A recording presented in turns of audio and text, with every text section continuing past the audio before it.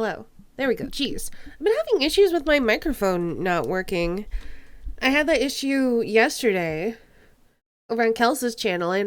Kelsey's channel, or was it Sunday? In the past couple of days, I ended up having to unplug it and plug it back in. So no, I wasn't muted. I had to unplug and plug my microphone back in. But I'm here. Hi! Hello, everyone. Happy Tuesday. Welcome to the Tuesday stream. I'm Miss Staney. I'm a variety streamer, a voice actress, art streamer. I think that's all I'm going to talk about today. Normally we do Ace Attorney streams on Tuesday, but my voice just kind of isn't feeling up to it today.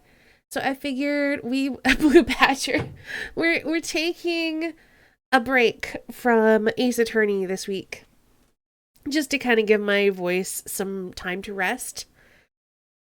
So we're going to be checking out Astrologaster today, which I think is a game where we're a doctor who cures people with the power of astrology.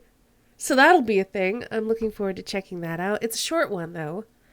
But we will be coming back later this evening to join some Emporium friends for the First Class Trouble playtest that's open currently.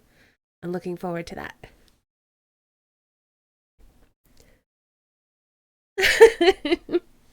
Game's a ton of fun. Cool. New Satisfactory update came out in Experimental, by the way. Gosh, am I gonna have to reinstall Experimental? I'll think about it. Anyway, I'm going to scroll up and say hi to everybody before we get too far in. Hello, Divine. Hey, HD. Hey, Disintegration. Hello, Kulan. Hello, Rex and Strav. And Saint Guard, I know, is in there somewhere. There's Saint Guard. Okay. You can wait for your live if you want. Yeah, I don't know. I'll think about it. I need to make a decision on whether or not I want to reinstall Experimental. I don't know. I'll think about it. And Udgy/Gumshoe double might have been painful. Also, Pearls. Her voice, because it's like high but also breathy, is really hard to do. I was muted once, one whole Discord stream because I'd accidentally pressed up headset mute button. It's an annoying up-down toggle. Oh no!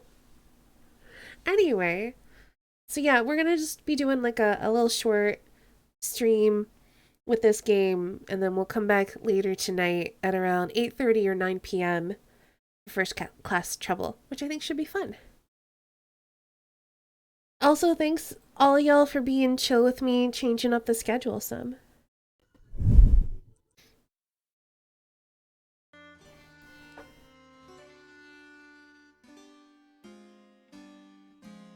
So, here's the game. What time is it for me? It's currently 3 p.m. So, I'll be back in about 5.5 to 6 hours for First Class Trouble. So I think this game is like around 4 hours or so. I'm here for the stream, not only for the game. I appreciate that. And I appreciate all of you.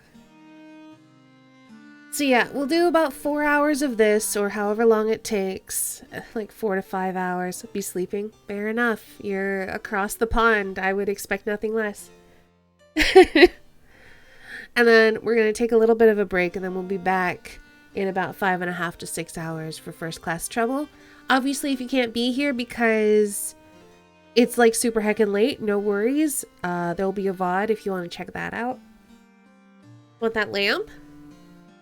But at the moment, don't even have a desk to put it on. Those kind of lamps are cool. Anyway, let's play a game.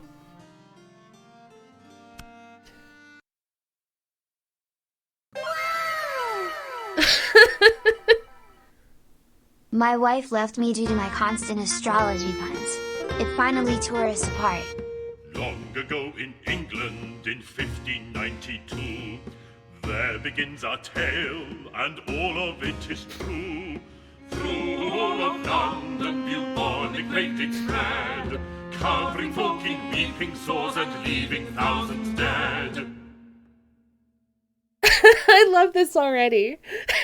Mr. Uppercase T, thank you so much for that 5-month resub. And also for the astrology pun.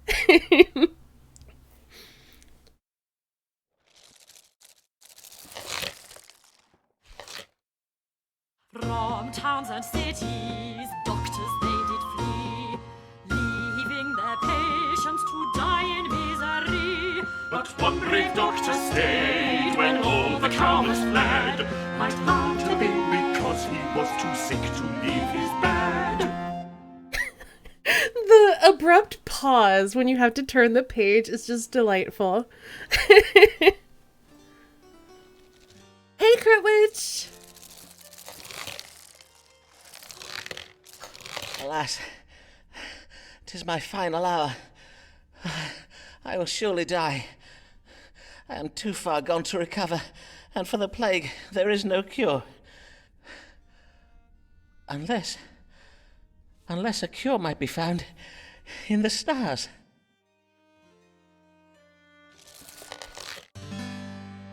Choose one zodiac to diagnose the condition. How might I be cured of the plague? I guess we're going to check out Sagittarius. I have the plague, characterized by loss of appetite, immoderate thirst, and pus-filled swelling behind the ears. Oh no, in the armpits and in the groin. These are symptoms of a fever provoked by excess sanguinity in the liver. Jupiter domicile in Sagittarius. This indicates a severe imbalance in the blood humor. Sure. Let me see now. According to the stars, the way to cure the plague is to treat the fever it provokes. Oh, can it be true? Might a disease so monstrous as the plague be cured by treating it as if it were an exceeding bad fever? Then I must use powerful herbs to bring the fever to crisis and break it. Let me see now. Angelica and dandelion for heat, borage to provoke sweating, infuse them in wine, strain and distill the mixture to produce a most powerful strong water.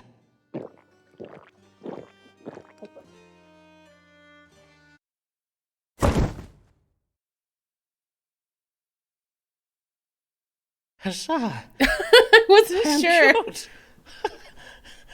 I shall now go forth with my miraculous strong water to cure all London of the plague. Querent, Simon Foreman, seen 13th of October, 1592 at 1600 hours. How might I be cured of the plague? I judged my plague symptoms as being provoked by a fever. I invented a new kind of strong water to cure it. This querent will return for another consultation. Okay. I shall cure Londoners of the plague, so wondrous will be my work, that plays and songs will be writ in my honor. Foreman made a plague cure and used it on himself, then left his house to restore Londoners to health. Huzzah! Huzzah! Huzzah! Huzzah! Huzzah! Huzzah! Huzzah! Huzzah! Simon Foreman, he cured us of the plague, 'tis true. Some details are a little vague, but we know he used astrology and knows his own strong water. So what if he be not a proper licensed doctor? I'm so happy with this game. Here comes a lady queer and a little wary. Her name is Avis Allen. What can her trouble be? God give you good day, madam. How may I? Are you Mr. Foreman? Mr. Simon Foreman, the doctor?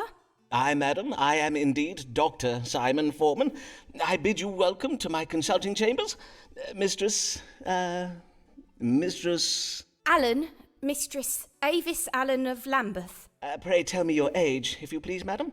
I am 33 years of age. And how might I do you service this day, Mr. Allen? Pray describe your troubles to me. Well, the pain started full late last eve upon retiring to bed. Not that I am in the habit of retiring so late. but my husband did desire a special supper of cold meats to celebrate and give thanks in any case, it started in the night and it continued until dawning. That being the pain in my head and the chundering. A moment whilst I make note of this. Headache and involuntary purging. Is that all? Aye, that is all. And thinking on it, my complaint to seem most trifling, and you are doubtless busy with important cases. Oh, like the plague! Yea, verily, mayhap I should not have come after all. Good day, Dr. Foreman. I beseech you pardon me, for I have wasted your time. Prithee, do not go, for I assure you, madam, your case verily is important to me. And 'tis important to you, is it not, Mistress Allen? Else you would not have come this day. Well, aye. Let us consult the stars now then, shall we? What is the cause of Mistress Allen's suffering? All right, let's take a look at the stars. We have a couple of options. Up all night with a headache and chundering, aka vomiting, will cause my suffering. Disturbance of the mind. Mistress Allen's troubles could have been provoked with anxious passions associated with her being with child. Or evil digestion.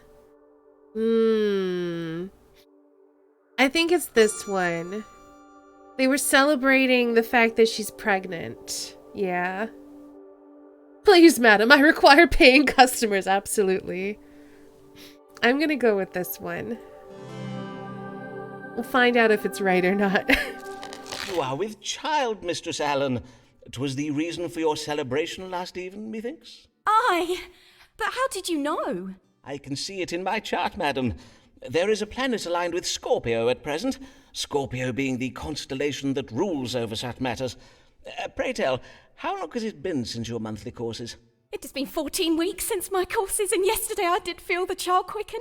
So, indeed, 'twas the cause for our celebration, as you say. For I have been with child before, you see, but 'tis never. And Mr. Allen and I do pray this one will be born alive. Aww. There, dear lady. The presence of the planet Mercury in my chart does suggest you suffer from anxious passions on account of your condition, and given your ill-favoured history, I warrant 'twas the twin burdens of hope and fear that provoked your troubles last even. Oh, I see. Pray take this flask of wine, madam. It has been infused with cloves, ginger root, and cinnamon. Drink of it each morning, and you should soon feel much improved. Verily, I will do as you advise. I thank ye heartily, sir.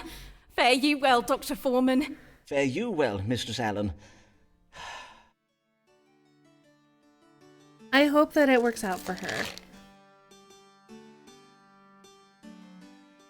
The querent did present with symptoms of headache and involuntary upward purging. I judged the querent as being with child. Methinks the querent is most pleased with me for the reading I gave today. The querent will return for another consultation. And what a kind man Dr. Foreman is, and so patient with me.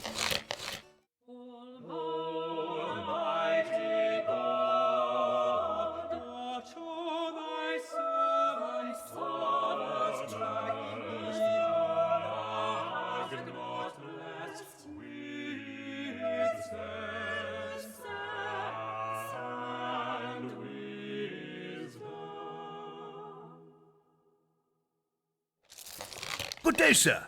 You are Simon Foreman, the physician, are you not? These are your rooms.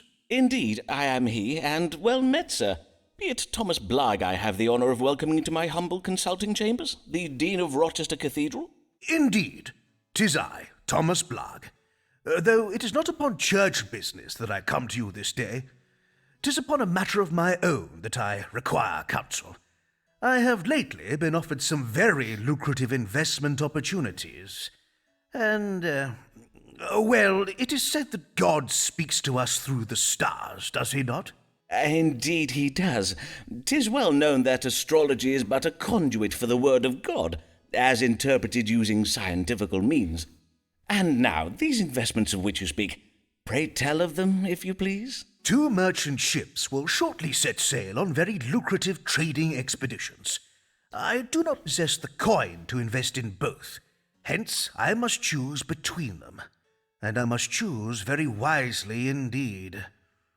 For sea voyages are most perilous, and if my ship were to founder or be captured by pirates, I would lose my entire investment. Oh, no. Aye, forsooth, 'twould be most lamentable, to say nothing of the poor souls who might lose their lives. Who are, naturally, the greater of my concerns.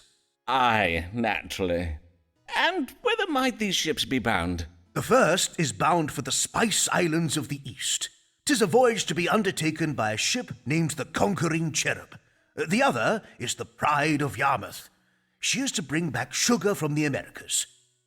Have you now the information you require?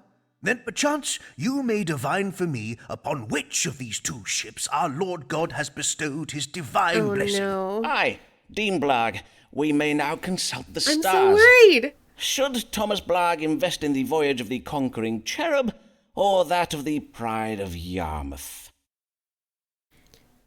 And yes, the choir sounds amazing. Let's see. What is this? Mars domicile in Scorpio. This represents a victory. Oh.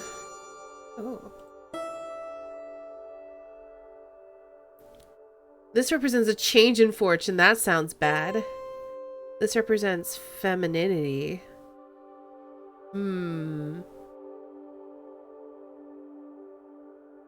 I feel children, though. The ship's name should evoke a child who's victorious in battle. Or change in fortune. Ship's name should evoke a woman who partakes in marriage. Hey, Corey. Conquering Cherub or Pride. So we have Conquering Cherub. Yeah, like we should go with that one, right? The Conquering Cherub is a victorious child, obviously. The stars advise you to invest in the ship named the Conquering Cherub. I see.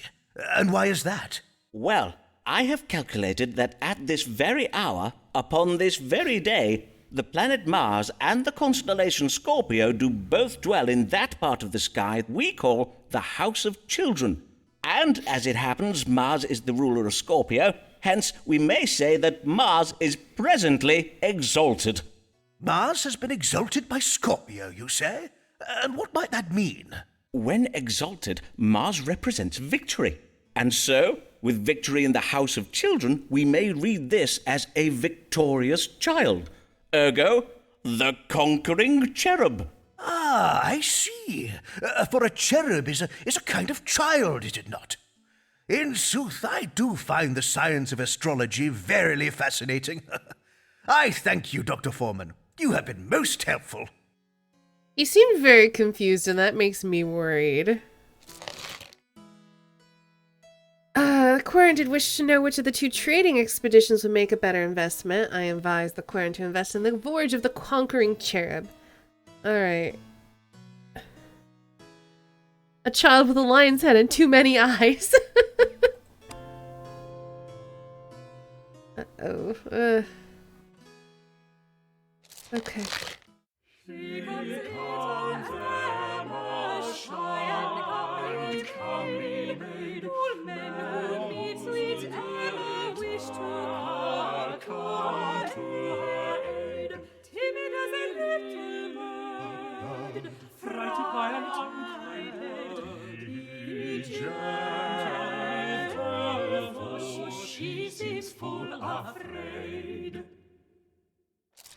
Good morrow, sir. Pray tell, are these the consulting chambers of Simon Foreman, Doctor of Astrology and Physic? Indeed, 'tis I, Dr. Simon Foreman. And your name, madam? Emma Sharp of Shoreditch, sir. 25 years of age. Welcome, Miss Sharp. And how may I do you service this day? Well, 'tis a trifle delicate. A man has asked me to be his wife. A dear, kind man, but I fear you will think me cold, Dr. Foreman. There, madam, whatever is the matter? Well, he is exceeding advanced in years. I do worry he may not be long for the world, and if he were to die, I do not think I could bear it. Verily, I would not. Indeed, methinks I would rather not marry him at all. Am I very heartless, Dr. Foreman? Nay, not in the least, madam. Your fears are most reasonable. A man in the winter of his life is indeed more likely to die. I assure you, madam, 'tis a medical fact. But methinks you wish to know whether this man be afflicted with a grave health condition, do you not? To wit, any ailment that might soon prove fatal? Forsooth I do. That is my question precisely. Why, Dr. Foreman, 'tis as if you have a gift for reading minds. Merely the gift of logical surmise, madam. Let us see whether a judgment of the stars may calm your fears. Does Mr. What was your gentleman's name? Mr. George Middleton, a wool merchant. Does Mr. Middleton have any ailments that might hasten his death?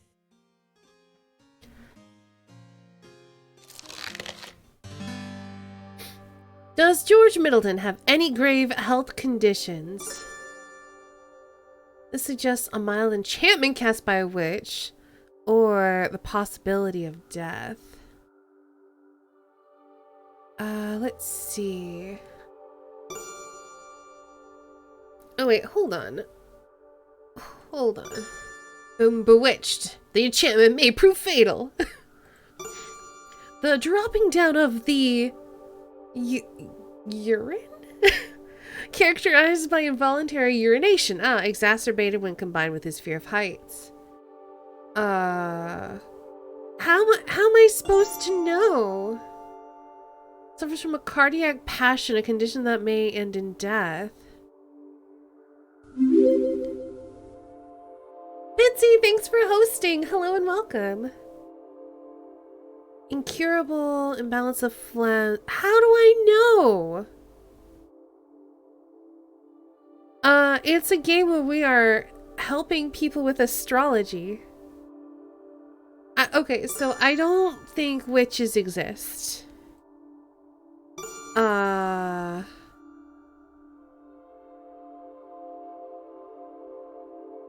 I don't know which one to pick. I feel like I don't have enough information.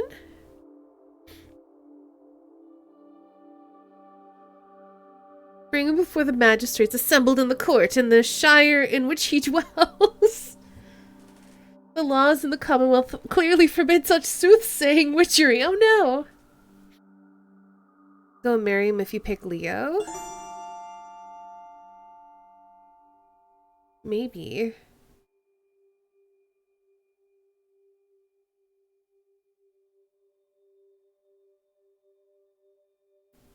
Well, it is the ruler of the heart.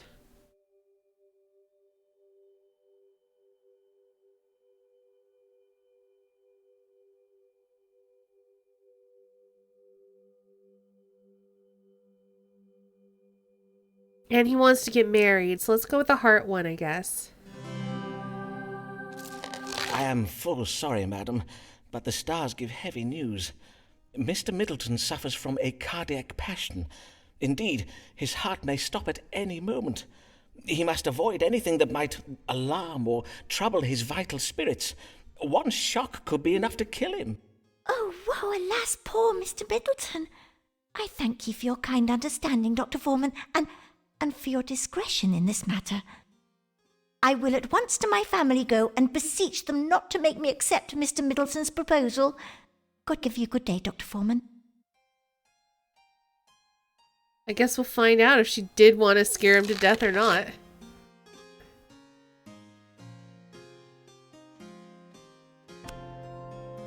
Okay.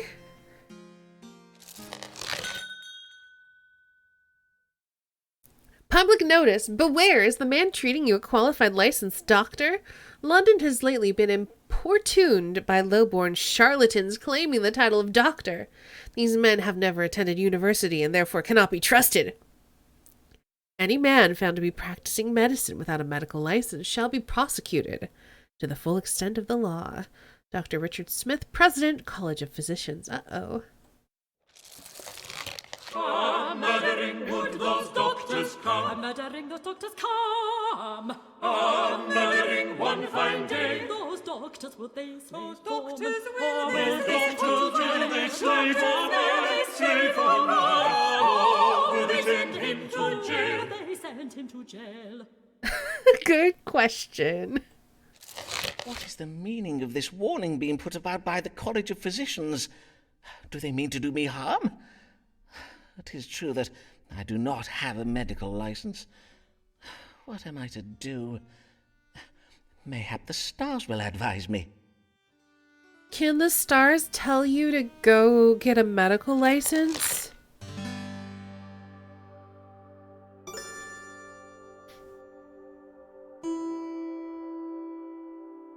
The authority of the licensed doctors in London is primarily owing their wealth and privilege, much they do not know about the physic. Making war against me. If I become the best doctor in London, I must find a way to end this war. The Church of England can help me, for the Archbishop of Canterbury has a special power to grant me medical licenses. Ooh, I like that one.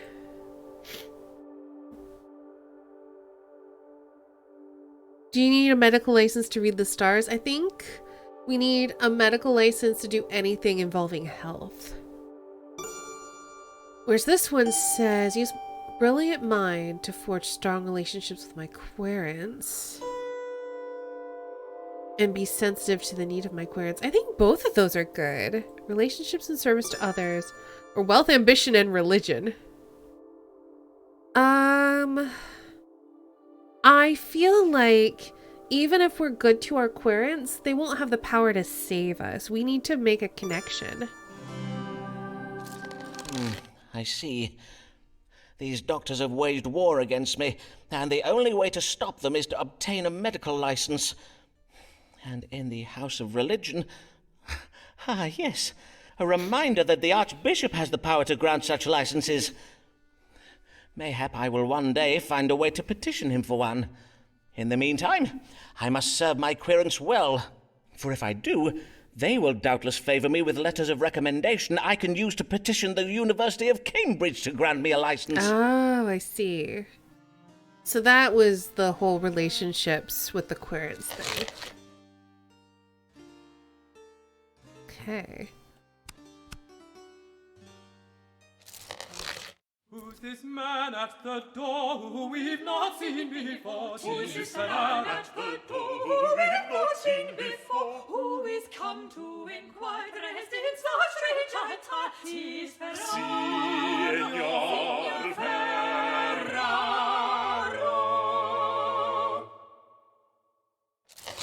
Good day to you, sir. Oh, I see you're having some difficulties. William, fetch my guest a chair.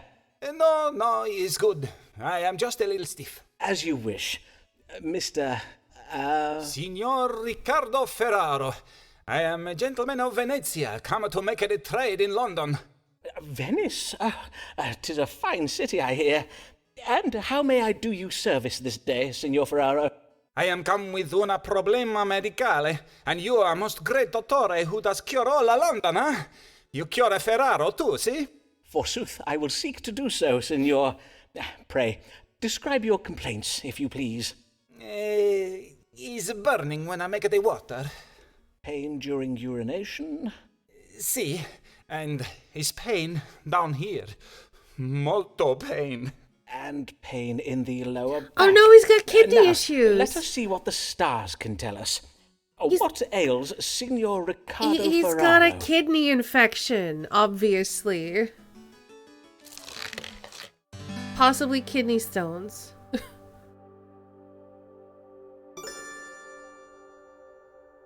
Gout. I don't think so. Yeah, probably kidney stones. Especially because they could be blocking the kidney and causing pain in the kidney from like the swelling. So yeah, I'm gonna go with that unless... No, it's definitely not dysentery. Easy.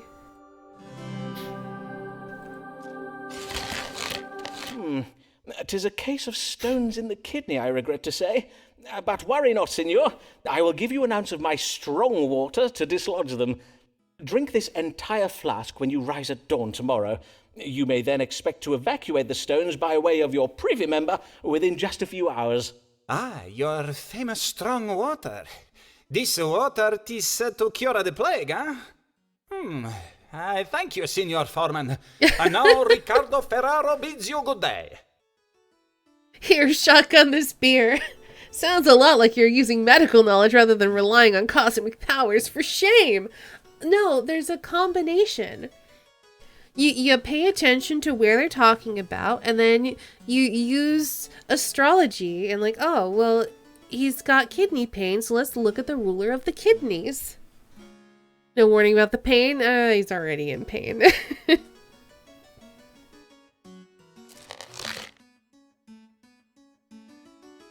A little pleased with the reading I gave this day. Interesting, so not very pleased at all.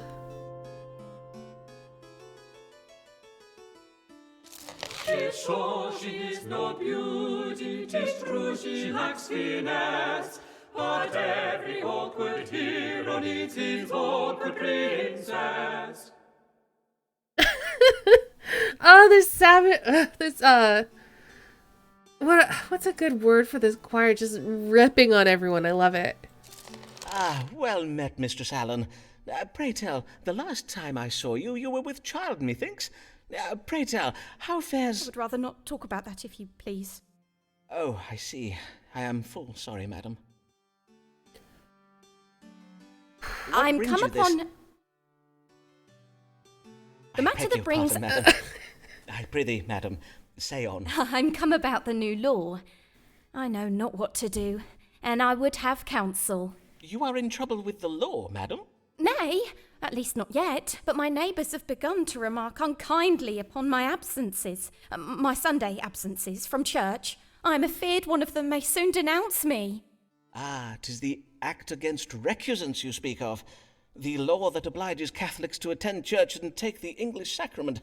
You are of the Catholic faith, then, I take it? I, a Catholic, but as well a law-abiding woman and a full loyal subject of the Queen.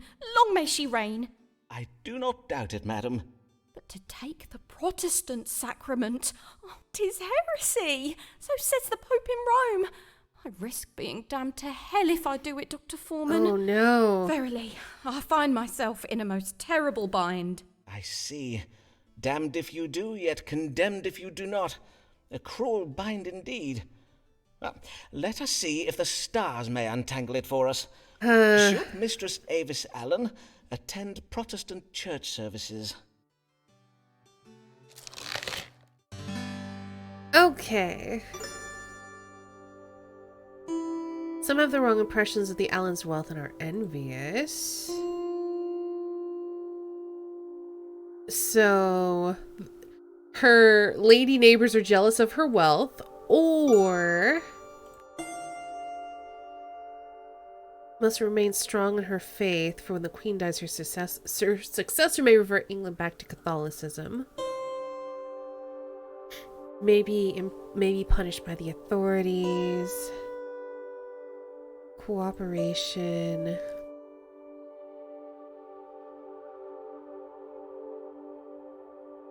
I think I'm gonna go with B, whatever this means. I feel like this is more relevant. I fear the stars confirm your fears. You must attend church every Sunday, lest you risk being prosecuted for being a recusant. Oh, but then what of my soul, Dr. Foreman? Methinks I have a solution for that, madam. If you were to cross your fingers behind your back during the service, any Protestant oath you swear would not count. Of course, you must be sure to stand at the back of the church while doing so that only God may see, and no one else. Forsooth, what an ingenious notion! Oh, Dr. Foreman, you have saved me. You are so wise, sir. One of them represents death and B. Oh well. Most admirable. But, dear lady, 'tis you who is to be admired. The strength of resolve, your devotion to your faith, and your... Madam, would you care to see my collection of Venetian glassware? I think I would. Indeed, I would like that very well. I thought she was married. Oh no.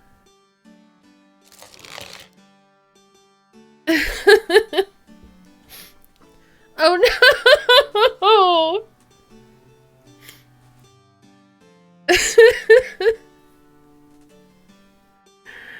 Okay.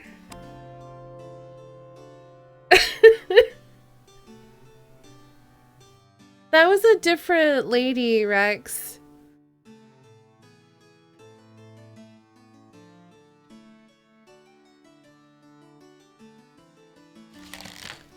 What have I done? If only I knew of a Jesuit priest, I might confess my sins to. Oh, jeez. Here comes a beauty dark as night. Her hair does shine, her eyes are bright. A damsel formed for man's delight. Oh, she is quite a lady. Oh, she is quite a lady. Good day to you, sir. I am Amelia Bassano of Bishopsgate, here for my consultation. Welcome, Mistress Bassano. Bassano, 'tis an Italian name, is it not? Aye, it is, sir. Though I was born in London, my family are from Venice. They did come to London to gain employment as musicians at the royal court. Ah, I know one of your countrymen, Riccardo Ferraro, another one of my querents. Mayhap you know him? He hails from Venice, too. No, sir, I do not know him. Venice is a large city, and as such 'tis home to many thousands of men. And as I did mention, I was born in London. Aye, of course.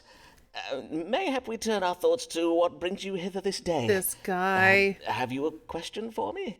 Aye, sir, I wish to know what afflicts me, for my belly does begin to swell, and lately I oft find myself chundering after meals. Swollen abdomen and involuntary upward purging. Well, now, let us consult the stars to judge the cause of these troubles. What is ailing Mistress Amelia Bassano? Okay.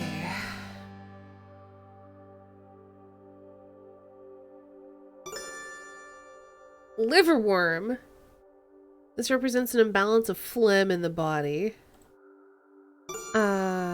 Quern is with child. Or a crick in the knees caused by the pressure of excessive weight gain. Yeah, I'm gonna go with this one. Oh, but the moon falling in Scorpio suggests the illness will not last long. Because the moon is falling, so I'm guessing it's not gonna come to term.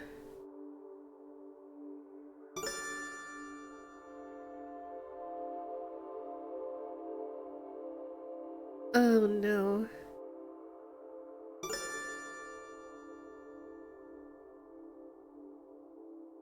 Oh no. And there are lots of things that can cause your abdomen to swell that aren't related to pregnancy.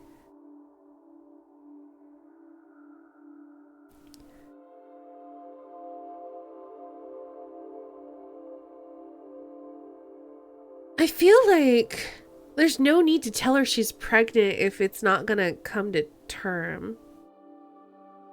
Being a celiac can do that too.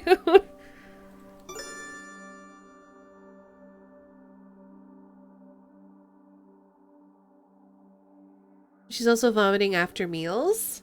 Yeah, that's the thing. It's like, oftentimes the nausea, at least with pregnancy, is like morning sickness. But this is her vomiting after every meal. Which I guess to me suggests that it's not just pregnancy. But I don't think it's this at all.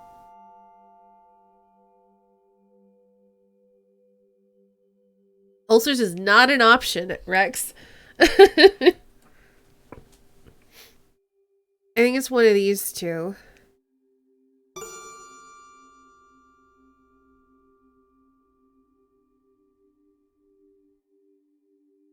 Yeah, exactly. It's not the gaining weight if she literally can't eat. It could be liverworm, whatever the heck that is. No, Divine, no.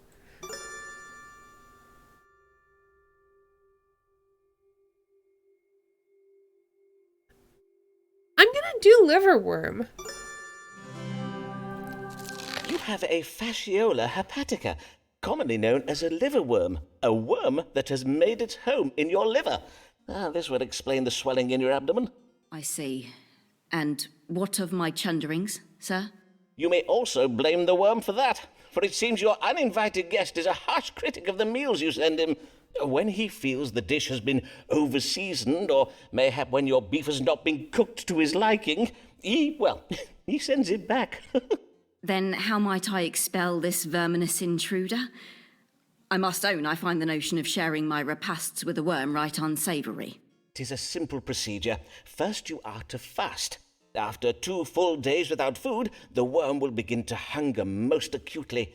Then you must take a bowl of hot pottage, hold it in front of your nose and breathe deeply of its flavoursome odours. Oh my the now gosh. starving worm, being tantalised This is by horrible. the smell of your pottage, will propel itself out of your liver, up through your intestines, and out through your mouth. Dr. Foreman, I am sorry to inconvenience you, but I believe I'm about to chunder. Would you have a receptacle? My manservant will assist you with your, Oh, honey. Oh, honey. William, come hither and assist Mistress Pisano! Oh, honey.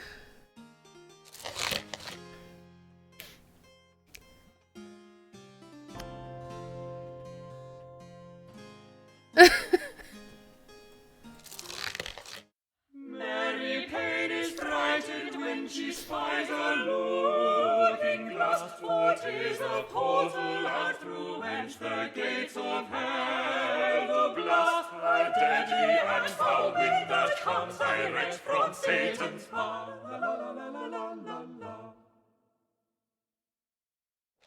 Blessed morrow to you, Dr. Foreman. I am Mary Payne of 4th Street in Lambeth. I'm come to seek your counsel about my neighbours. Good morrow, Mistress Payne, and well met. What trouble do your neighbours give you? They play their lutes into the night, perchance? Mayhap a neighbour has cast a malignant spell upon your cabbages. Why, sir, 'tis no trifling matter. Indeed, 'tis a matter of grave importance. Doubtless you do know we have a Catholic living on 4th Street. A woman by the name of Avis Allen. Oh, no! Yes. I did hear tell that Mistress Allen subscribes to the Romish faith. But 'tis no crime to be a Catholic, is it, madam? At least, not at present. Aye, but harbouring a Jesuit priest is, Dr. Foreman. These evenings past, I have spied a man sneaking in and out of the Allens' house. Uh-oh. 'Tis my reckoning the man is a priest What who's if going it's us? hither and thither all over Lambeth to perform the Catholic Mass and take confessions. Doubtless Mr. Allen is hiding him in one of those little cupboards. What? You mean to say you think Mr. Allen has installed a priest hole in his house? A secret room hidden behind the wood panelling of a wall? Indeed I do. I am certain that he has such a hole, and that a priest is going in and out of Mr. Allen's hole from dusk till dawn. Really? How troubling. But surely you are mistaken, madam, for under the cover of darkness, how can you be sure the man you did spy was not Mr. Allen himself?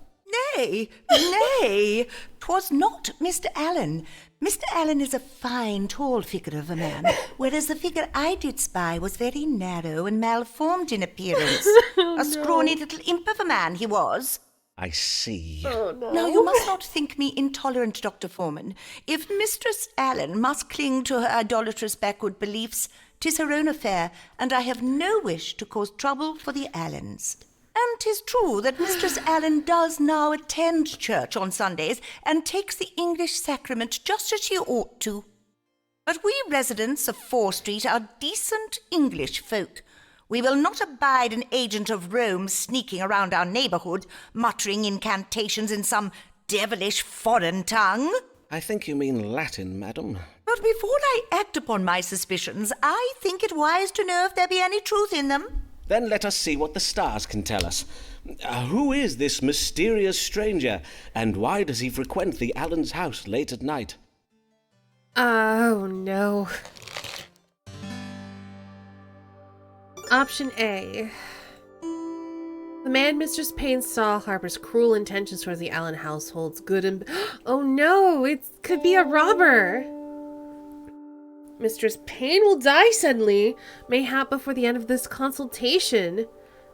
Oh no.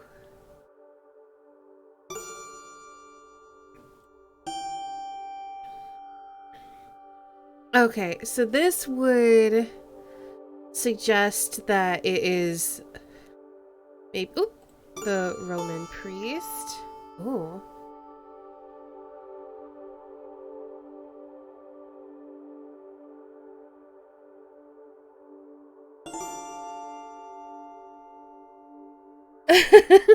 Why did this nun come to a doctor astrologer to ask about a Catholic spy? Good question. I know who that is. It's me.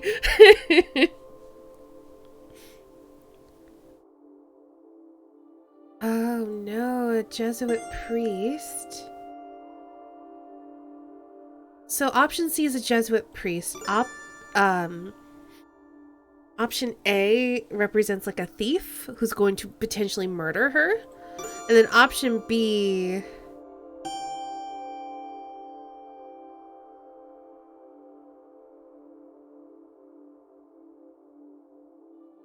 As foreigners are untrustworthy by nature. Wow, game.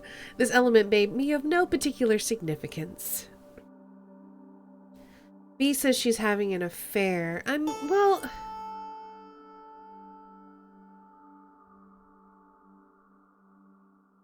Not necessarily an affair.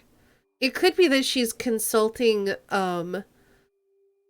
another doctor trying to affect her. I guess, yeah, if it means a romantic relationship. I think we're gonna go with A, because I gotta protect the lady we banged.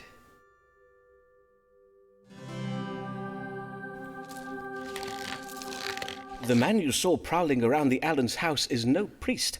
He is a thief, come at night to steal silver plate and candlesticks. 'Tis a mere robber I saw. On my honour, that is well to hear. Still, something must be done about it.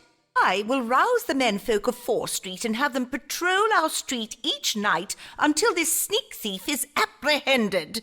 Ah, is that truly necessary, madam? Be there not more... Pleasant day, Dr. Foreman.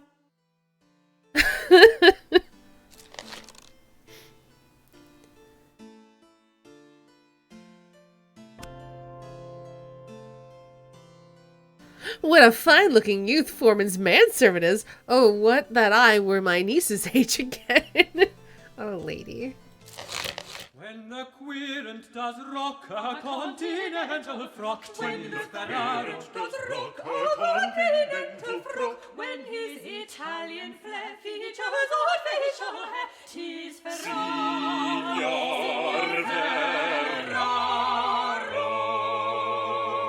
Hi, Sock. God give you good day, signor. And how may I assist you? 'Tis I, Riccardo Ferraro, come once again to see the great dottore, Simon Foreman. So I see. What brings you this day? I bring myself to you, so you treat my illness. 'Tis very grave. And, what might this illness be? Perchance we might start with your complaints. First problem is the laughter that cannot be controlled. Uncontrollable laughter, you say? I see. Anything else? Next problem, the dancing that cannot be controlled. Uncontrollable Is he dancing. drunk? And yet, you do not appear to be dancing at present. What can I say? 'Tis uncontrollable dancing. I cannot control when I dance. Nay, 'tis a fair point. Doubtless my disease, whatever it may be, is very rare and very difficult to diagnose. But of course, if it be beyond your medical understanding... Let me assure you, Signor, that whatever is said of us on the continent, the learning of we English doctors is unparalleled. There is no better medical care to be had than in London. Now, let us see whether the stars may tell us something of your unusual and troubling illness. Okay. This is so weird.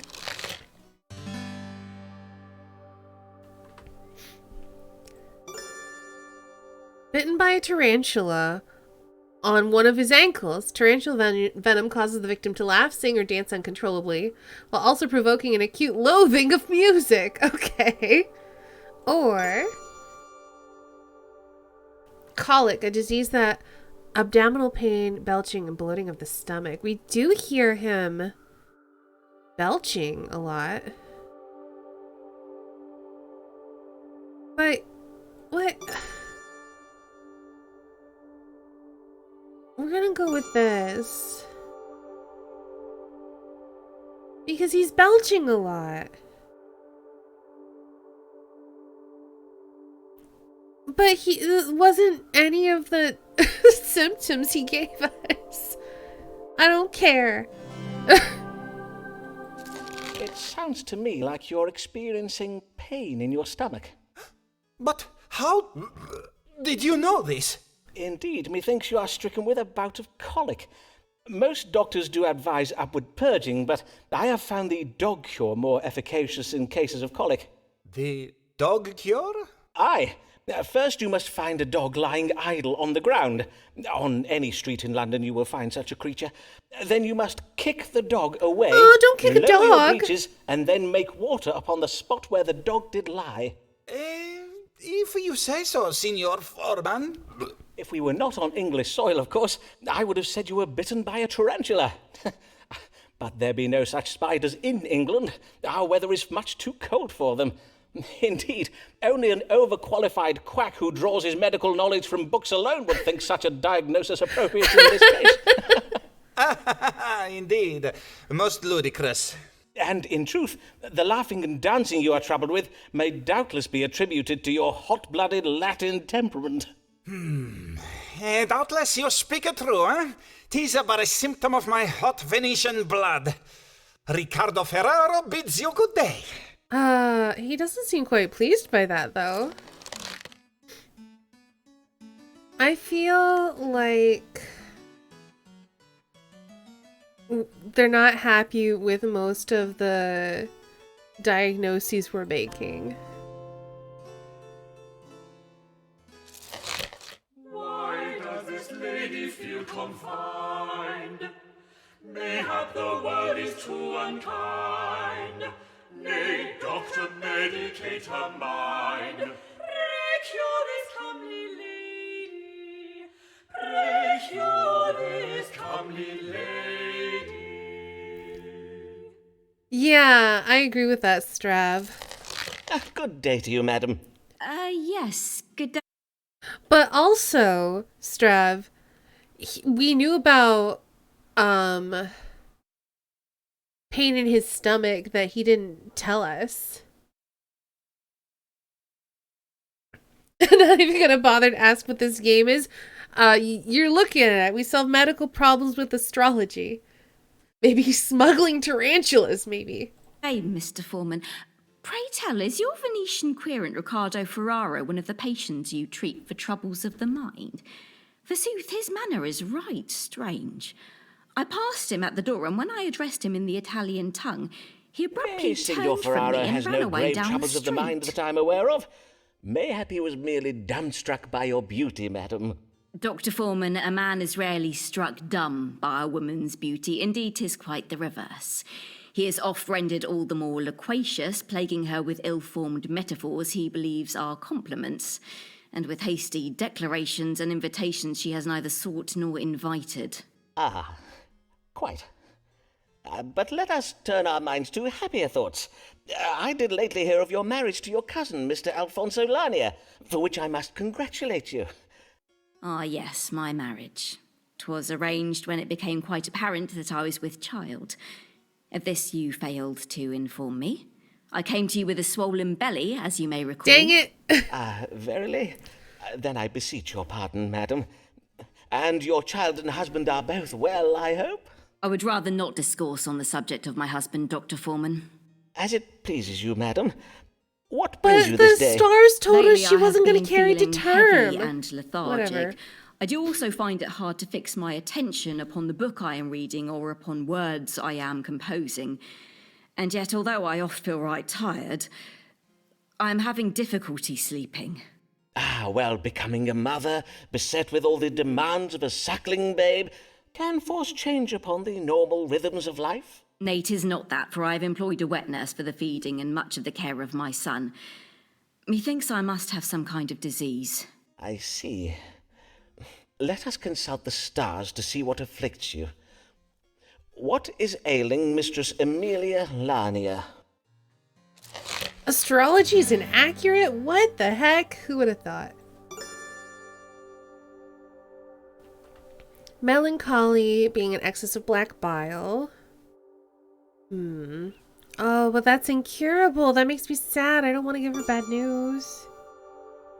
Phlegmatism, a temperament associated with an excess of phlegm, characterized by stoicism and stubbornness.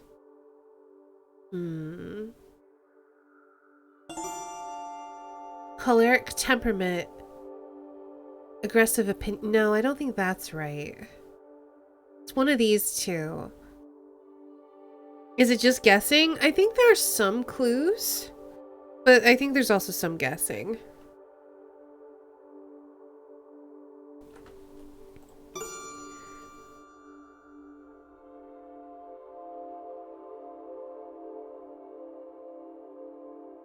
Heavy and lethargic, yet I cannot sleep. What ails me? I feel like it's melancholy.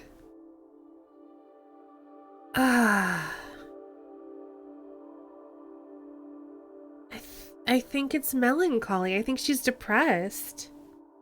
Oh, curable. I misread that as incurable. Thanks, Rex. That makes me feel a bit better about telling her about melancholy. I think she's melancholic.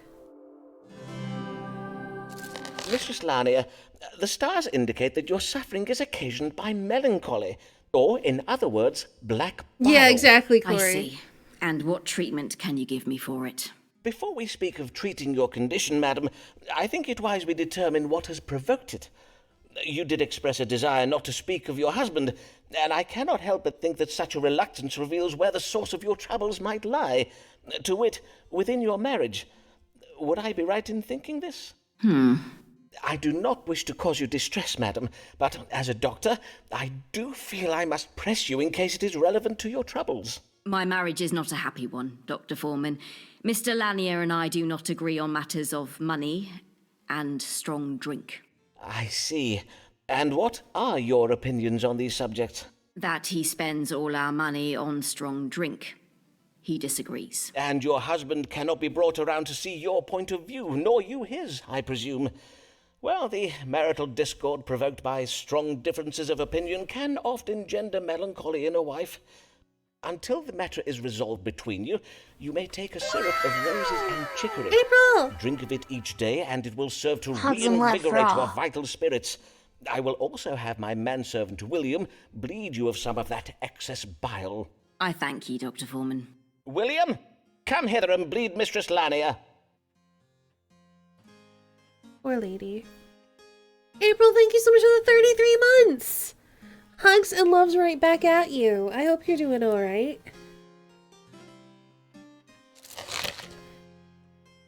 Well, she was quite happy with this reading at least, so I think I got this one right.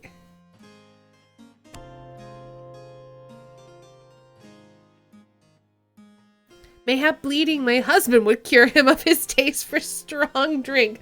Very vigorous bleeding. Oh my goodness. Mail. Sir, I thank you for your recent inquiry with regard to obtaining a license to practice medicine. I note from our records that you terminated your enrollment at our institution some years ago on the grounds of insufficient funds. Whilst we do not ordinarily issue medical licenses to men who have not first completed a medical degree, proof of equivalent professional experience in the form of letters of recommendation may be taken into consideration. A minimum of 8 such letters of recommendation is customarily required. I advise you write to us again once you have obtained the requisite number of letters. John Cowell, Vice-Chancellor, University of Cambridge. What is their relation? We are no longer sure. Seas formants now are patient, and Avis is the cure. Oh, jeez. Ah, my dear Avis, what a pleasure it is to see you. I have oft thought of our last... I cannot tarry long. My husband will be expecting me home. Of course. But, dear lady, is something the matter? Of course. Do not all your querents come with a matter they wish an answer to? Well, yes, but... I wish to ask of the stars whether a man I am close with, a man who is not my husband, whether that man be also close with another woman. A man you are... I see. Well, if I am to judge the stars for you, I must ask you to be more precise. In what sense do you mean close? The platonic bond of friendship? Nay, close in the sense of being intimate. I see. Then 'tis the familial tie of kinship, perchance. Nay, I mean someone with whom I have shared physical relations. Verily, madam, if I am to give you an accurate reading, you must state your question clearly. Methinks you know full well what I ask. I bid you ask the stars whether my lover is, that is to say, be it true that he engages with another woman in acts of strumpy hump. Madam, you astonish me. 'Tis unlike you to speak such indelicate words. Now, if I understand you correctly, you have a lover, and you wish to know whether he has been sharing his tender favours with another woman. Aye, but did I not verily say so? And now that we have at last fathomed your question, let us read the stars to fathom an answer. Has Mistress Allen's lover been unfaithful to her? I'm assuming the lover is us. Hey, Sunrose. Yeah, my voice is not feeling up to it today.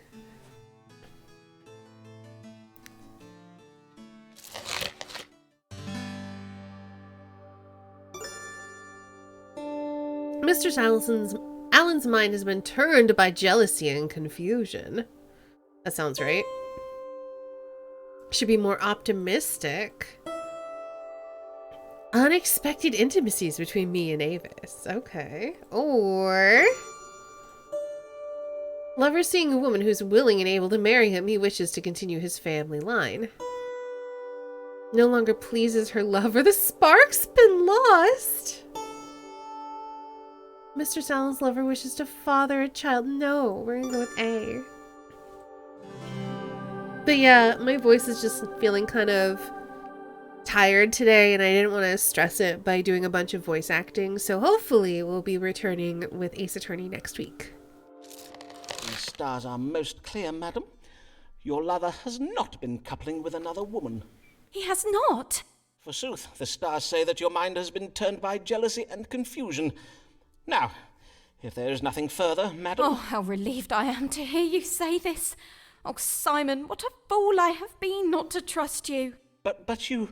this lover... 'twas me all along? You were not speaking of some other man? I beseech you, pardon me, Simon. I had to know the truth from the stars, for I did hear tell of other women. But how could you not see? No other woman is to me so dear, and verily I... Is it not clear to you that I... Do you verily, Simon?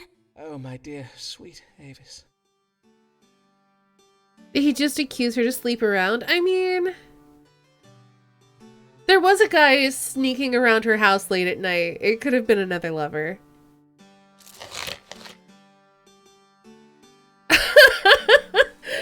Coitus post consultatio again. Ah!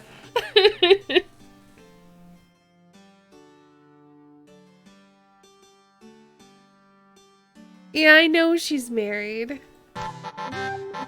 Oh, Avis gave us a letter of recommendation. Thanks, Avis.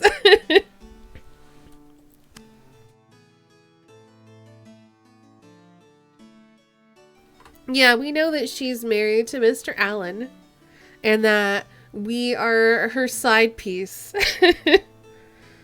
But there was also a dude sneaking around her house who could have also been another lover.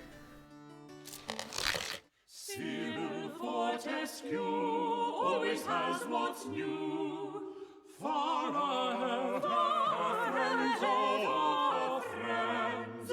She oft gets her hands on goods from foreign lands. That Captain sends. Oh, jeez. Ah. Good morrow, madam. I humbly welcome you to my consulting chambers, and thank you for choosing my practice. Mistress... Fortescue. Mistress Sybil Fortescue. Well then, Mistress Fortescue, what may I assist you with this day? I come upon a most troubling matter, sir.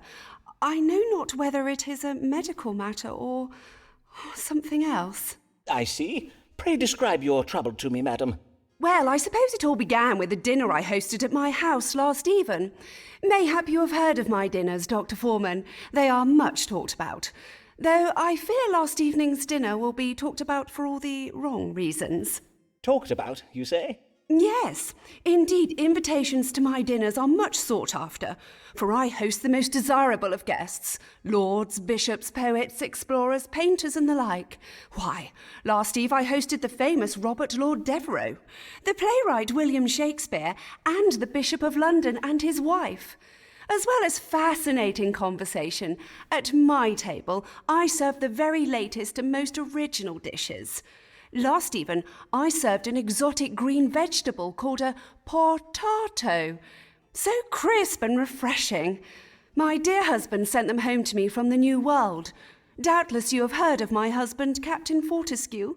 He is a great friend of Sir Walter Raleigh. I see. Your dinners do sound most excellent, Mistress Fortescue. But what occurred at last eve's dinner that has you so distressed? Well, in truth, 'twas after dinner. We all felt a strong desire to take some air, and so we left the table to take a turn in some pleasure gardens nearby. But then, as we were walking along the path, right in the middle of the gardens, in full public view... Pray do not distress yourself, madam. Prithee, take your time. My guests and I were, all of a sudden, stricken with pain. We began chundering and voiding from our... But there was nowhere to turn, you see. There were no bushes close by to shield our modesty. It was unspeakable. A moment, madam, as I note this down. Abdominal pain and simultaneous upward and downward purging of a most sudden and violent nature. Now, let us see how these stars explain this most distressing and unsavory Don't eat raw potatoes. What troubled Mistress Sybil Fortescue and her guests last eve? Raw potatoes. Evil digestion. Yeah, probably. Chilly cold. We're gonna go no. Wandering hands. No. Madam, I think you said the New World vegetables you dined upon were green in colour, did you not? And you described them as crisp and refreshing, I think. I take it then that you served them to your guests green and raw? Yes, indeed. Most of the potatoes my husband sent me were full dull and unhealthsome in appearance. Hence I served only the green ones. I had my cook cut them in such a way as to resemble roses. 'Tis the way I oft serve my apples. Ah, then your trouble was a severe case of evil digestion. I have read that these vegetables can be noxious if they turn green. Oh, my days! Do you mean I poisoned my guests? In a manner of speaking, aye. But worry not, madam, for the suffering was but temporary. Indeed, it does sound as if the bodies of your guests were most comprehensively purged of the poison. However, in future, be sure to cook the, potatoes until they are soft, and pray do not eat the ones that have turned green. As God shall mend me! What a shameful affair this has been! I shall go home and, well, I shall write to my husband and ask that he includes cooking instructions with the next gift of food that he sends me. I thank ye and bid ye good day, Dr. Foreman. You're a very good astrologer, Rex. Good job. Ooh, I think we did correct. Fantastic. What a fine-looking young man Dr. Foreman has for a manservant. Why is everyone thirsting after our manservant? Here comes a literary mind, one such as we do rarely find. Just needs a man to be behind, for she's but a lady. Apparently, he's quite attractive. Good even, Miss Lanier. What brings you? I am come about my future, Dr. Foreman. I wish to know whether I will find success as a writer of poems and plays. You can predict futures, can you not? You, madam? A writer of poems and of plays? Forsooth, how verily remarkable. Well, 'tis true most of us Bassano's and Laniers are musicians, but I have chosen a different path. I've lately begun a collaboration with a poet and playwright. Let us call him Mr. Shakespeare! S. He is presently writing a play that takes place in northern Italy, and as I am of Italian heritage, Romeo and he Juliet, has maybe? asked me to help him write it. How interesting. Romeo and Juliet? And does this collaboration betwixt you go well? Right well, or so methinks.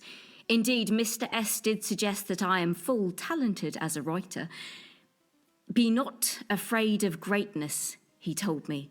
For once our play opens upon the London stage, our success will follow, as night follows day. I see. Then what would you have me ask the stars, madam? Well, I've noted that Mr. S., although a brilliant man, is oft prone to exaggerated melodrama and implausible plot resolutions. I wish to know whether this story of his, of our future success, is true. Very I hope wise it is. of you, madam. Then let us see whether your success or failure is writ in the stars. Will Mistress Amelia Lanier find fame and fortune as a writer? So here's the thing.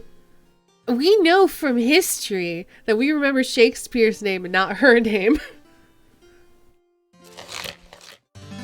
So the answer is probably no. Shakespeare's gonna hit all the success. But anyway, if Mistress Lanier maintains optimism, her ambitions will be realized. Not only will she be successful, her work will lead to transformative and surprising political changes. They work well together. This one just says, be sensitive to the needs of her child.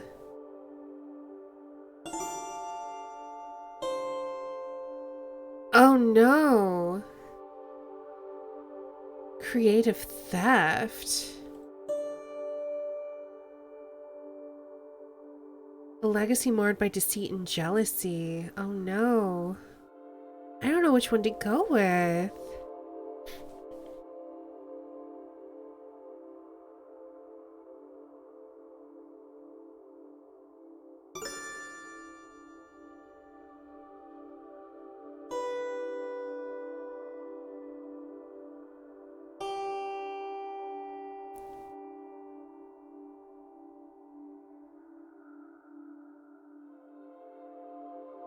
Should have brought an 8-ball IRL for this stream. Hold on.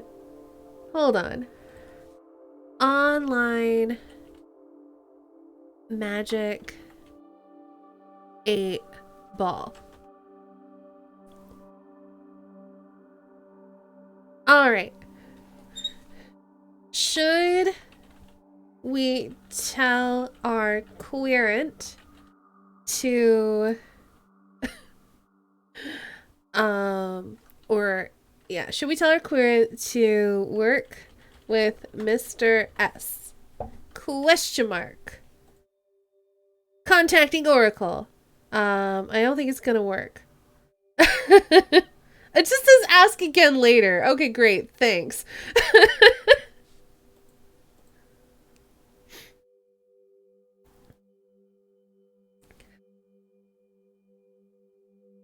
Oh gosh, I don't know which one to go with. B seems like the most boring one. I want A to be true, but I feel like this one is probably more accurate.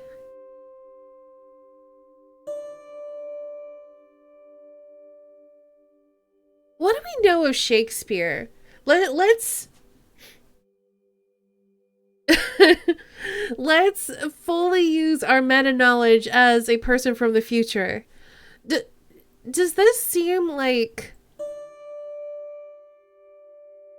Because I honestly don't know much about Shakespeare's personal life. Did he often, like, steal from other people?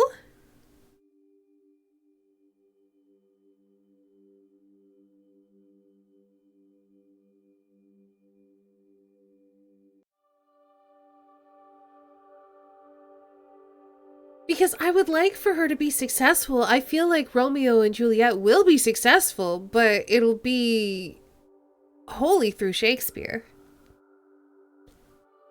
There are theories, but they're not serious. Reportedly, yes, but there's no surviving proof. Depends on who you believe. It's believed other people are published under his name. Because I feel like both A and C are correct. It's like, hey, as long as you don't want fame and you feel like he's going to treat you fairly, you can go with him. But he's definitely not going to give you fame. I'm going to go with C.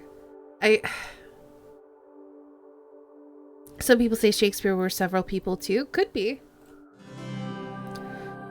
Alright. Madam, the stars tell of a great deceit against you. They suggest that your collaboration with Mr. S puts you at risk of, let me see here, creative domination and theft. The result being that you will reap little from your collaboration with Mr. S, but feelings of bitterness and jealousy. I cannot believe this of Mr. S. He is a right honourable man. I cannot believe such compelling insights into the human condition could be writ by such a knave as you describe. To be sure, he does oft indulge in wordplay for its own sake, thus cheapening and unnecessarily prolonging a scene. But nay, he is not a bad man. I know you mean well, Dr. Foreman, but I believe your judgment of the stars must be wrong on this occasion. All right.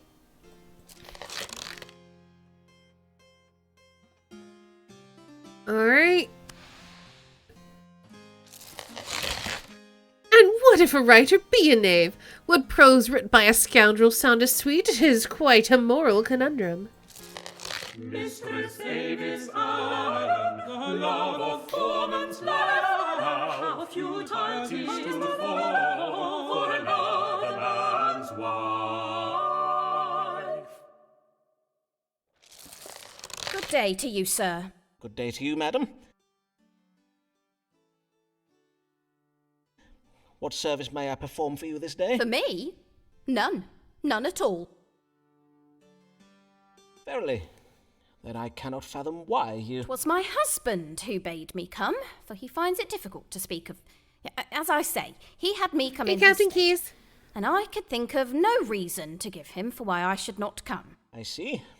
Then what is troubling your husband? Madam, I cannot treat a querent without knowing first what his troubles are. He is unable to perform his marital duties. I see. And whatever does that mean? Your husband forgets to put out the night soil? Some broken shelving he's neglected Simon, to fix? please. Prithee, madam, I bid you be more precise. Oh, you know perfectly well what I mean, Simon. I bid you not drag this out any longer. Pray read the stars and let us get this over with. As you wish, madam. Now, let us see. What ails Mr. Allen so as to render him unable to perform his marital obligations towards Mistress Allen? Thanks, Captain Keys. How you doing? Okay. My husband is unable to rise to the occasion when performing his marital duties. What ails him? Loss of carnal lust. This suggests a mild enchantment cast by a witch. Cold in the heart. Imbalance of black bile in the body. Long-lasting disturbance of the mind. Or a crick in the back, causing him pain in his hips and making it difficult to perform duties around the house. No. I don't think so. Why is everything a witch? Because I guess it's like the 1600s or whenever.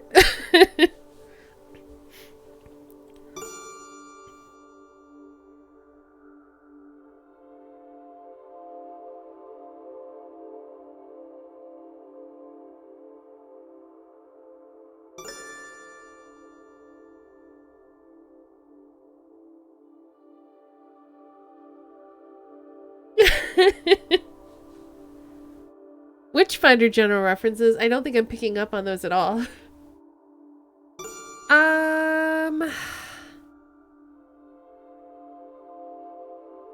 I think I'm gonna go with this one. I don't think it really matters because we've already got our letter of recommendation from her.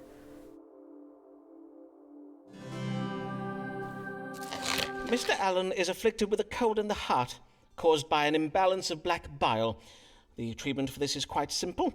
You have merely to add boiled snake to your husband's diet. Oh, that is... 'Tis your full judgment on the matter, then? Yes, he is to eat boiled snake flesh. Be sure to gut the snake first, however. Then I will pass these instructions on to my cook. Well, I'd best be going now. Nay, prithee, bide a moment. If you will. The snake flesh cure, 'tis often effective, in truth. 'Tis also my judgment, as a physician, that for a wife to be so neglected, 'tis most unhealthsome. And so... Oh, Simon. Oh, Avis. Oh, jeez. Yep. I shall say 100 Hail Marys before bed this even. Nay, 200. Oh, jeez. What? Doctors against him do make war. Doctors against him do make war.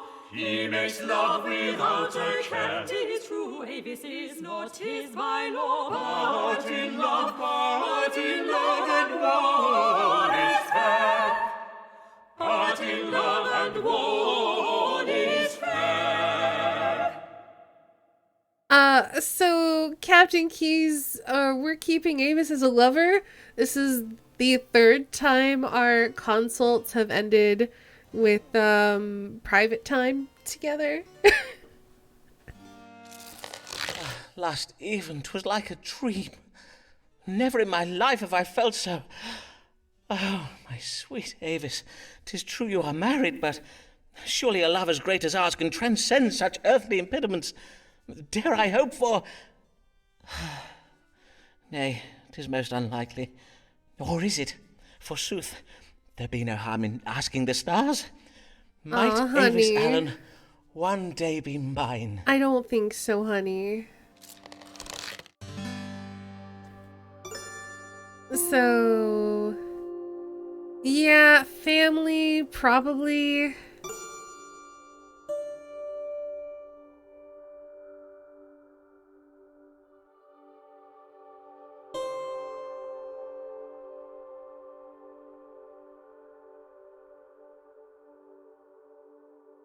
Oh no. Not seeing things clearly. If I knew the truth about our relationship, I would presently be seething with jealousy. Hiding a secret from me? No.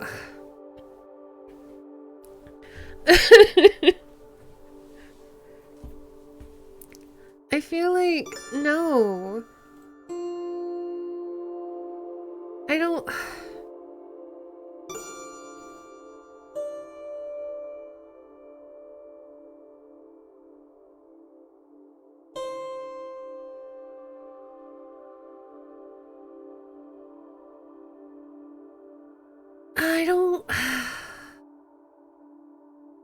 I feel like hoping for the death of her husband is a bad thing to do. I feel like we just need to accept she's married. I don't know. Why are these decisions so hard? I guess because, like, we're literally guessing. I'm not the stars, though. I'm just reading the stars. Have a good night, Sock. I'm gonna give him the one that makes him happy. It says, Avis is one day to be widowed, which will, of course, be very tragical. But after the grieving is done, we will marry. She will be Mistress Foreman. Mistress Avis Foreman.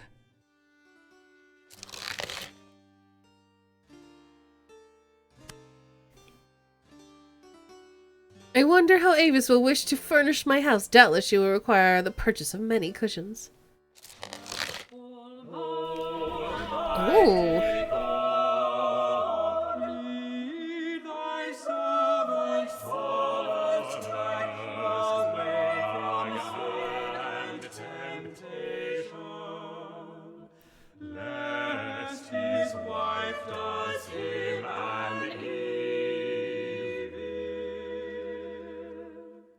I wasn't sure we were going to see this guy again. Good day, Dean Blogg. Fare you well? Most well indeed, and I will tell you why. The conquering cherub has lately returned home to England. Ah, this being the voyage you did invest in. Aye, and what a sound investment Okay, it was. good. For it has paid off most handsomely. The cherub's cargo of nutmeg and pepper will fetch a high price indeed. In sooth, as I recall, it was you who advised me on this investment, was it not? I thank ye heartily for it, sir. I am glad to have been of service, Dean Blogg. Forsooth, my earnings have enabled me to make a substantial investment in Sir Walter Raleigh's expedition to the New World. Ah, methinks I've heard of this. 'Tis a quest to find the fabled lost city of gold, is it not? Or as the Spanish call it, El Dorado? The very same. For it is said that El Dorado does lie deep within the rainforests of the southern parts of the New World, hiding vast quantities of gold and precious jewels. Hence, what I would have you tell me is, exactly how rich can I expect to be made from my investment? Oh no! I see. For if I am to be made very rich, I am afeard that news of my fabulous wealth may cause some jealousy among the clergy. News travels fast around the diocese, and I think it wise to get ahead of it if I can. Then let us consult the stars. What will become of Thomas Blogg's investment in Sir Walter Raleigh's quest to find El Dorado? Well, if we remember the movie... Alright. Finances will bring him finances, and this means unhappiness. Foreigners who are stubborn, confident, and led by instinct.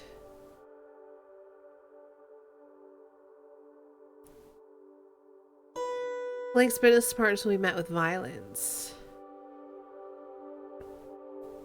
Raleigh will end up in prison, so... There's cause for pessimism and a surprising reveal to save the lives of children.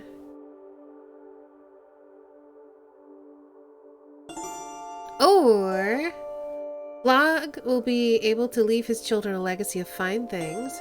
God rewards exploration. No. I feel like this one? I feel like it's this one? Because it's gonna make him unhappy. Raleigh's gonna end up in prison.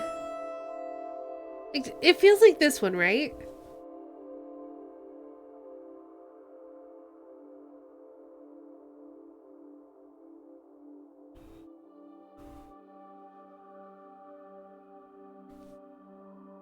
I do like that none of these are... Well, I guess the only one that's happy is this one, which I'm gonna go with no.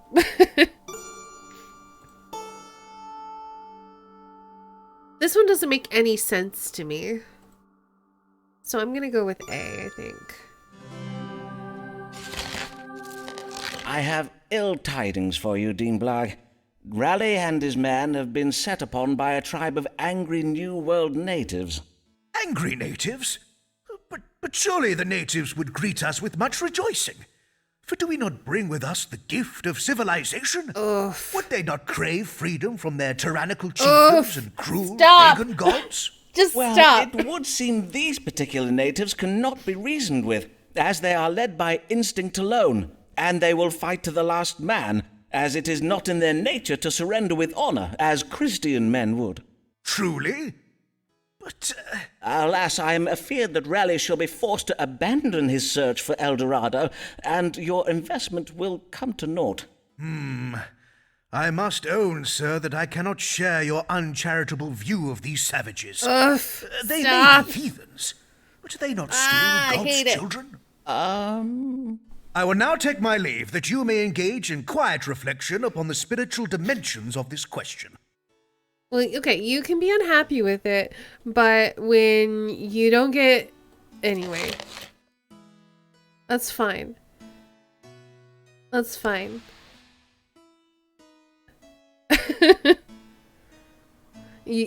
History will prove me out. When the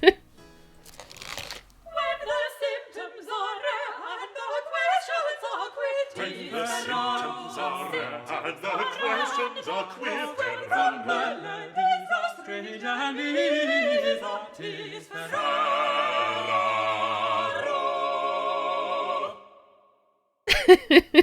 I love the choir so much. Good morrow, sir, and well met. Indeed, 'tis I, Riccardo Ferraro, come once again to the great Dottore Simon Forman. Aye, and I can see why you are come. Methinks you are not well, signor. The colour of your face is quite alarming. It is because I am losing the blood. The blood does drain away from my face, way down my body, and out of my... You are bleeding from your fundament. How much have you been bleeding, and for how long? Un poco, not too much. It does come and go. Sometimes blood, sometimes no blood. You stop at the blood, see?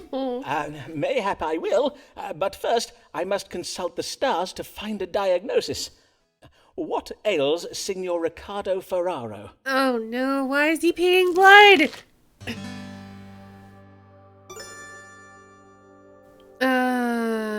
Hold on. What is your fundament? Is it your bottom?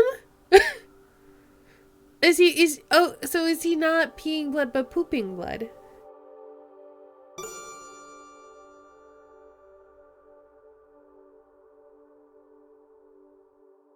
Oh. Is he jaundiced though? We know that his coloration looks bad.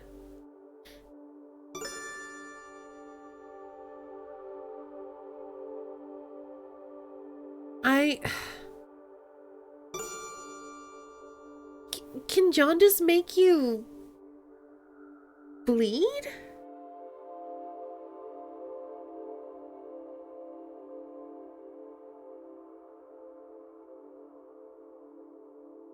What's your fundament? What is it? Give me... Oh. What is a fundament? I have to Google this. What is a fundament? It's a person's butt. Okay.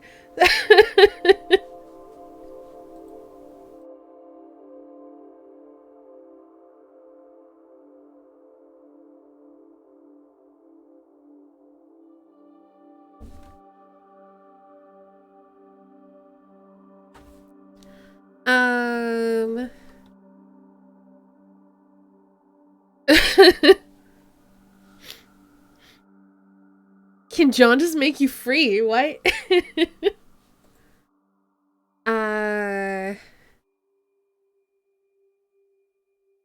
Can jaundice make you poop blood?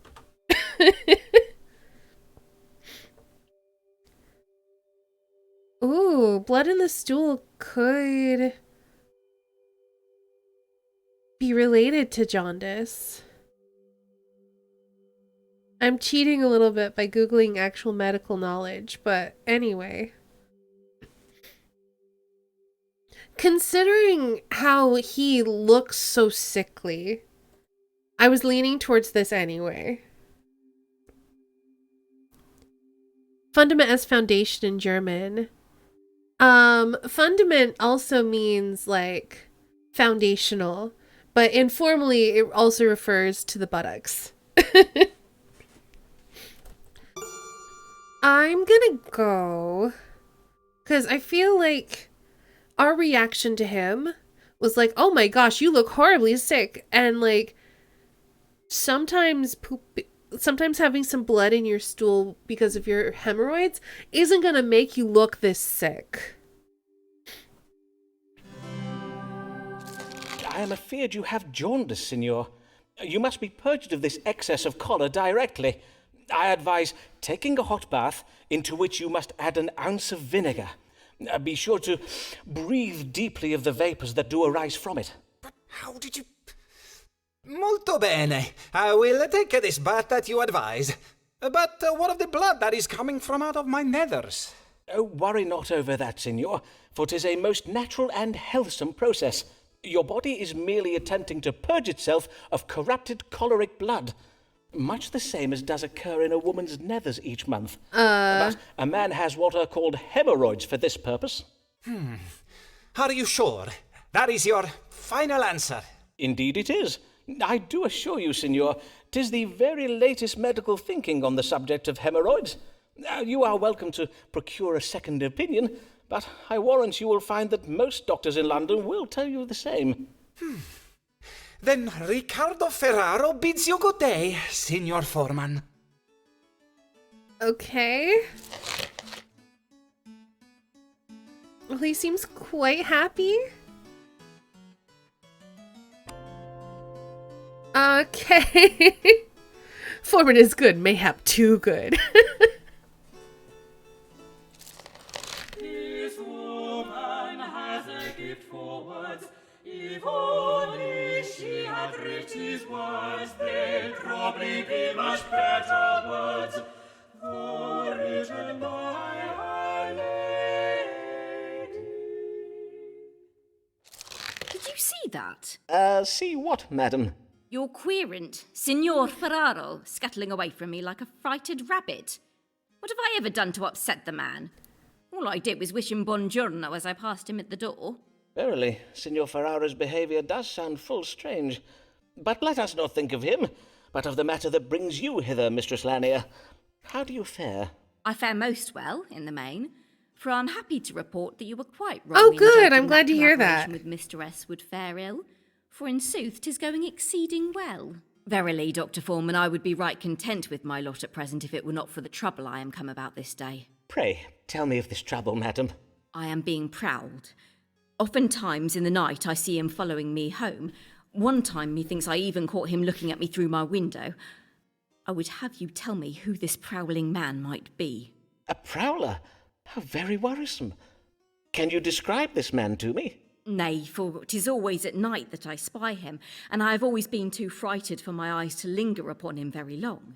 Then let us see what light the stars can shed upon the identity of this man who hides himself in darkness. Who is the man prowling Mistress Lanier? All right. So, could be a violent husband. Oh no. Prowler hopes for a reversal of the ill luck he had with Mistress Lanier. He harbors a misguided hope that she'll perform her wifely duties and resume intimate relations with him. Oh no. Your manservant? Oh no. Mental confusion. I don't think so.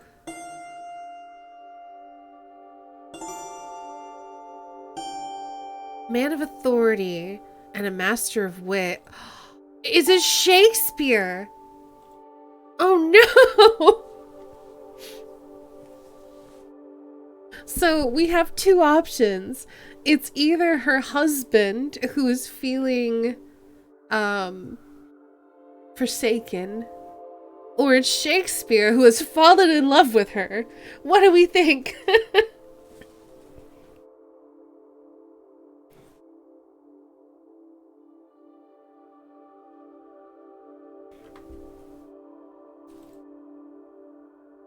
Shakes creep.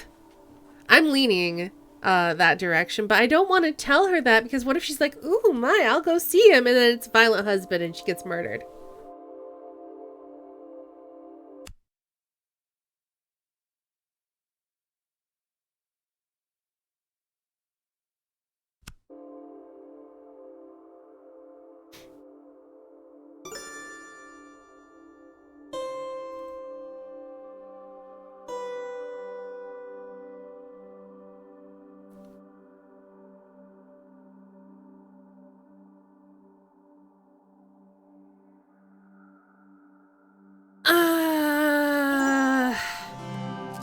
the stars suggest that your prowler is a man with a talent for wit, a man who secretly harbors amorous feelings towards you. Does that sound like anyone you know, madam? Dr. Foreman, I find your question most illogical. I cannot know of a man who harbours secret feelings for me, for indeed, if I were to know of them, the feelings would not be secret. Yes, well, let me put it another way. Your friend, Mr. S., is the keen-witted man who furtively admires you. He is your prowler, madam. Mr. S. is my prowler, you say? Why, Dr. Foreman, what is in you? For indeed 'tis not the first time you have cast shade upon the character of Mr. S. I bid you, sir, check the stars again. Is it not the most likely explanation, though, madam? I assure you there is nothing likely about the unique relationship betwixt me and Mr. S. Indeed, he has too much respect for my literary mind to use me so ill. For his is a noble intellect that allows him to soar above the baser instincts of lesser men. Now, if you will not judge the stars again for me, I will bid you good day, Dr. She's not coming back, is she?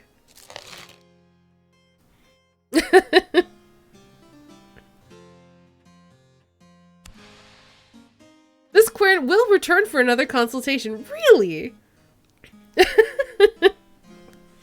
Dr. Foreman does not understand how unlike we artists are to common folk. Whatever. Hear ye, hear ye! Sir Walter Raleigh fails to find legendary Treasure City.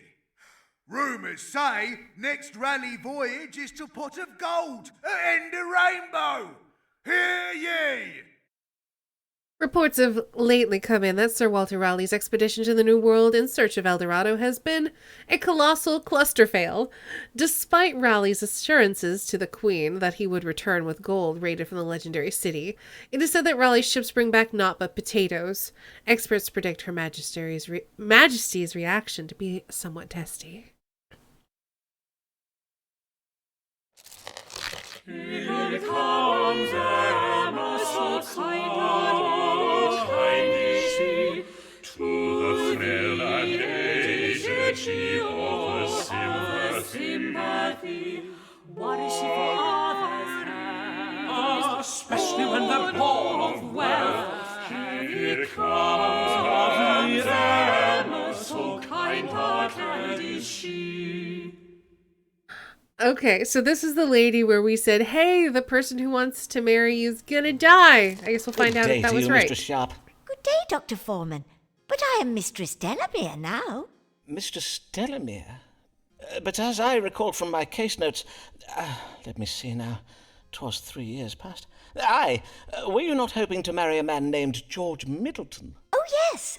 I did marry Mr. Middleton. For though I did tell my family what you said about his condition of the heart, they quite insisted that I marry him.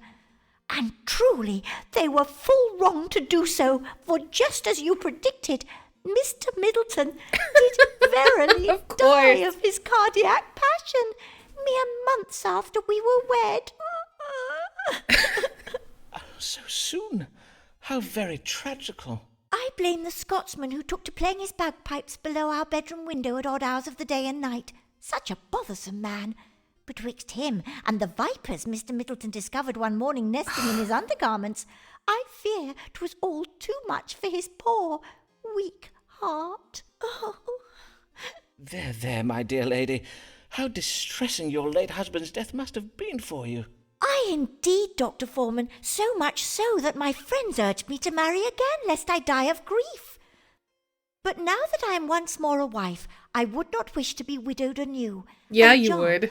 John Delamere, my present husband. Oh my gosh, she's such a black widow. Dr. Foreman, you must tell me whether there be any illness he has, whether there be anything I might do to save my dear sweet husband from an early death. Then let us see what the stars have to say. Is Mr. John Delamere troubled with any condition that may cause him to die? Let's find one. Alright, so we have an incurable cardiac passion, the same thing. Bewitched or...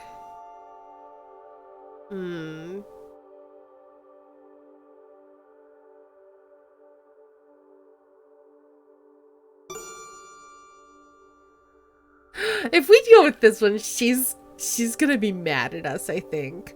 Because that suggests she's bewitched him.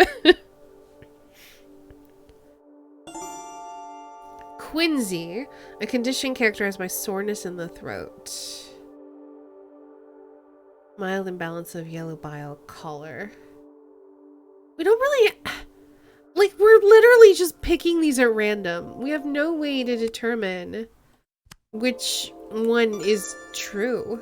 We just know what she's going to be excited by. She would love if this were the case.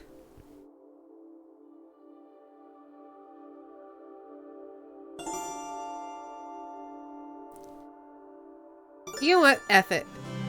Enjoy. Madam, I am afeard your new husband suffers from a cardiac passion. Oh, not Mr. Delamere as well? Aye, 'tis a common condition among men of a certain age. You must keep him away from anything that may cause him alarm or shock. To wit, changes in temperature, Why some is it noises, echoing? surprises, and bagpipes and snakes. Oh, I will, sir, I will indeed. I thank ye for this wise counsel. Good day, Dr. Foreman. I don't know why there was an echo.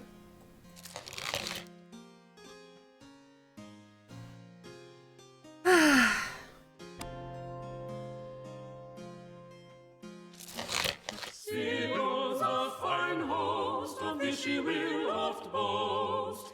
She loves to entertain, she loves to entertain. Though hard she does try, her dinners go awry. And in tears and shame.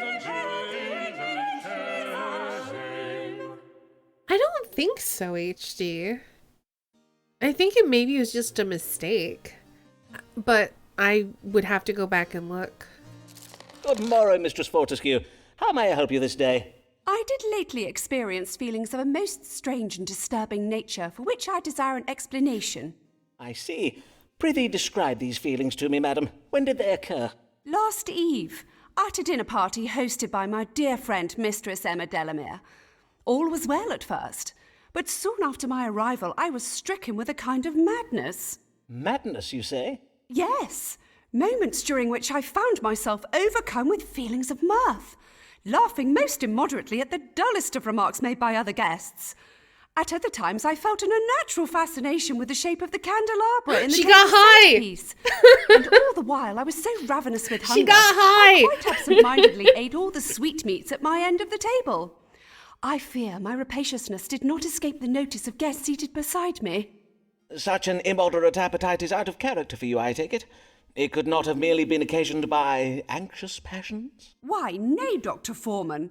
Forsooth, I ought to have been very calm last eve, for I did spend the afternoon inhaling the fumes of an aromatic oil, a gift from my sweet husband, sent back from his explorations in the Near East. I did mention my husband, Captain Henry Fortescue, before, I think. He is a great friend of Sir Walter Raleigh. Oh, Henry and Sir Walter find the oil most relaxing, so he tells me. Yet you were not so very relaxed last eve, I take it. No, not in the least, for I fear a capricious spell was cast upon me.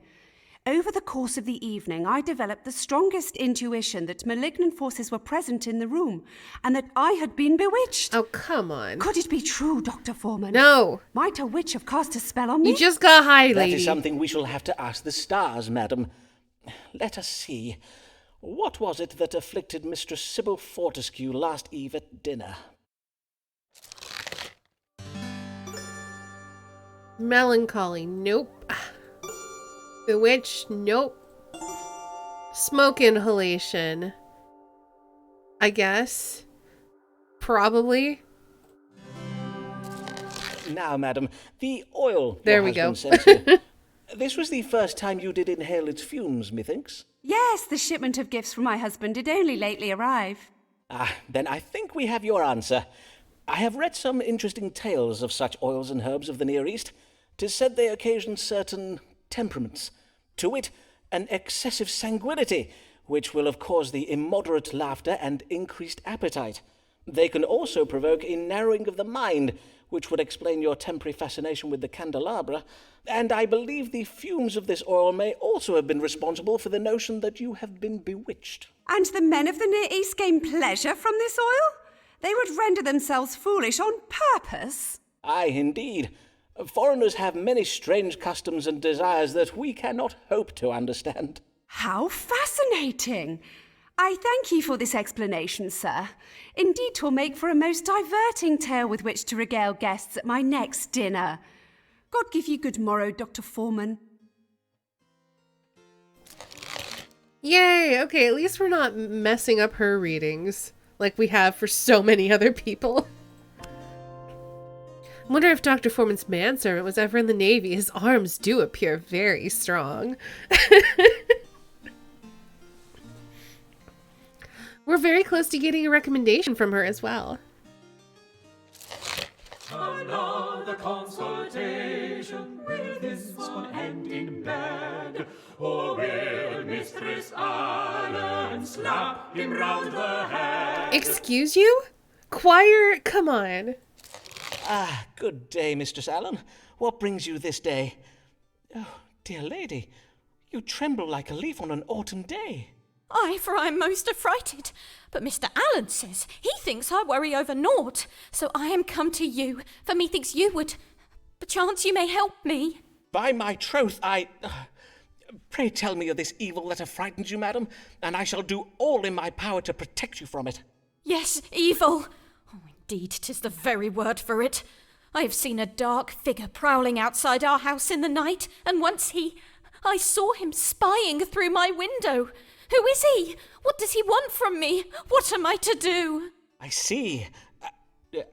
And you do not recognize his face or any other particulars?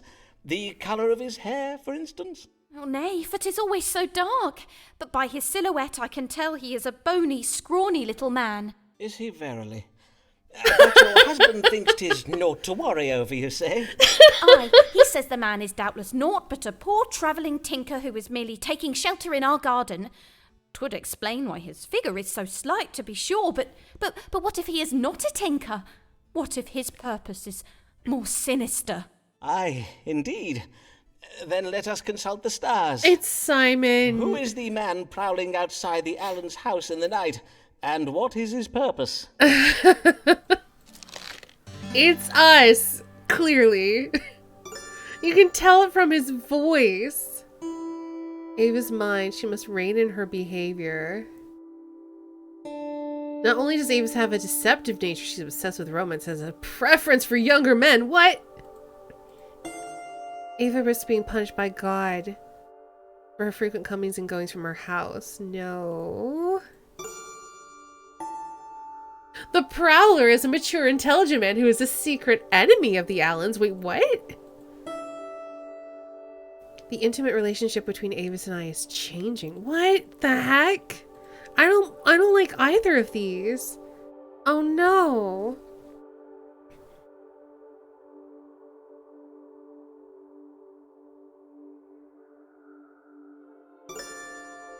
I'm gonna say no to this one because Ava is mine, she must rein in her behavior is gross. I'm not saying that.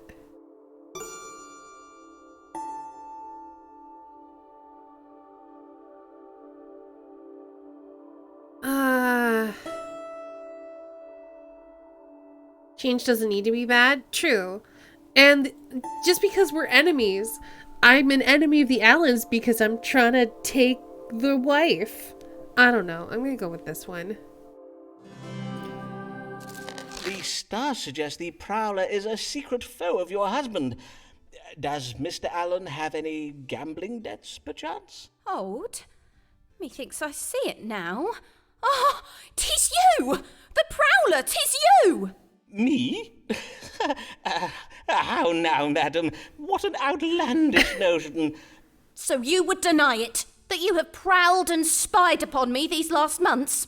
Prithee, Avis, you've got it all. I will not have it. I am not a thing to be owned. I'm not one of your prized possessions. I prithee, madam, put that down. Put it... Ah! Why, madam, that was a priceless Venetian vase. Well, I feel like that was going to happen regardless of what we said. Methinks the queer took my advice most ill.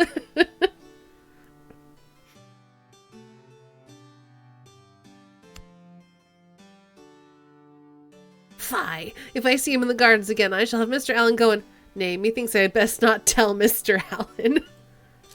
Jeez. Ooh.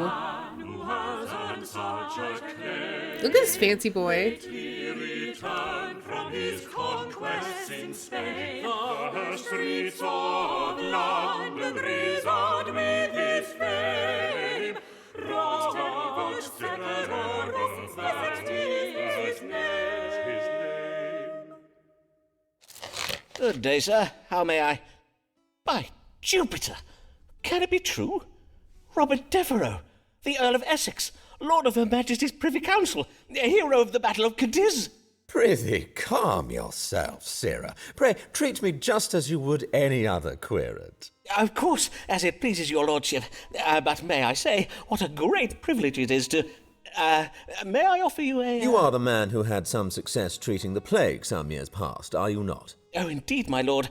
You are very well informed. My strong water did save many a Londoner from a most lamentable death. Then perchance you might have some cunning cure for me as well, for since I am returned to England upon having resolved that small matter in Spain, I find myself afflicted with the most vexing ailment. Oh, but your most glorious capture of the Spanish city of Cadiz was no small matter, my lord. All England talks of nothing else. Why, pamphlets recounting your heroic exploits are sold on every street corner in London. Mayhap they are. I know nothing of them. My single-handed victory against the King of Spain was but a trifling affair, and the least I could do for my queen and a grateful nation. But I fear vast riches and the hearts of many a Spanish beauty were not the only things I did capture while I was there. What else did you capture in Spain, my lord? I fear I do not grasp your meaning. If you would kindly show me where upon your body you are...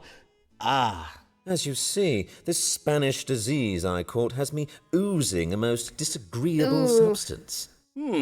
Methinks I have a fair idea of the nature of your affliction. But I must confirm the judgment with a reading of the stars. Okay. Let us see. What disease troubles Robert Lord Devereux, the Earl of Essex? Yeah, I think you might be right, HD. Gonorrhea, disease characterized by white matter running from the privy member and pain while passing urine. Could be. Love. Yeah, he is oozing with love.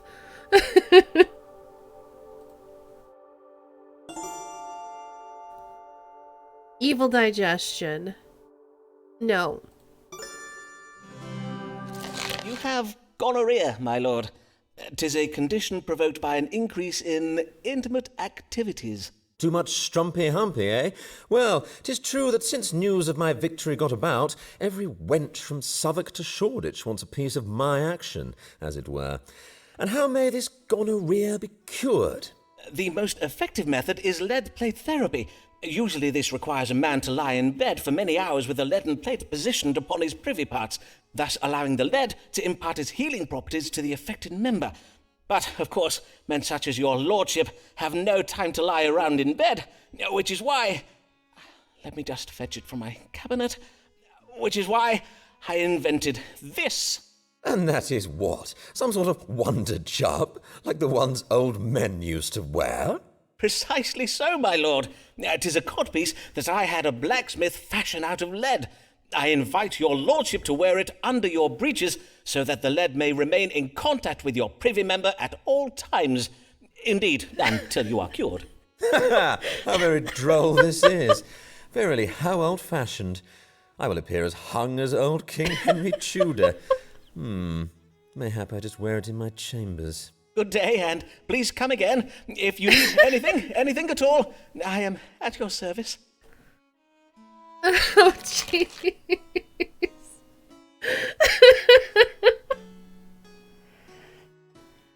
Yep.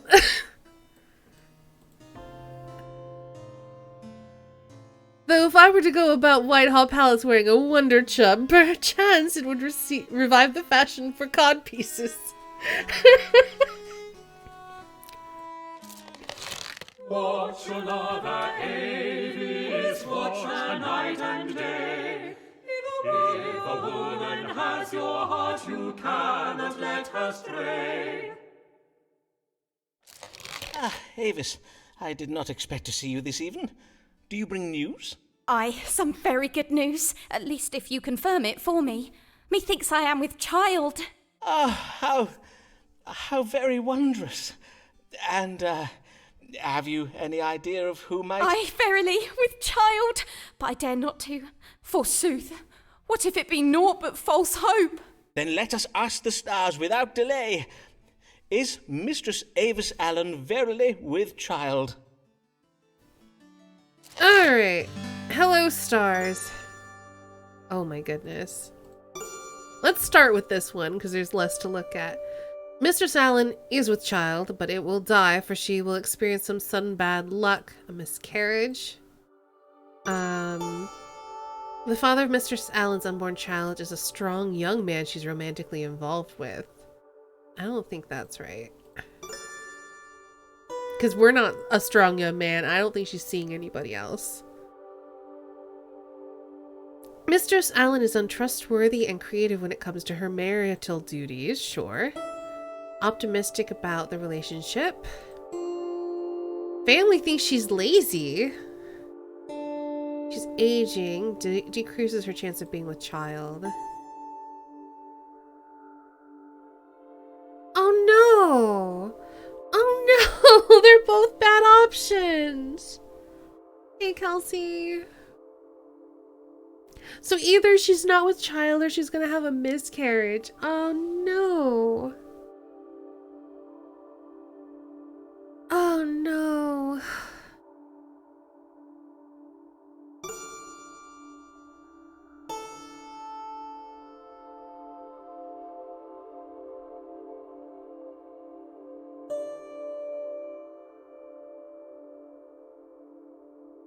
I hate this.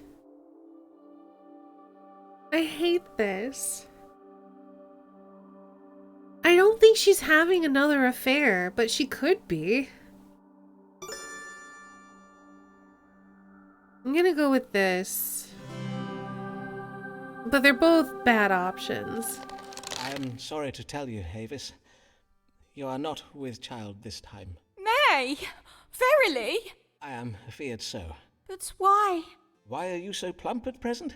Well, you're not as young as you once were, but with a trifle more exertion around the house. First you tell me I'm not with child, and then you call me a plump, lazy old woman? 'Tis not I, 'tis the stars. I have no control over... Oh, how could you speak such... Oh, why must you insult me so? What new imagined sin did I commit that you would punish me for now? By my troth, 'twas never my intention to insult you, Avis. But I see I have vexed you. Pray forgive me, Avis. Fret not, Simon. In truth, I know you mean no harm. Methinks 'tis that such disappointment is hard to bear. I did so wish it to be true, that you and I were to have a child.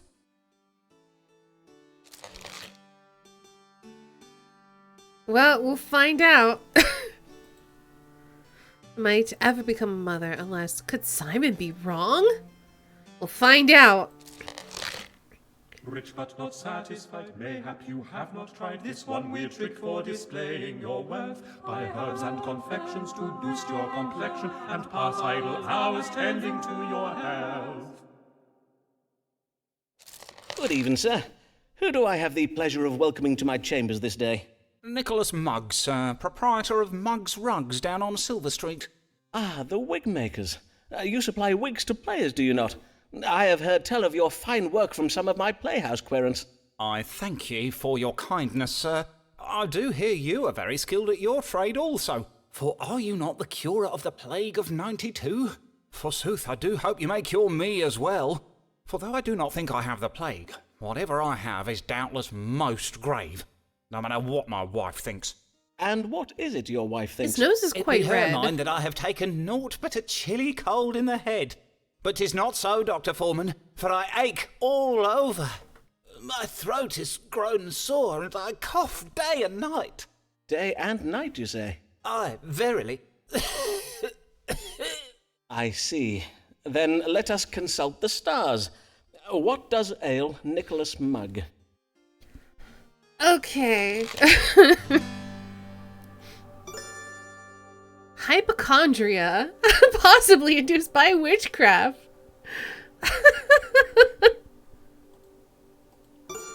A cold in the head.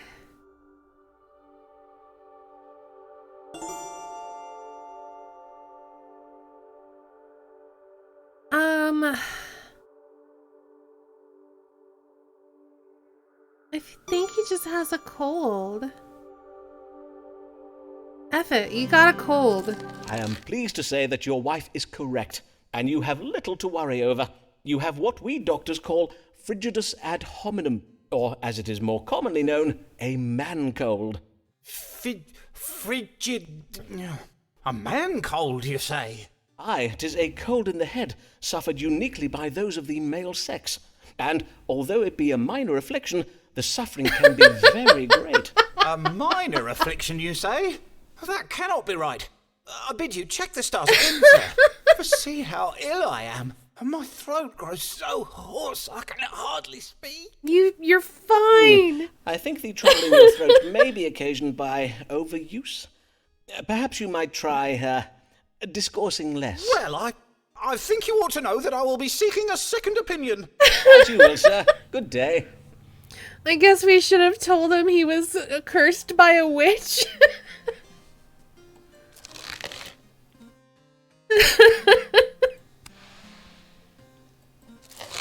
Robert Lord Devereux's a rising star, dashing and debonair, he will go far. Oh, London greets him with cries of huzzah. In truth, we cannot stay so smitten when we are.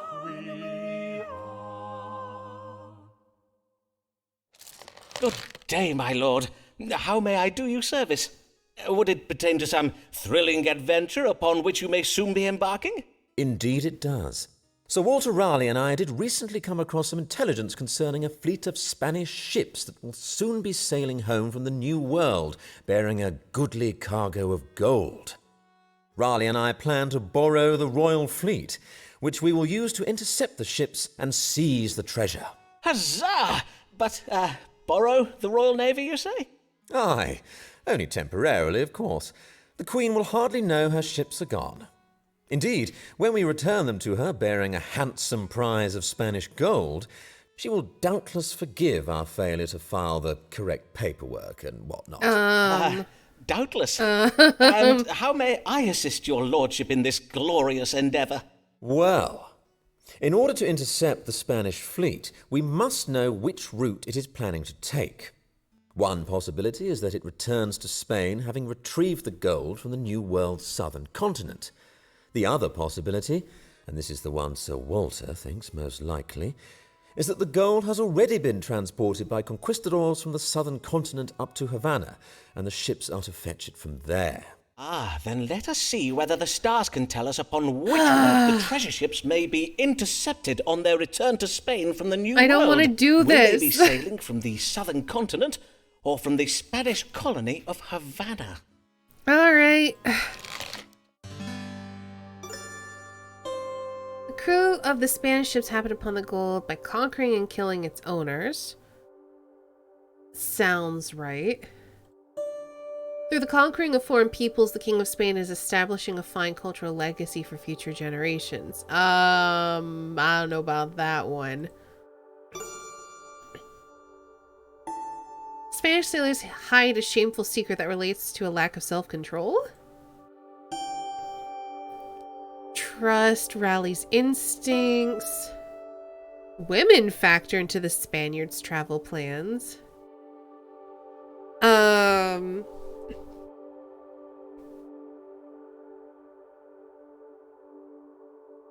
why would they? So a shameful secret probably involving women? Are they... That almost suggests to me like they're maybe stealing women.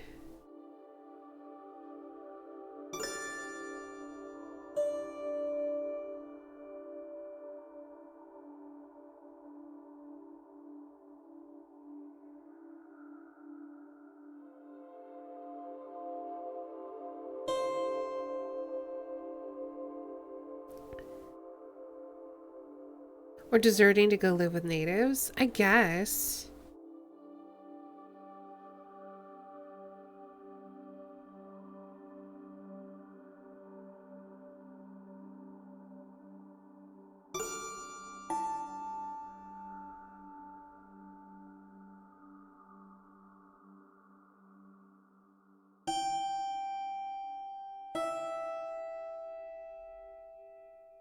I don't know.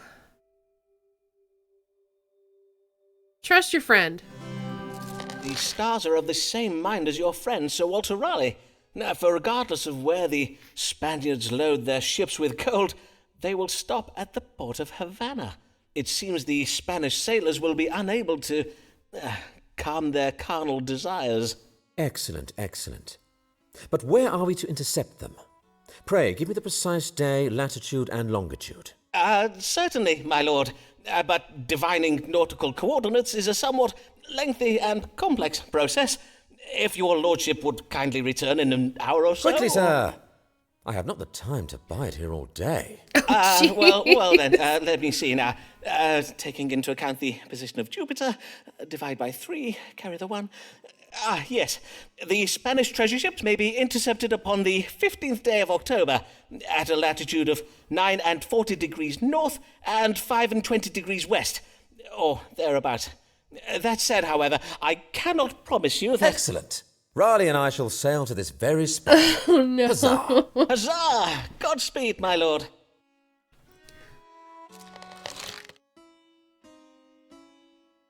He was a little pleased. Which suggests that we picked the wrong one.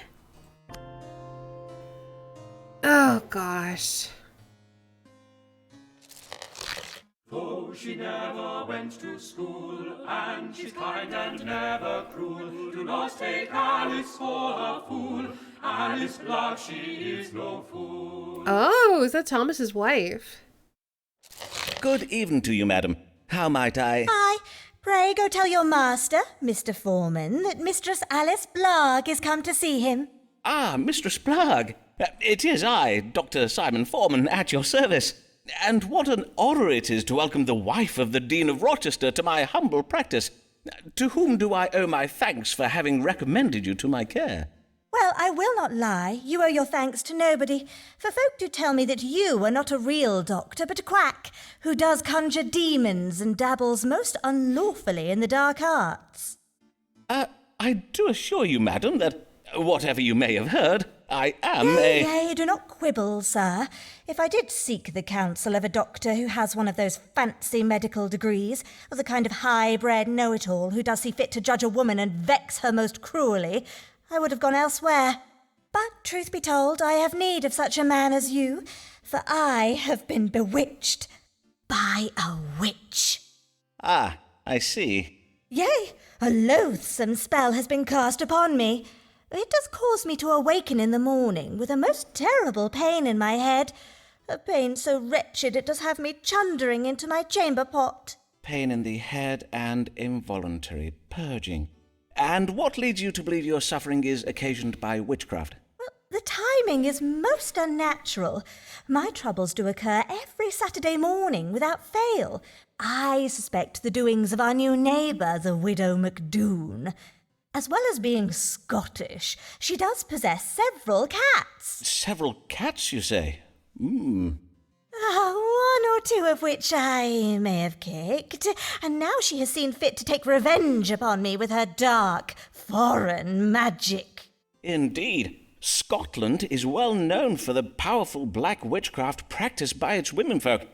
But as compelling as this evidence may be, my practice does draw upon the latest scientifical arts.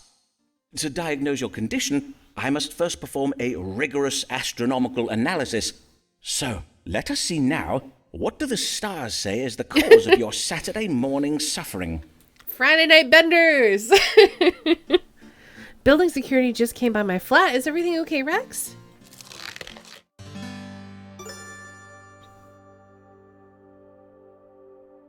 Yeah, okay, probably that. She's definitely not pregnant. Or bewitched! Have we considered the cats as the witches? We have not. Oh, she's gonna be unhappy, but I don't care. I don't care! Madam, may I delicately inquire as to whether it be the habit of you and your husband to take wine with supper? On Friday evenings, perchance? Drinking a little overmuch on occasion is nothing to be ashamed of. Many of my most respectable querents do find that a fine French claret can be deceptively... Oh, nay, more's the pity. My husband is a tiresome teetotaler who prefers to spend his evenings writing sermons and counting coin. He hardly ever accompanies me to the tavern on Fridays. Does he not? Well, in any case, I am much afraid that the ale you do consume upon these tavern visits may be to blame for your affliction. The consumption of strong drink can provoke an excess of black bile, which then does cause the body to purge itself the following day.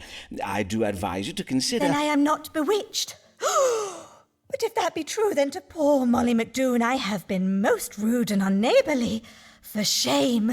I must go to her this hour and apologise. Fare you well, Mr. Foreman. I must bid you good day. Oh, she was actually quite happy with that. I thought she was going to be upset.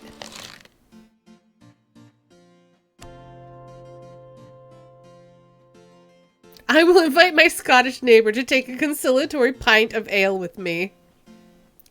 Well, this lady. Beware conspirations, plots and machinations, the schemes of big physic to sell you their wares. Their cures do us violence, but they call it science. They mock our beliefs and belittle our fears. Hypochondriac's back. Well met, Mr. Mugg. How fare you since our first consultation? It seems as you were right. Though I was, in sooth, much troubled with the vile disease of, what did you say it was? Fudgipus and Honeyman, I did not die. Frigidus ad hominem.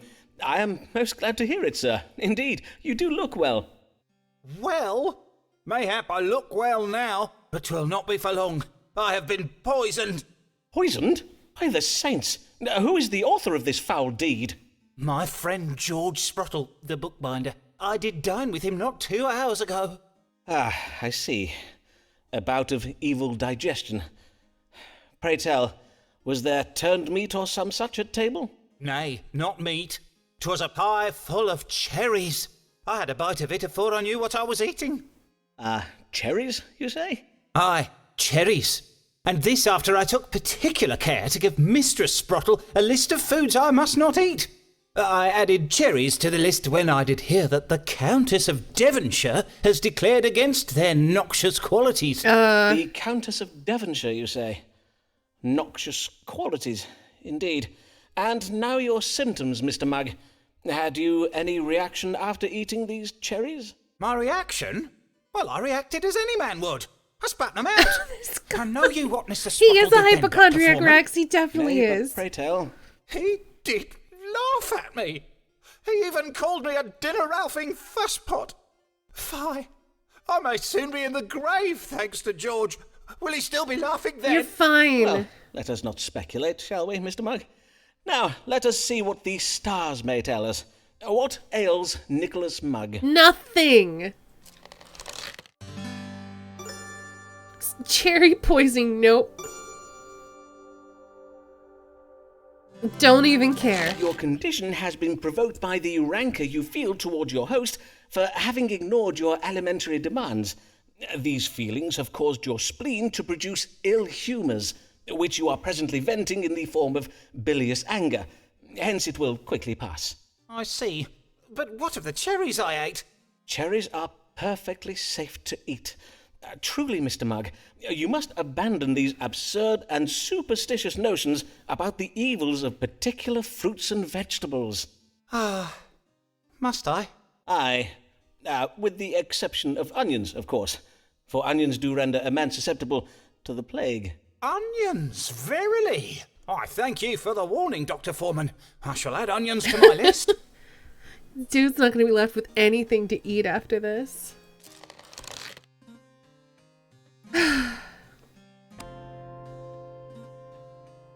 Has the Countess of Devonshire discoursed upon the evils of onions? I must inquire.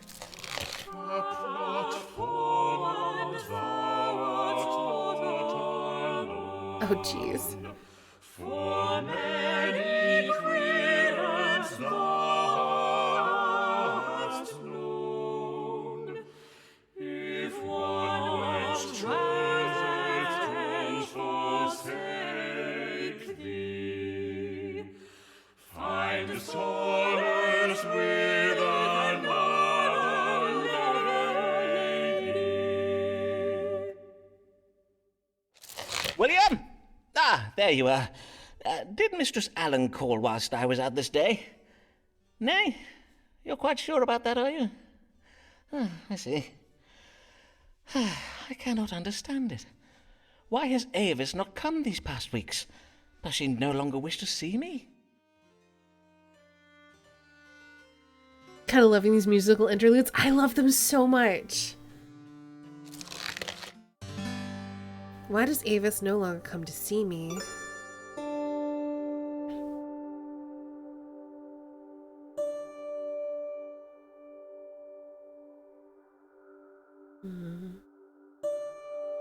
Provoked by my suspicious fancies? Could be.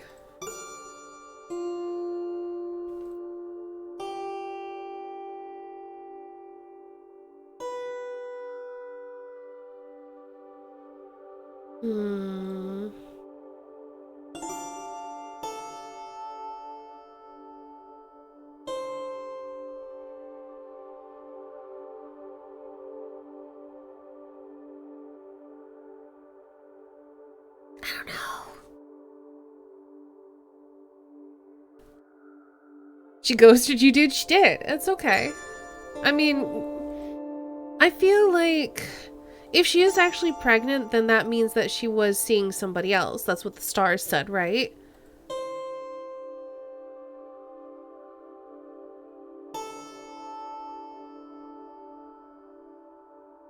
So I feel like...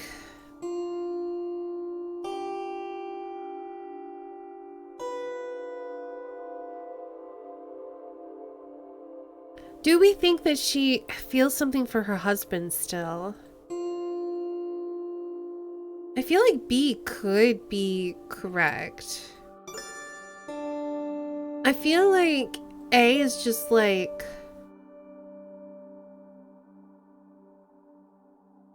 him being hopeful. Like, he was definitely cruel and suspicious towards her. She did not like that we spied upon her.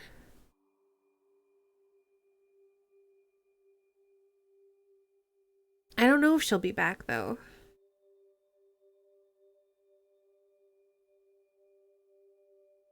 I feel like suggesting that she's with somebody else, though, is just gonna keep going down that path of distrusting her.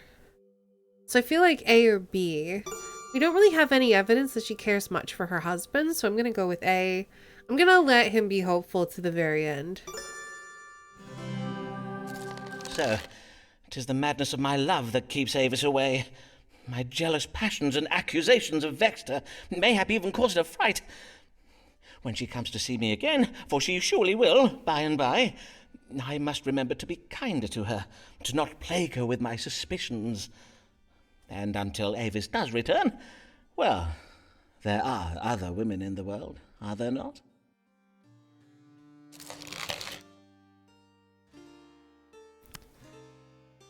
Okay. Sir, I must thank you for resolving the misunderstanding betwixt me and my neighbour, Mistress Molly McDoon. You advised me that my Saturday morning headaches and chunderings were not caused by her witchcraft, but by my consumption of strong drink. You spoke true, and for that I am grateful, although Molly was not then the author of my suffering she surely is now. For since we are become friends, we go together to the tavern every Friday.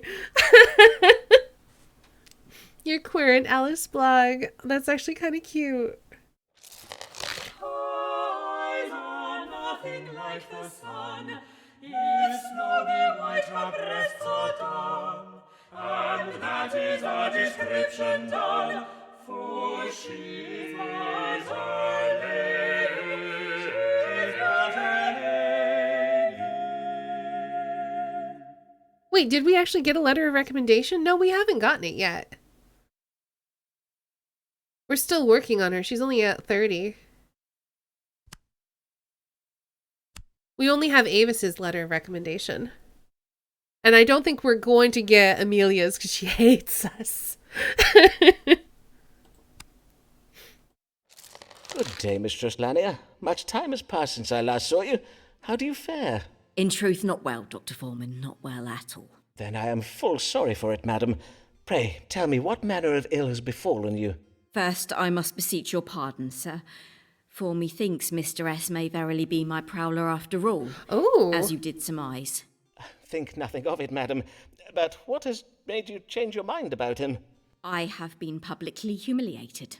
Mr. S has been circulating a collection of insulting sonnets about an unnamed dark lady, and all of London thinks this dark lady is me. Well, your complexion is rather, I am described as having foul breath and black wires for hair, though methinks the very worst line is the one that tells of a gross body rising at the utterance of my name. And I cannot abide illusions, Dr. Foreman. Gosh. If Mr. S wishes to reference bodily levitation and other such cheap stage magic, he would do well to leave my name out. That is not what he is talking about. My interest is in the dramatic arts, not fairground attractions. I am not sure that is quite his meaning. Dr. Foreman, you know of Mr. William Shakespeare, then? Do not tell me you have read the sonnets. Well, I own that I have. But as you did remark, madam, all of London has read them. Oh, well, I am undone. My professional reputation is now utterly spoiled, for now the whole world will look upon me as naught but Mr. Shakespeare's fancy wench. No longer will they judge me on my own merits. That's what I warned you about. Hope it is not as grave as that, madam. Have you discoursed upon the matter with him? Nay, I dare not confront him about it. For we are almost at an end with our work on a play, and I dare not risk it not being staged. Then let us see what the stars advise. What may Mistress Lanier do to restore her professional reputation? Alrighty. Secret thoughts of adultery, which relate somehow to her intellect and feelings of dissatisfaction. Ignorant of romantic feelings and must be reversed. Abandon her career and revert to her true vocation, bringing forth new... No! Ew, no. We are a very progressive astrologer, okay? God will help Mistress Lanier if she exercises constraint and discipline. Confused about her feelings for me? How interesting. No, gross. Stop being gross. Not an equal one. Arrogance will overshadow Amelia's contribution to the play they're writing. Find a way to disassociate her name from these sonnets, for if she does not, her literary legacy will be betrayed by association with them. Yeah, that one. You are right to be concerned about the damage to your reputation, Mistress Lanier, for there is a danger that your partnership with Mr. Shakespeare and his depiction of you in his sonnets will forever overshadow your own literary achievements. God's womb. But what can I do to forestall such an injustice? I suggest you spread a rumour of your own about another lady. For instance, there is a brothel owner in Clerkenwell they call Black Luce. If you were to put it about that she is the subject of Shakespeare's sonnets, 'twould do her reputation no harm. Indeed, the effect would be quite the reverse, for doubtless there be many a man at present who would pay handsomely for a tumble with Shakespeare's dark lady. well indeed. I do feel 'tis most important to advance the interests of my fellow women, especially those seeking to make their way in business. Oh, do you see that, Dr. Foreman? 'Tis your mute Italian querent, Signor Ferraro. He is staring at us through the window. Is he? Ah, then doubtless he has come for another consultation. Okay. What is going on? What if Ferraro's Shakespeare?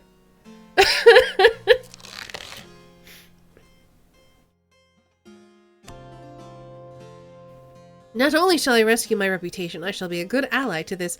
What was her name again? Ah, yes, Black Luce. When it feels like a play, an Italian cliché. When it feels like a play, an Italian cliché.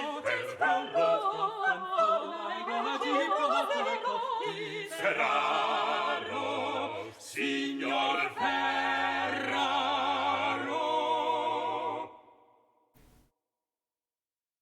No, I feel like this guy is pretending. Senor, and well met. Tis I, Riccardo Ferraro, come once again to see the great Dottore Simon Foreman. Indeed, I did recognize you, senor. How may I assist you this day? I am ill. I tell you my problems. First problem, I do make a chandar in the morning. Next problems, my belly does swell and my chest 'tis most tender to the touch. And now, for the very most terrible of problems, I have the big feels. One moment I do weep, and the next I do curse and gnash my teeth. So, Dottore, you tell what ails me, huh? You wanna make a water into this cup? Un momento, I make the water. Nay, not in my... Prithee, hold. If you please, senor. As with our previous consultations, I shall be judging your illness by reading the stars. So, you need not my... Nay, senor, I have no need of it. Whilst 'tis true that most physicians do spy and sniff their patients' urine, I find this method of piss-pot diagnosis most imprecise. Indeed, the practice is quite primitive. 'Tis my belief that if medicine is to advance in this modern age, we must all adopt a more scientifical method. I am quite sure history will bear me out on this question. This is scientifical method. This reading my diagnosis in the stars? Precisely so. Speaking thereof, perchance we may consult the stars now. What illness troubles Signor Riccardo Ferraro? Alrighty. Swollen belly, tender chest, chundering and moodiness. What ails me? Prego!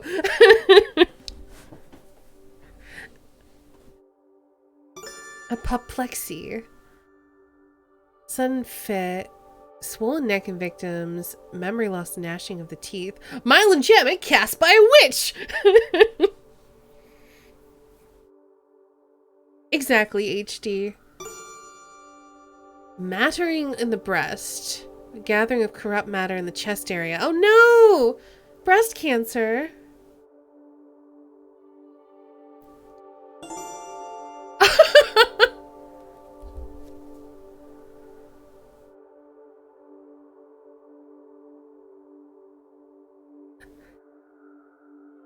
I feel like it's gotta be this one. I'm gonna do it. Because either, I feel like there are two things here, because we've identified that Ferraro is not who they say they are.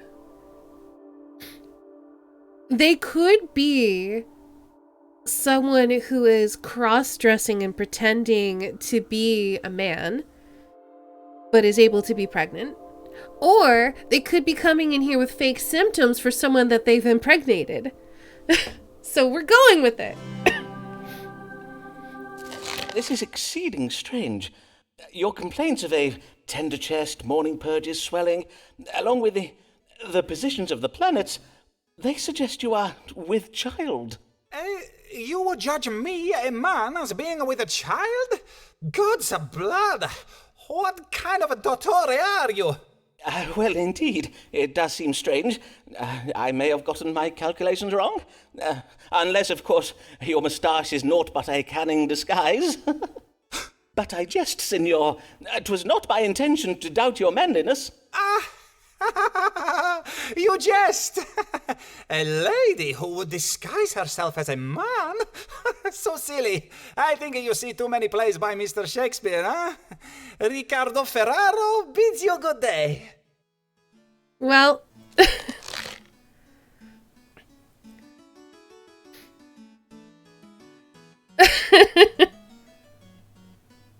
I do think that this is Shakespeare, though.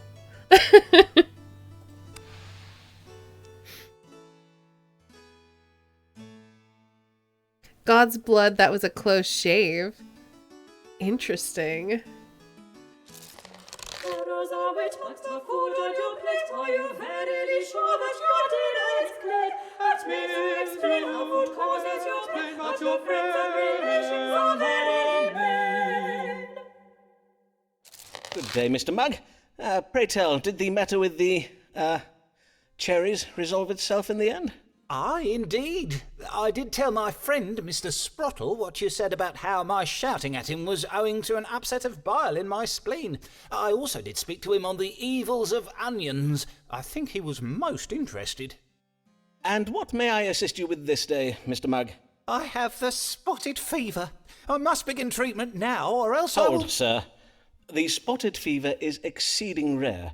Why would you think you have such a disease? Well, sir, not only am I covered all over in red spots, I have lately taken to chundering, such as are the very symptoms listed in the medical book I did read. I am already taking the treatment Mr. Cogan prescribes, but now I require... You mean to say you have read Thomas Cogan's Haven of Health? Why, that is a most technical book, writ for doctors and medical students. How did you come to be reading it? My friend George Sprottle did bind a printing of it in his shop. He kindly let me spy some pages afore 'twas sent up to Cambridge. Oh, but Dr. Foreman, I forget myself. You have no medical degree, so you doubtless have not read it. Mayhap if I ask George nicely... Sir, let us consult the stars and see if they may tell us what ails you. Yeah, stop Googling your symptoms. Treat me for the spotted fever. Hypochondria. Benign pimples. Evil digestion. Or spotted fever? No. You don't have the spotted fever. The spots on your privy member suggest a mild venereal disease. Such pustules can appear so foul in appearance as to induce involuntary upward purging, as is the case here. It's also indicated that you suffer from hypochondria. Dr. Foreman, did you not hear me? I said nothing of spots being on my yardle. On my word, I know not why folk even bother with doctors. Not now we have books to consult. One thing more, if you please, Dr. Foreman, for I feel I must give ye warning. A great storm is coming. I feel it in my bones, and my bones do always speak true. You would do well to bide indoors at the first sign of wind and rain. God keep you well, Dr. Foreman. He might actually have the spotted fever, but yeah, the fact that he's so so much of a hypochondriac makes us doubt him. Whatever.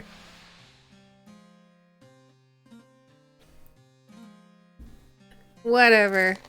Almighty God, guide servant Thomas Black, reach forth thy gracious hand, and slap sense into him. I love these. I love the choir so much.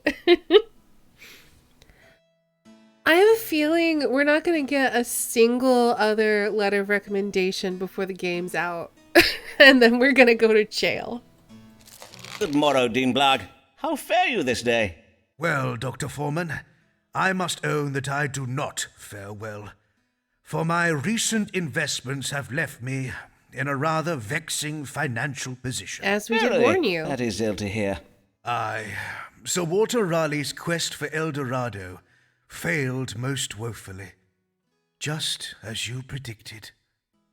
His ships did return loaded with naught but a few sacks of worthless root vegetables. I cannot fathom it. We are Englishmen. We do not eat vegetables. Aye, a disappointing outcome indeed. Oh, but that is all by the by. For you will be pleased to know that I put my remaining fortune into a new venture so assured of success that I will make all my money back and more. Assured, you say? How very reassuring. I have invested in an expedition to intercept a fleet of Spanish ships carrying gold back from the New World. For this expedition, Sir Walter Raleigh will be joined by that famous military genius, Robert Devon, the Earl of Essex. Oh, so no. success is virtually guaranteed. There is but one small worry, however. Ah, only one? Aye. 'Tis that Raleigh and Essex set sail full 2 months past, but there is yet no tidings of them. Oh no. Such silence is a trifle vexing. Have they yet captured the Spanish treasure ships? Surely no ill has befallen them. A most vexing mystery indeed. Let us see whether the stars can tell us what has become of this expedition. Okay.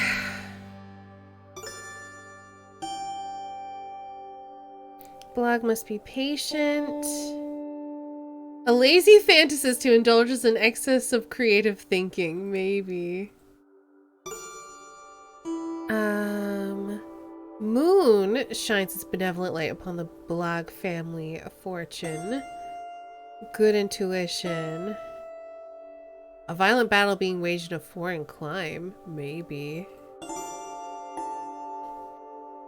Expedition has been endangered by secret information from an untrustworthy authority. Untrustworthy? How very dare the stars throw shade upon my honor thus? My skills in reading navigational coordinates in the stars is unimpeachable.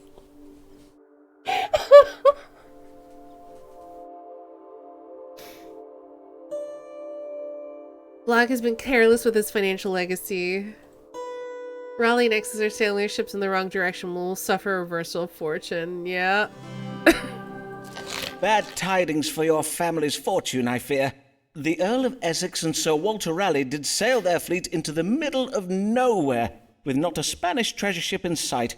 It would seem their geographical information was at fault, having been obtained from a most unreliable and untrustworthy authority. Truly? I am ruined. Zoons! My goose is cooked! Mistress Blog will have me baked into pies! Sorry.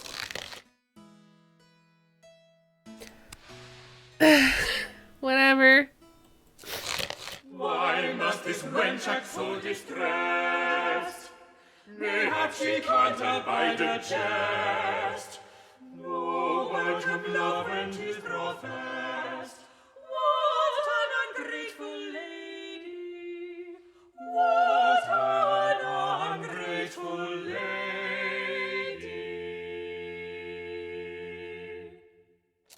Good day, Mistress Lanier. Pray, come in and take comfort by the fire. The wind is fierce and cold this day.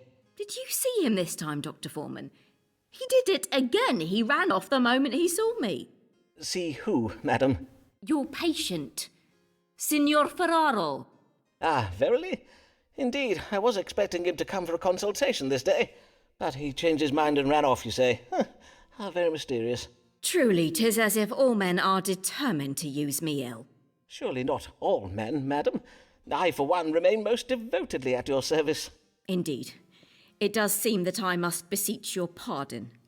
For some years ago, you rightly foresaw in the stars that my alliance with Mr. Shakespeare would end in theft and deceit. But I would not heed you. I have been a fool, Dr. Foreman. My dear lady, I do not need to read the stars to see that something grave has befallen you. Pray, tell me what it is. Yesterday I did meet with Mr. Shakespeare to discourse upon our new play, which is to open this week at the theatre in Shoreditch. But though I was determined not to confront him about the sonnets he wrote about me, 'twas difficult to hide the heaviness I did feel in his company. I can well imagine, madam. So then, well, he remarked upon my dark humour.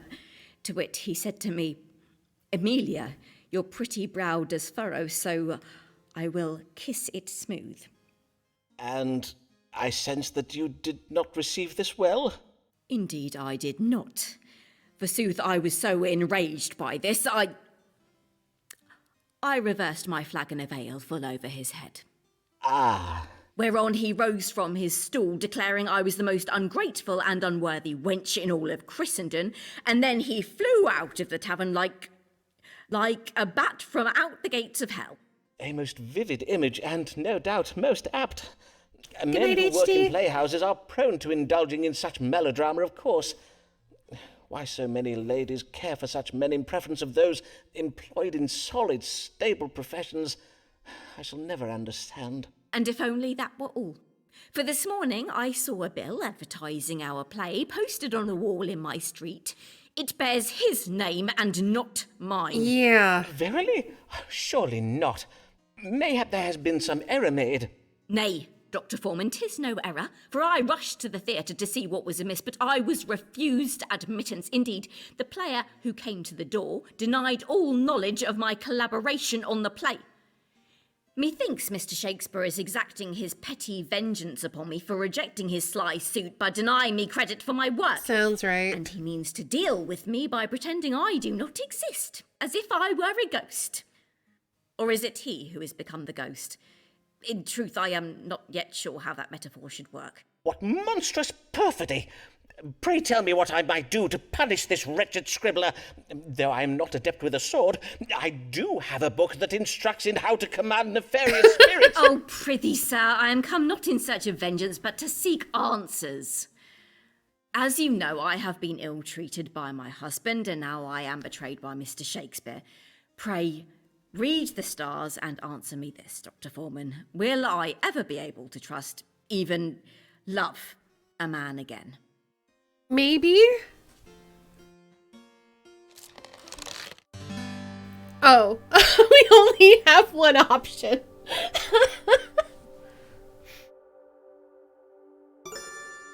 Oh my goodness. There's literally no other option though. Okay. Amelia's present adversity may bring change and new life in the form of a child. Mistress Lanier is ignorant of the love she inspires, but her ignorance will be reversed. Amelia's literary legacy has been betrayed by Mr. Shakespeare. The relationship twixt Amelia and me is currently wrought by confusion. Oh no, no! God rewards men who invest their time in their friendships with comely women. Amelia should give in to her true feelings. Oh, come on. Amelia's friends have been unworthy of her confidence. Amelia secretly wishes to commit adultery with a man of high intelligence. Why is this the only option? Oh, no. I don't want it. I don't want to tell her this. This feels like this is not the truth, but Simon's own vanity and desires coloring this. I hate it. I hate it. I hate it. I hate it. To your question of whether there yet be a man in this world worthy of your trust and affections, forsooth, I have never seen an arrangement of stars that speaks so clearly. Verily? Then pray tell, what answer does it give? My dear lady, the answer you seek need not be divined by reading the stars. It may be read in the signs you see before you now. To wit, the answer you seek is right in front of you. I am afeard I do not follow, Dr. Foreman. 'Tis your feather quill, a half-eaten apple, your desk is a little untidy, and I must confess the symbolism in Flemish still-life painting has always quite confounded me. Take a skull, for instance. What sense does a skull make alongside a bowl of... Below. 'Tis clear to me now, your face was always hid in shadow, but 'tis you, Mr. Foreman. You are the man who has been prowling me these last months. What? Dearest, loveliest Amelia, allow me to profess to you my undying admiration for your charms. He's a stalker! Which are not insignificant. God's womb, et tu, Dr. Foreman. Fie, you of all men to betray me thus! But 'tis true. I now see the answer. For I know now never again to trust a man to guide me. Henceforth, I shall write under my own name. Oh, and I'm when so proud there of are you. decisions to be made, I shall take my own counsel and make my own Yes, go! judgments. Get Farewell, it! Dr. Foreman. And clean your desk. Verily, 'tis quite disgusting. You know what? I'm not mad about this. I'm so proud of her. However, we're not getting that recommendation from her.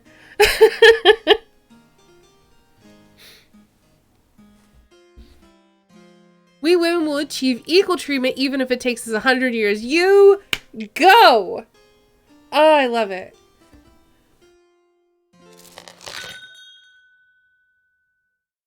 Sir, I must beseech you not to encourage my husband Nicholas in his fanciful notions. I bid you consider the trouble you are causing our family by emboldening his delusions. Your queer and long-suffering wife, Sarah Mugg. I didn't, though. I told him he was a hypochondriac, and he got mad at me. Lancelot Moore is of a great house. Much does depend, much, on his choice of a spouse. He must be well, his consecrated wealth, no matter the cost to love and to health. Also, I don't like that we're playing a doctor who, like, is a stalker. It's really uncomfy. Good day to you, young sir, and well met. You are Lancelot Moore of Middlesex, are you not? What an honour it is to welcome a son of the great house of Moore to my humble consulting chambers. 'Tis indeed I, Lancelot Moore. I will own it. But hear this. My family is ignorant of my designs in coming here, and I wish them to remain so. Which is why I come to you, Mr. Foreman. For methinks you are not such a man who would ever find himself in the company of a family such as ours. Well, you may count upon my discretion, Mr. Moore. And what is the matter that brings you this day? 'Tis that my family wish me to marry my wretched cousin Barbara. And I take it you would not wish to comply? Nay, I verily would not. Cousin Barbara is a vile little minx. She loves nothing more than to sport with me and play cruel japes. Last Christmas, she even hid a dead mouse in my mince pie. The lady does seem most spirited. The lady? Oh, pish! Cousin Barbara is hardly a lady, for she is not 14 years of age. It is most unnatural to ask a grown man to wed a child. Indeed it is. 'Tis my belief that in these enlightened times we should consider... Verily, Barbara be damned. My heart belongs to a true woman, not a freckled, scrawny slip of a girl. A full-blossomed woman. A woman, you say? Aye, Marion, my other cousin. I see. Ah, Marion. So beguiling are her shapely charms. Oh, to lie, if not to die, in Marion's arms. So soft her lips, so sweet her face. Oh, how I yearn for her embrace. In me she hath such passion stirred. Oh, come on.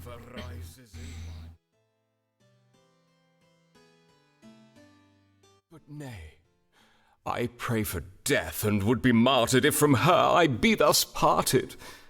And so you see, you must help me forestall this wretched marriage, so that I might wed my sweet cousin Marion. Mr. Foreman? Mr. Foreman? Yes, indeed. Let us see what the stars advise. How might Mr. Moore avoid this marriage to his cousin Barbara? Don't care. Do not care. Alright, let's look at our options. Rumor about Barbara. Oh no, no. No, don't ruin this poor girl's reputation.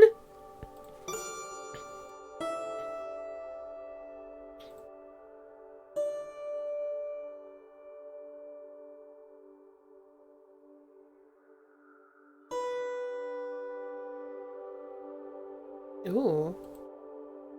Maybe.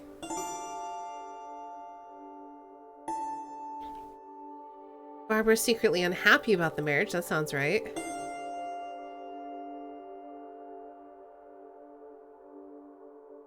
Maybe.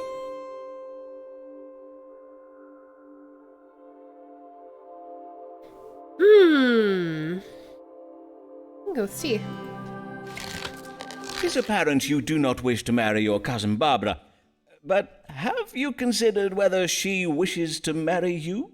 Nay, but I cannot think why she would not want to marry me. I am exceeding eligible. Aye, doubtless you are, Mr. Moore. But do you not think her unkind japes may indicate she harbours some degree of malice towards you? Mayhap you are right. I did find a toad in my bed Thursday last. 'Tis as if Barbara were possessed by a demon. Very possibly. And thus possessed, she may be distracted and not wholly aware of your, fine qualities. I advise you to simply bide your time, for the stars suggest she is a cunning maid who plans to thwart the marriage using a method of her own devising. Verily? Then I will leave it all to Barbara, as you advise. But it shall be on your head if I'm forced to marry her, Mr. Foreman. Don't care. There's no way I'm getting enough letters of recommendation, so I don't care.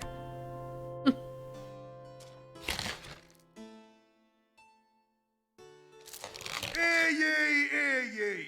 Spanish Armada nears English coast. Nation prepares for invasion whilst Queen searches for missing navy. Hear ye. As Spanish ships near our shores, the Queen's ground troops prepare for what promises to be a blood-soaked slaughter of Englishmen by continental Catholic savages. With England's coasts undefended, experts predict Spanish ships will be sailing upon the Thames to London within days.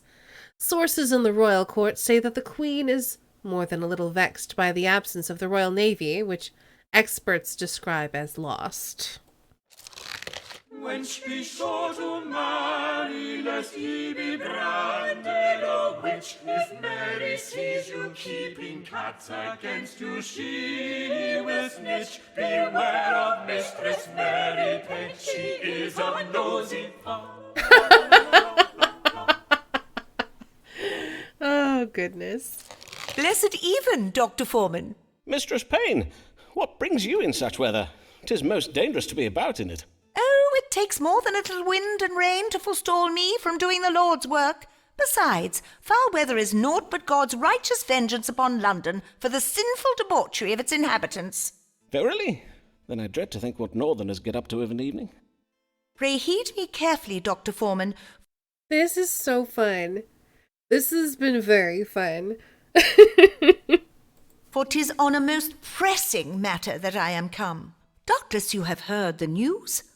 The Spanish Armada does sail once again towards England's shores. It seems this latest Armada was most unexpected. Well, as 'tis oft said, no one expects the Spanish Armada. 'Tis very grave this time, for I have heard tell that our own warships are far away at sea, and with our coasts undefended, a Catholic horde may soon be sailing up the Thames to slay us all. Aye, our situation is most grave indeed.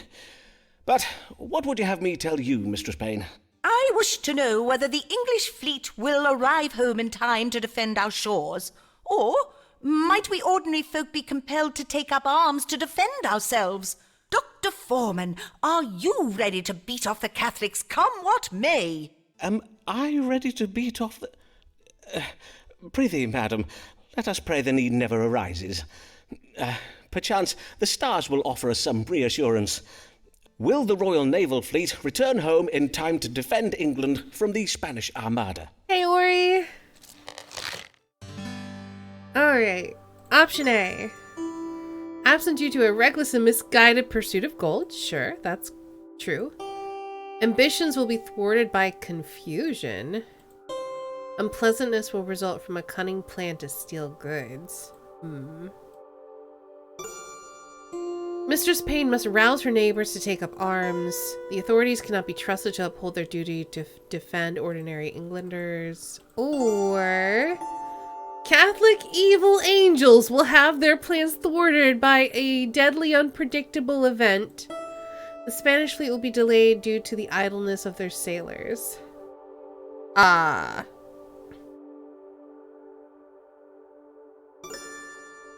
Sure. Madam, know you of Robert Devereux, the Earl of Essex? Or of Sir Walter Raleigh, perchance? Oh, young Lord Devereux, such a talented young man. My niece is especially taken with him. Well, it would seem the pair did take the royal fleet on an expedition to intercept and seize gold being transported back to Spain from the New World. But their plan went awry, and now they are lost at sea. I am afeard that, short of a miracle, a Spanish invasion is indeed imminent. Her Majesty would risk her realm and the lives of her subjects for the sake of gold. Then now present danger does not surprise me. England's downfall will be God's punishment for our Queen's greed and avarice. That is not what I Well, said. To be fair to Her Majesty, I do not imagine she gave Devereux and Raleigh permission to... Oh, my days! With a Spanish invasion nigh, I know not how to calm my anxious passions. She's way too excited about Methinks this. I shall take to bed with Paul and Matthew this even. Oh, yes, I see. The Book of Paul and the Book of Matthew. Aye, verily. Holy Scripture does give great comfort to a distressed mind. God keep ye well, Mistress Payne. Well, she was a bit pleased by that. Uh-huh.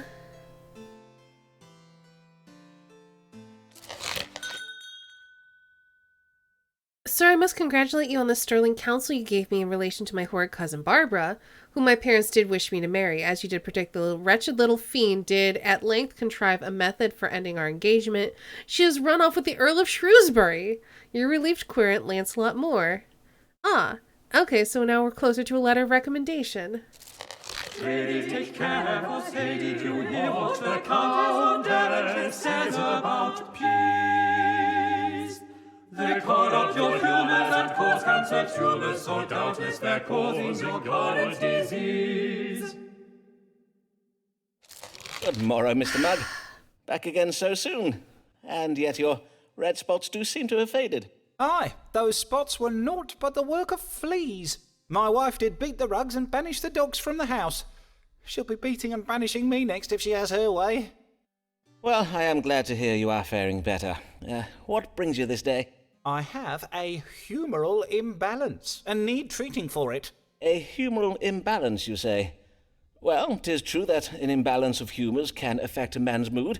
For instance, an excess of black bile, which is a cold, dry humour, can provoke feelings of melancholy, whereas yellow bile is hot and dry. I thank ye for the explanation, Dr. Foreman, but I did learn all about humours when I took supper with my friend Mistress Ollingworth. She has a humoral imbalance and takes medicine for it. Hence, I am come this day for medicine to treat my own imbalance. I see. And what mental symptoms are you experiencing? Any unusual or troubling feelings? Aye, very troubling. Why, I find myself a fretting and a pacing all the day long. Even my wife has remarked upon it. Anxiety and agitation. Pray tell, did these feelings begin before or after you spoke with your friend Mistress Ollingworth? Let me see now. After, methinks. Aye, after. Why? Does that matter? Yes, quite possibly. But let us see what these stars do have to say. What humoral imbalance does ail my querent, Nicholas? Where's the one that says he's a hypochondriac?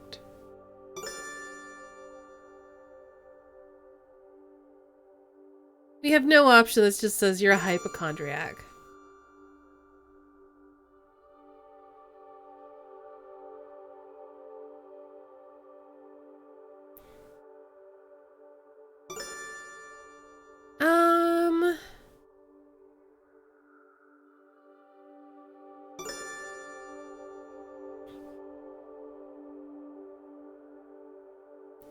Mildly choleric. symptoms of anger, impatience, and irritability. He did say he was pacing. I'm gonna go with that one. I don't care. I don't care anymore about you. Have you a diagnosis yet? This day I am to dine with Mistress Ollingworth, and I wish to tell her all about it. Aye, 'tis done. You have a choleric temperament, brought on by a minor imbalance of yellow bile. It does often induce feelings of irritability and impatience in the sufferer, and in severe cases, it can provoke outbursts of anger. I see. How verily interesting. We must counter the excess of this hot, dry humour with wet and cooling elements. Take this powder of violets and salt and boil it in some water. Then you must drink the infusion once it is cooled. I thank ye for this medicine, Dr. Foreman. But may I trouble you for twice the dose of it? For if the symptoms be what you say, I think my wife had best be taking it as well.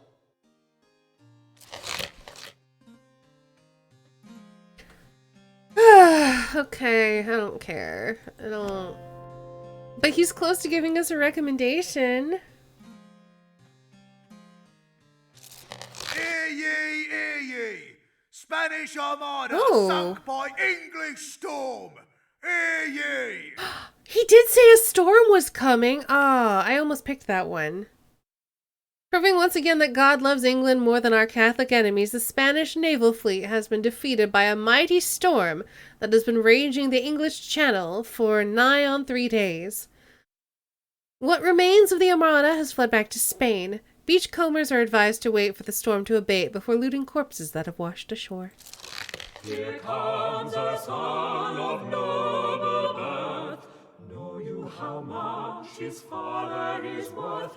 For such a boy advantage is bought, entitled to much, deserving of naught. Didn't that actually happen? Probably.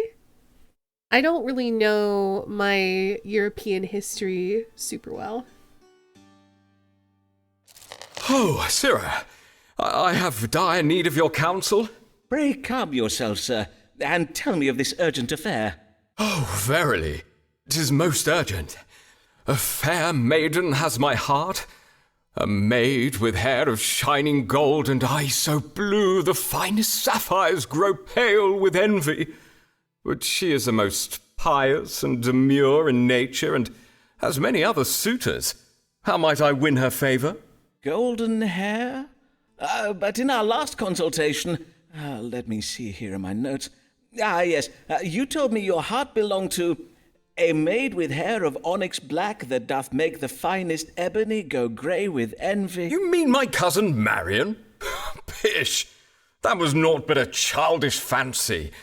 I bid you, Foreman, pray focus on the matter at hand, for if you do not help me win my true love's favour, my bursting heart will tear asunder, my soul will wither unto... Aye, as you will. Let us see what guidance can be had from the stars. How may Lancelot Moore win the heart of this golden-haired maiden?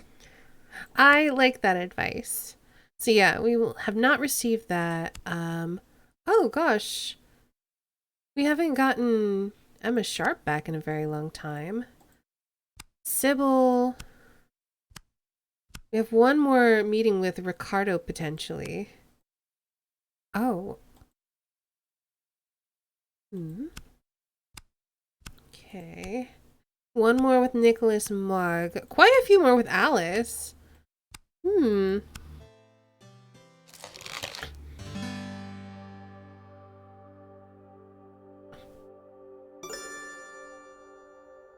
He can't. Avis is mine? Oh my goodness, what if it is Avis?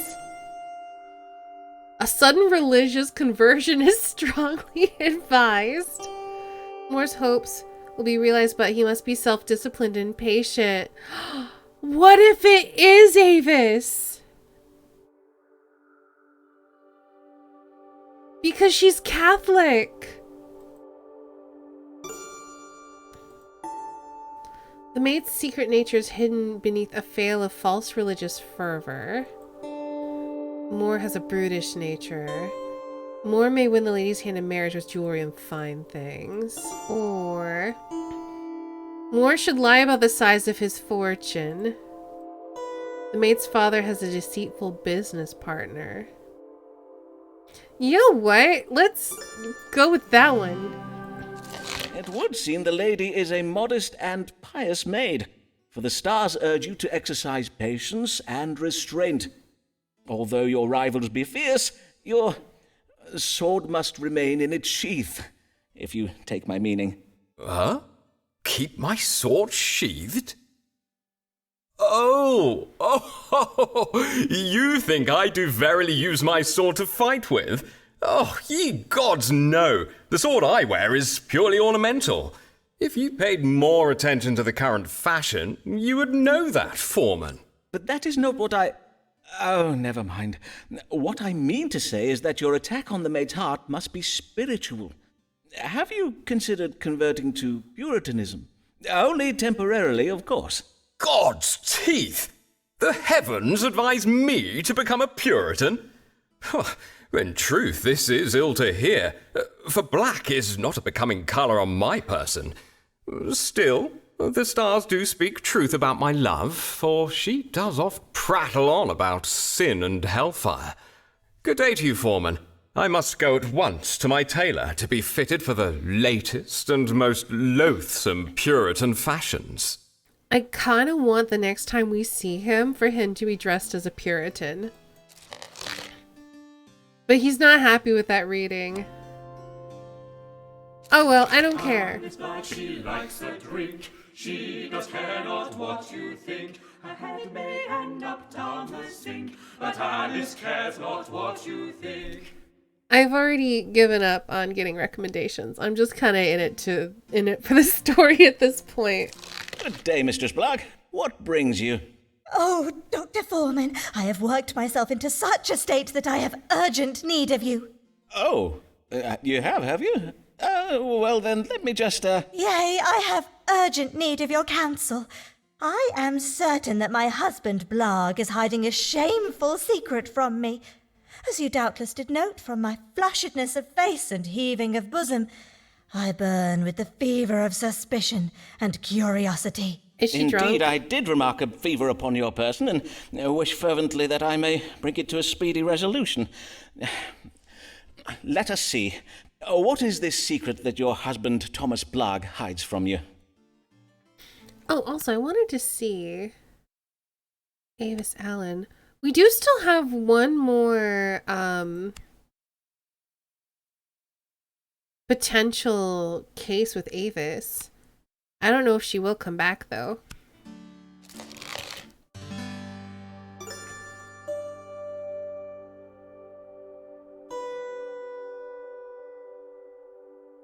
Okay, that's not it.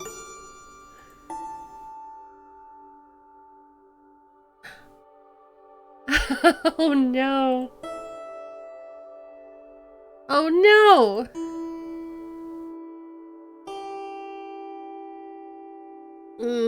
What's option C? A religious romance? No, okay. I fear the secret your husband hides is a sudden transformation from wealth to pauperdom. For he has been careless with your family's finances by making a series of bad business investments. Lawks a mercy! That boiled-brained chump has ruined us! Upon my virtue, I can hardly bear to think on it. Nay, I cannot even! Say, is that medicinal wine I spy on the shelf behind you, good sir? Prithee, pour your patient a dose of it. Simon makes a fine figure when he reads the stars wisely. Mayhap I stay a while and take wine and a little else with him. Why are we like this? Why are we like this? Why do we, okay. Of all the vices, why must my husband choose greed? A drunken fornicator gives a wife far less trouble than a gambler. Oops, I clicked off the game.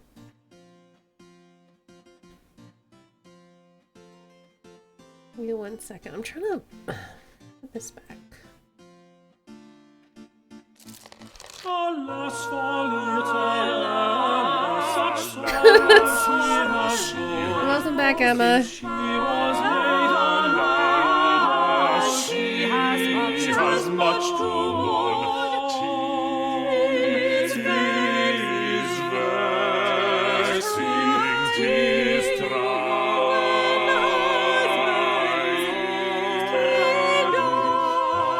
Alas, for Lady Emma, such sorrow she has borne.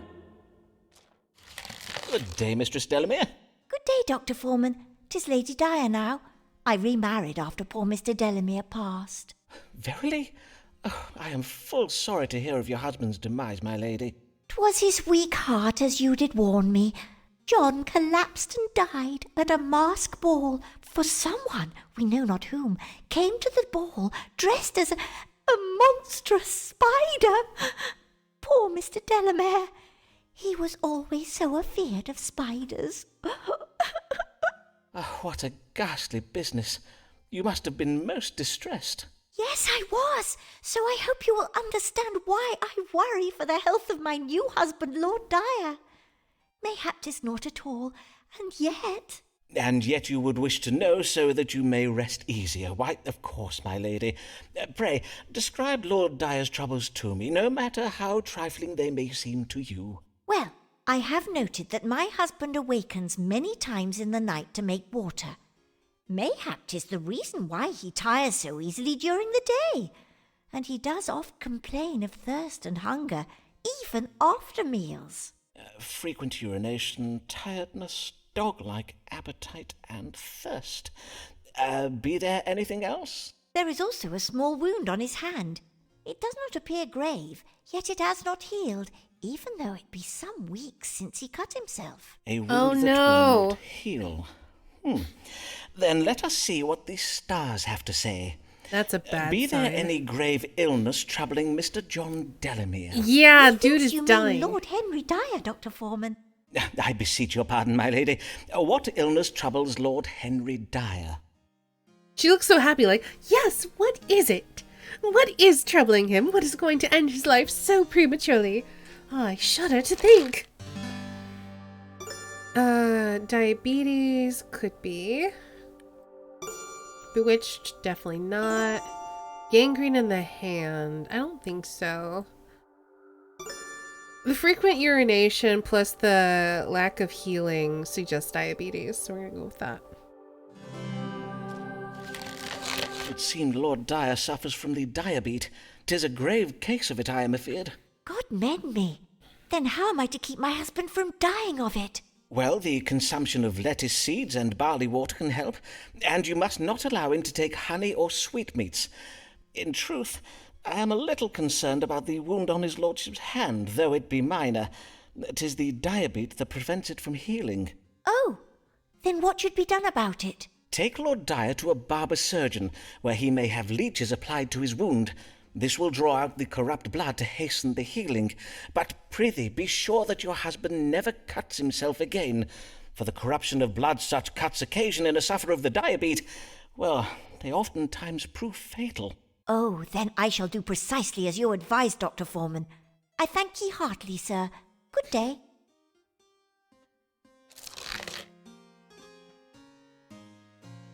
Okay, well, at least we're probably gonna get a recommendation from her. Like honey, sweetmeats, cuts. She's gonna murder him. Here comes Oh! She must have fallen still. Why else would she have come here? Mayhap she's gravely ill. I'm gonna be honest, I didn't think we were gonna see Avis again. Good day, Mistress Allen. I hear a child was lately born to you. I trust he is well? Yes, indeed. God has favoured us with a healthy boy. He is a true blessing to Mr. Allen and me. And we pray he remains so. That is, that this child remains in good health. Oh no, Avis. And as I do ail of something, normally I would not have come, but methinks 'tis best I am treated, for the sake of Marmaduke, lest he take ill from me. Oh, honey. I see. Then pray describe your troubles to me, Mistress Allen. Well, in truth, 'tis but a cough, but indeed at first I thought 'twas naught but a chilly cold, but 'tis many weeks now, and it lingers still. Forsooth, I am afeard it does grow worse. Many weeks, you say? Aye, that is most concerning. Let us see what the stars have to say. I'm so what ails worried Mistress about her. Avis Allen, and how may she be cured? We have two options. Mattering in the breast. I don't think that that's right. Unless the... Well, that's the ruler of the lungs, though. So, mattering in the breast, I guess, could be, like, pneumonia or something. No, we're gonna go with this one. I don't believe in witchcraft. Before I complete my judgment, madam, I must ask a question of, medical relevance. Who is the true father of your... God mend me, Simon! You would plague me with your suspicious fancies even now, in my very hour of need. Have you no thought for my son and my... I am full sick of your jealous delusions. Oh, verily, I should never have come. I will bid ye good day now, Simon. But would you not wish to know what ails you? Indeed, I would. Which is why I will be finding myself another doctor.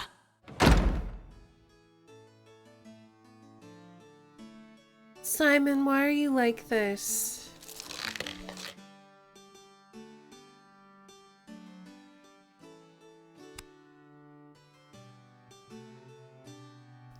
I kind of don't want Simon to succeed.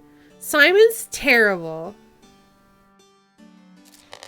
When the story seems both crucial facts left untold. When the story seems both crucial facts. Oh, hey, look, it's Shakespeare. Welcome back. Ferraro, Signor Ferraro. Good day, Signor Ferraro. How may I do you service? How may you do me service, huh? 'Tis a question, is it not? I do hear you offer many different services, huh? Not just in medicine, for you are a dottore of a special kind. One who gives answers to all the problems, see? Oh, he's so mad. Signor, in my practice, I endeavor to treat the whole man. Mind, body, soul, the location of his missing household items. All are connected at a holistic level. I take it this time you are come about a problem that does not pertain to a bodily complaint? See, tis my mama. She does worry night and day. She say, Ricardo, you must go to the wise man who reads the stars and have him tell you what your future holds. I say, Mama, if it'll make you happy, I will go to Signor Foreman and ask him. I see. And is there any particular reason for your mother to be thus concerned? Be you faced with some kind of imminent danger? A particular reason, you say? Nay, signor, she needs no reason to worry. Mia madre is an Italian mama. Ah, yes, of course. You see now, huh? She is not like these London mamas who make the children live in a cupboard with the dog. Well, then, mayhap the stars might offer your devoted mother some comfort. What does the future hold for Riccardo Ferraro and his mother? Uh-huh. Alright, option A. Not being honest as soon as deceptions may be discovered. Undergo a sudden transformation. An authority figure who holds a position of responsibility at a learned institution. That doesn't seem right. A young man who is in a relationship with Signor Ferraro's mother is a hypocrite who will betray her. Wait. Ferraro will one day inherit an agreeable sum from his mother. Frugal. No, I'm gonna go with A. A seems more interesting. Let's go. I am afeard these stars reveal information of a most disturbing nature. Verily? Aye. When you first came to me, you did tell me that you worked in trade. And yet my chart very plainly indicates that you are an authority figure, connected with a learned institution over which you hold a position of responsibility. Indeed, it would seem that you are not who you say you are. Do you deny it, Signor? Oh, Sirrah! You would accuse me of calling myself something I am not? Look at you, Sirrah, a charlatan who would call himself a doctor. You are naught but a pretender. Fie, sir! It is you who are the pretender, for 'tis clear you are not the merchant of Venice you pretend to be. Who are you? What is your true name, sir? You will know it in time, Sirrah, for we shall meet again. I bid you good day, Dr. Foreman.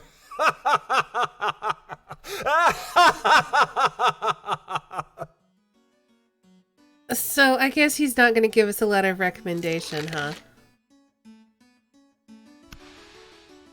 Nope. I now have all the information I need for my report. Sir, it was with much sorrow that I write to inform you of the death of my dear wife Avis these past 2 days past. Her new doctor could not save her, even though he held a medical license and was thus highly skilled. Although you are no longer my wife's doctor, I'm grateful for the kindness you've shown Avis over the years, and I know she was too. Indeed, she spoke of you in her final words, saying, "Oh, Simon, forgive me, Simon," or something of the like. Doubtless this expression of guilt was in reference to a bill for your services that she had not yet settled. How like my poor wife to have been thinking of her obligations to others until her very last breath. I enclose this with missive the sum of 1 shilling and beg your forgiveness for late payment. Your most assured friend, William Allen. Simon, you are a shit. Weep not for wipe away thy tears, for you and Avis shed good years. Waste no hours on earth and shame. 'Tis time to find someone to blame. But why did you not let me save you, Avis? Why did you entrust your precious life to another doctor? It's your fault. An ignorant impostor who knows not how to read the stars to judge an illness. Oh, my beloved Avis. Why did you die before I had the chance to?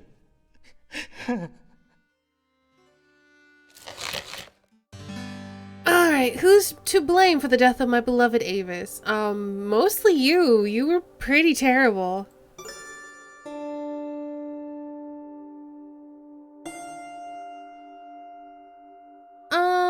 Leaning towards A.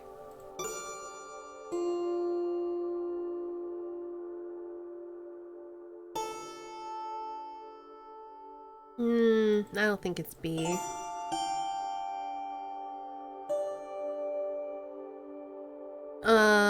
Nope. So 'twas I. I am to blame for Avis's death. If only I had not driven away with my ill-tempered, unkind accusations. Would that I had turned my thoughts to her illness and away from my own selfish needs. How will I ever forgive myself? Be less terrible. Be less terrible. When you are shook by no, go away! Says that you might have some remedy. See Dr. Foreman, be sure to inform him you have it on very good authority.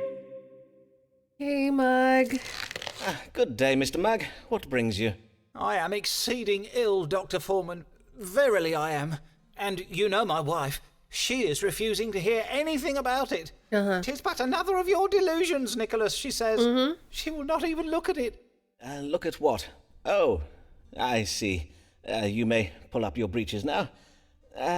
Pray let me examine you more closely. Raise your chin, if you please. Now, loosen your garter and remove your stocking. I am afeard this verily is grave. Most grave indeed. 'Tis? Verily? I believe so. But we must have it confirmed by the stars.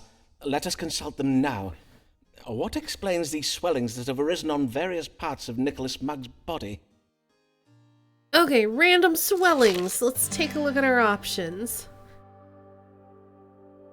I'm glad you're having fun, Rex. Scrofula, a disease characterized by swellings and nodules around the lymph nodes and the knees. Or the plague.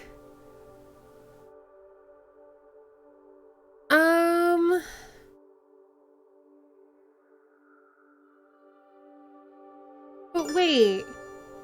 Yeah, we took off his stockings. So I feel like it's gotta be scrofula because it's around the legs and stuff.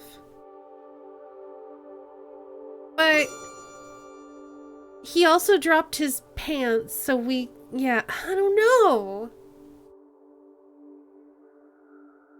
Don't be sorry, just do better so you can avoid having to be sorry later, at least when it comes to the things you keep messing up on. I know, right? Just learn from it for once.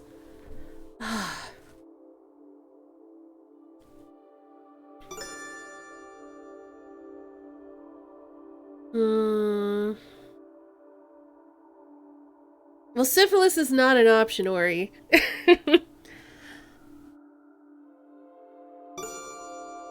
I wish we knew where the swellings were. I know that we looked at his legs and his groin. I'm gonna go with this because we looked at his leg. I don't care. You have scrofula, a disease commonly known as the King's Evil. It is very grave, but worry not, for I have a cure close at hand. Ah, the King's Evil. 'Tis the ailment that may be cured by the placing of royal hands upon the neck. Oh, you do not mean to say that Her Majesty the Queen herself is at this very moment... What? No, of course not. I was referring to my famous strong water. A moment, if you please, while I retrieve it from my cabinet. But, sir, unhand it, sir. The dosage is very precise. You must not... nay, not the whole bottle. Ye gods, man, what have you done? Methinks I am dying. Oh, woe. A fatal dose. Alas, I am sorry for it, sir, but you were never meant to drink so much of it. Oh, may God forgive me. Nay, do not blame yourself, Doctor. Thank ye heartily, for at last all shall know, my wife, my friends, how wrong they were, and how I did speak true. William! Well, at least we don't have to deal with Mug anymore. Where is that feckless manservant of mine? William! Go forth and fetch the vicar!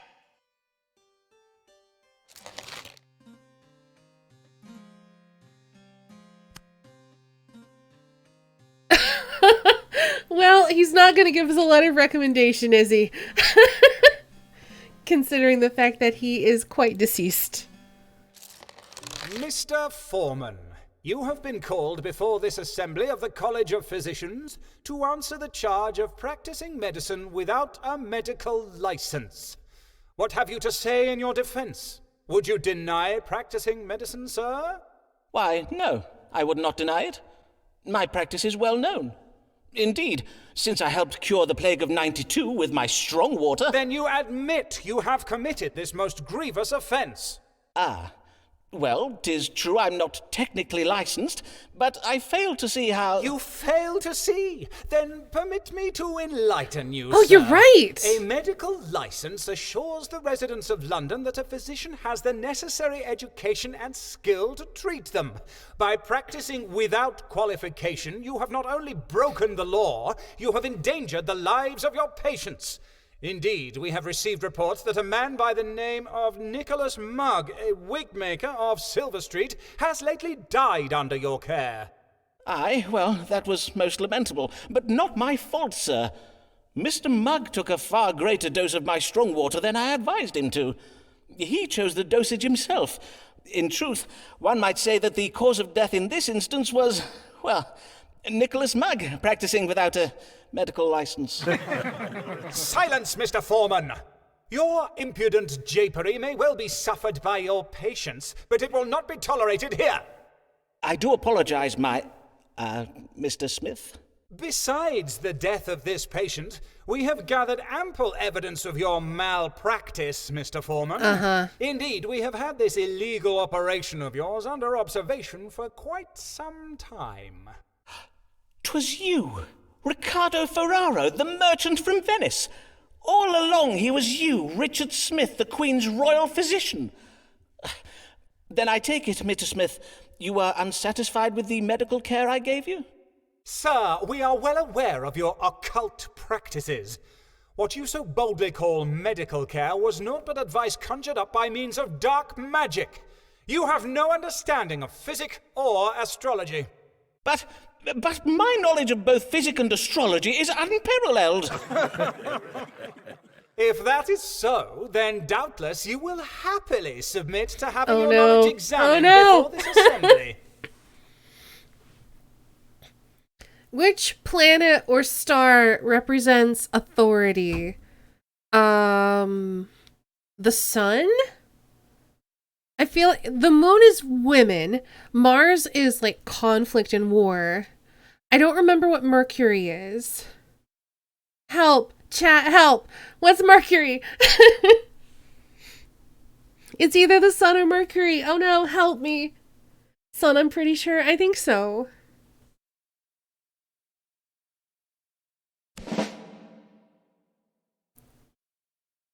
Men are from Mars, women are from... That's not astrology. Phlegm is... Oh no. Oh no. Okay, I think... Moist. And cold? Is phlegm cold and moist?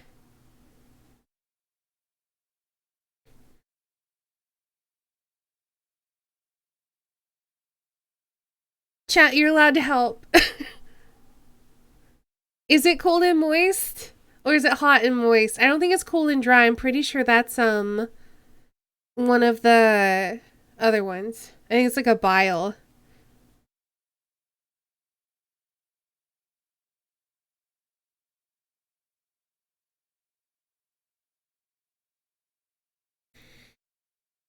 Cold and moist. Alright, we'll go with that.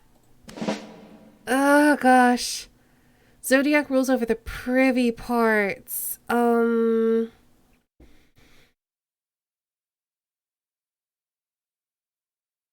Was it Scorpio?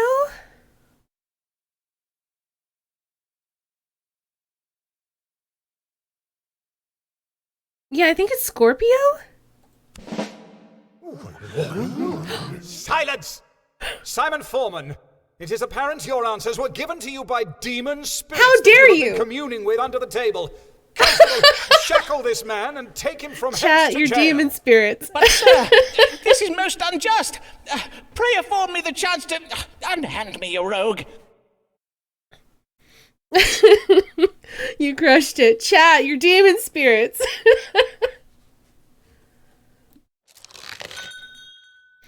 Sir, I am happy to inform you that I've secured a release from jail by way of my friendship with Mistress Maud Smith, wife of the president of the College of Physicians. We have contrived to have her husband believe that you enjoy the favor of John Whitgift, the Archbishop of Canterbury, and that the Archbishop plans to grant you a medical license. But whilst you will be free this day, our ruse will not hold for long. For Maud says the college intends to write to the Archbishop to warn him that you are a charlatan, and to urge him not to grant you a license. Your most assured friend and querent, Alice Blegg. Did any of us ever say we weren't? No. Alice Black, she feels no shame, and forsooth is she to blame. If we were her, we'd do the same. Alice Black, she feels no shame. Good day, Mistress Blagg. Before we start, I must thank you for having used your influence to help me resolve my recent difficulties. Say nothing of it. Those doctors and their College of Physicians. Naught but a band of piss-pot sniffing bullies, so they are. Besides, I needed you out of prison so that you might read the stars for me. I see. And what would you have me advise you on? What know you of Richard Bancroft, the Bishop of London? Not much, in truth. But I did attend the Easter service at St. Paul's. I found the bishop's sermon on the virtues of chastity and abstinence most compelling. Why, you know him well? Not very well as yet. I was seated beside him at an episcopal dinner Saturday last. We discoursed a while. Bishop Bancroft is a most charming man. But there was a moment when we did both reach for the brandy decanter. Our eyes met and I felt something. Ah, 'twas a spark between you and the bishop? You felt a certain frisson in the air? Nay, I felt a certain hand up my skirts, more like. Okay. His Grace put his hand up your skirts. Madam, may I say how... Save your congratulations, Foreman. The bishop's not in the bag yet. Hence why I am come to you. Now that I have piqued his interest, I would have the stars tell me how to secure it. Ah, then you wish to pursue an amorous affair with Bishop Bancroft. But what of your husband, Dean Blagg? Oh, do not speak to me of my husband. Thomas Blagg is not fit to secure his wife's future. He is not fit for many of his marital duties, truth be told. But you did warn me of Blagg's financial ruin, and for that I am grateful. Forsooth, I am glad I was able to be of service to you, Mistress Blagg. Speaking of such, let us press on with this day's readings, if you please. Of course, let us consult the stars. How may Mistress Blagg secure the lasting affections of Richard Bancroft, the Bishop of London? All right, 3 options. Option A, lie to the bishop telling him she is with his child. Commit adultery with the bishop while he is away from home. Changes her approach and exercise constraint. Good angels will help in her plans. Quiet, demure manner. I don't think so.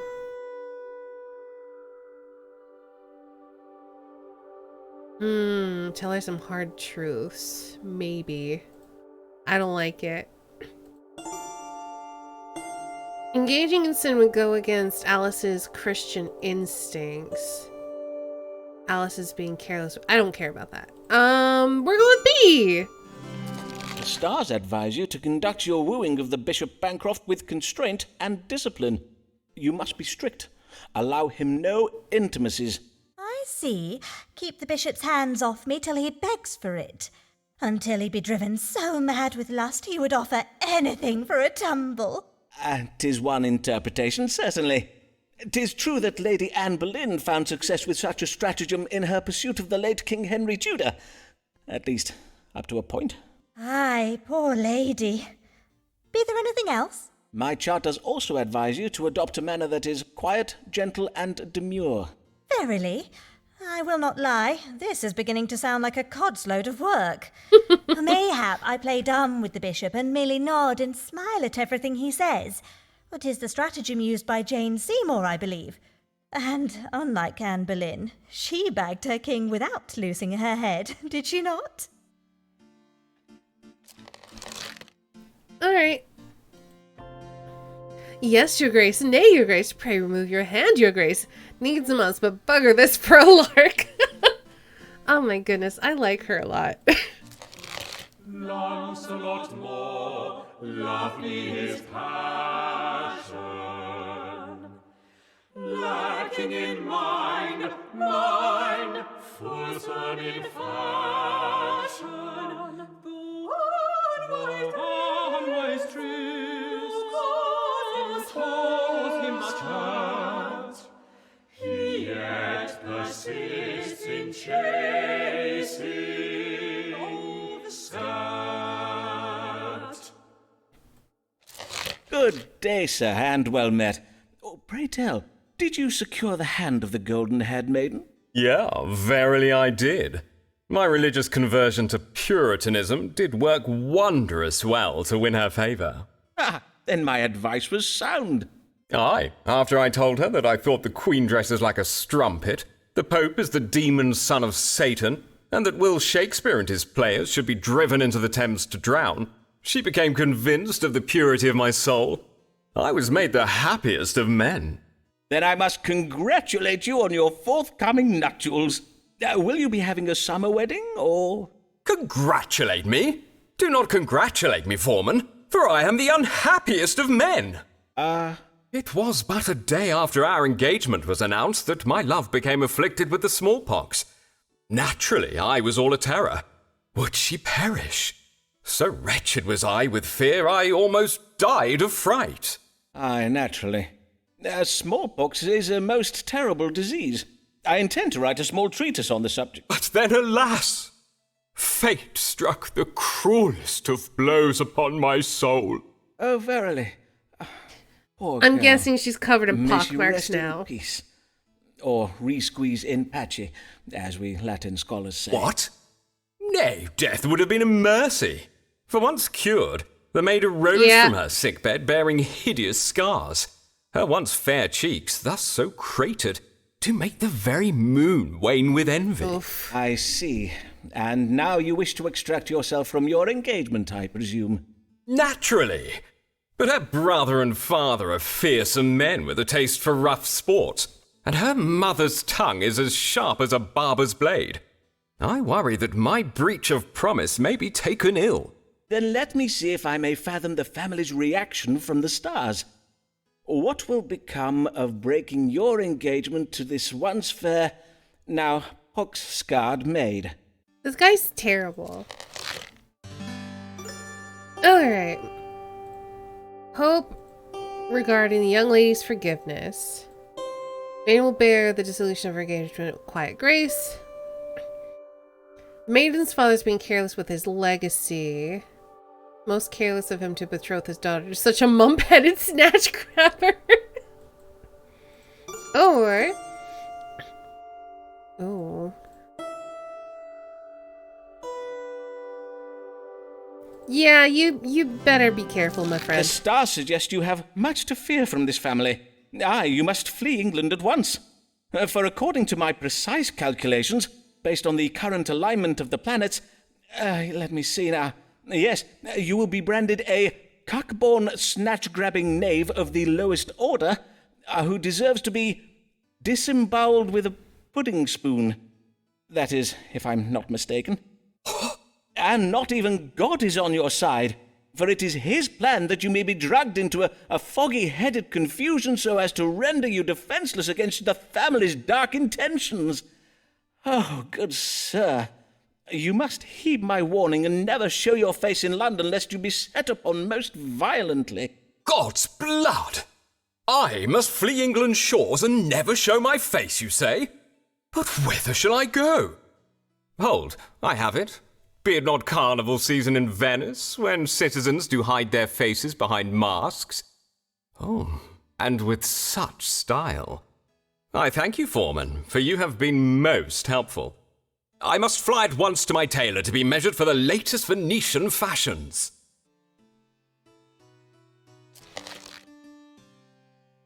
Okay. Well, we're getting close to another recommendation. It's not gonna be enough. There's so many not received. 1, 2, 3, 4, 5, 6, 7. We would have to get every single one of these that we haven't received. I don't think it's gonna happen.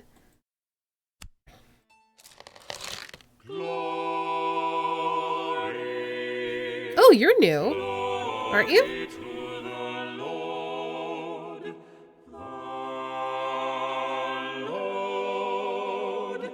Archbishop Whitgift, glory to the Lord in the highest position in the church, except for the Queen. Glory to the Lord, Archbishop Whitgift. Ho! Ho there! Be there anyone at home?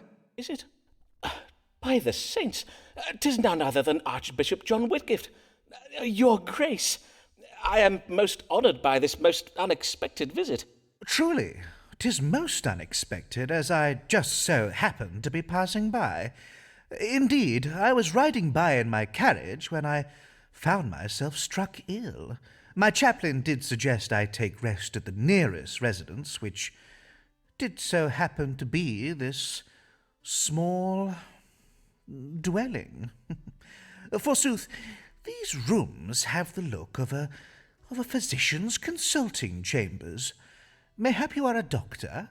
If that be true, then praise be to God for this happy coincidence. A most fortunate coincidence indeed.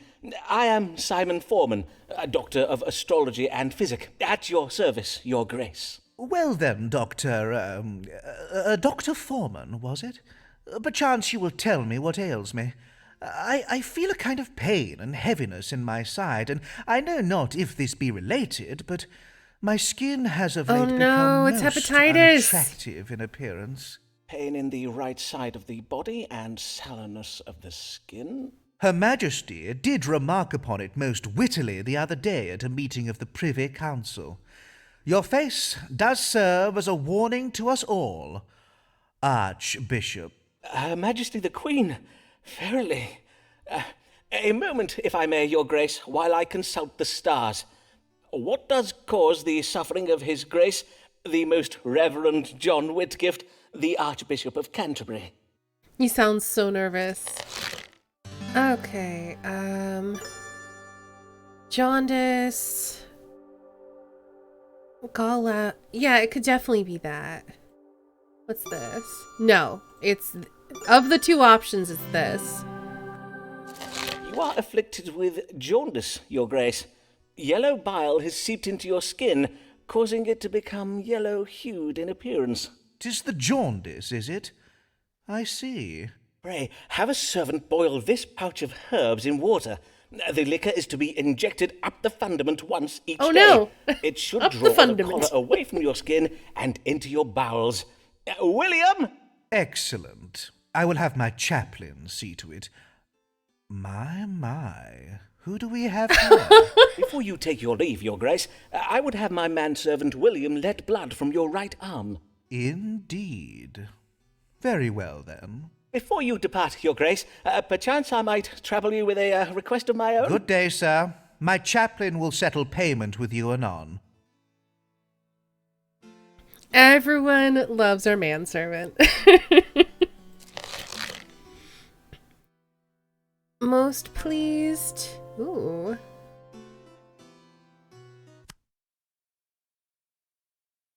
I don't see him on here, though.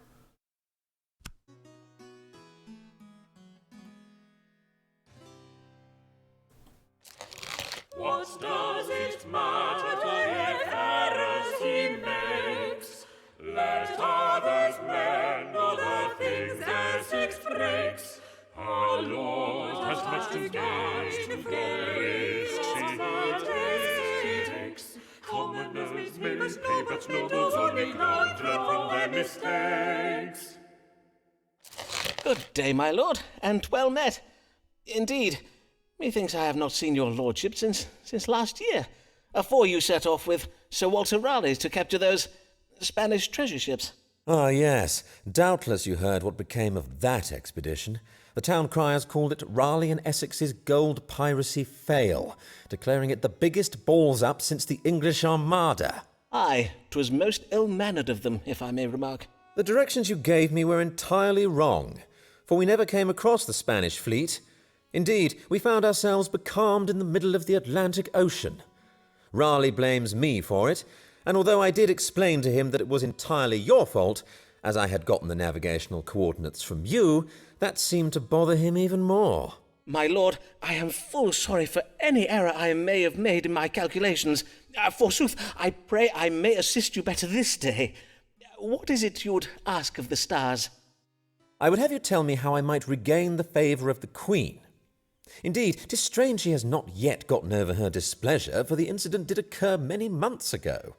And we had every intention of returning her warships, filled to the brim with gold, I might add. Besides, how in the devil's name were we supposed to know the King of Spain would choose that very same month to invade England? I have not the power to predict the future. Well, nay, but I have, my lord, if you had asked me to. Verily, 'tis not to be borne.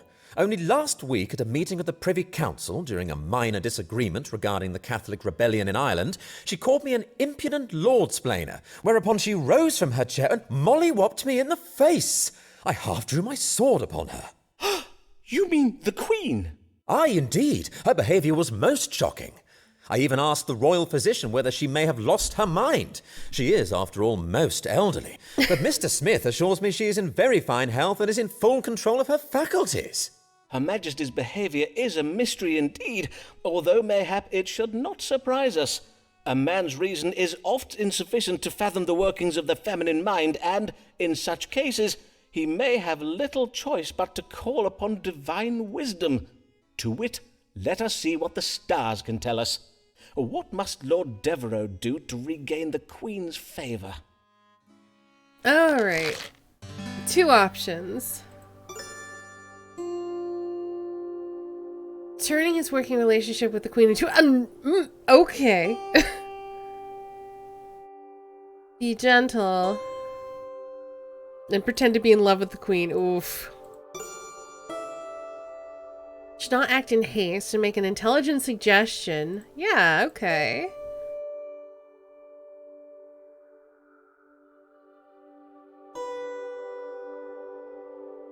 Yes, this one. To regain the Queen's favour, you must demonstrate your fealty to her, your loyalty as a peer of the realm who sits on her Privy Council. To this end, the stars suggest you offer to lead a military campaign to put down this Catholic rebellion in Ireland. Your lordship is, after all, a great military leader. What better man for such a task than the hero of Cadiz? Verily, 'tis no ill idea. 'Tis no ill idea at all. Yes, indeed, I shall offer to put down the Irish for her. Forsooth, how difficult could such a mission be? Yeah. I shall quickly defeat those fen-sucking muck-savages and be back home by Christmas. Yeah. Huzzah! Huzzah! Godspeed, my lord. I'm sure this will be fine. Yep. Well.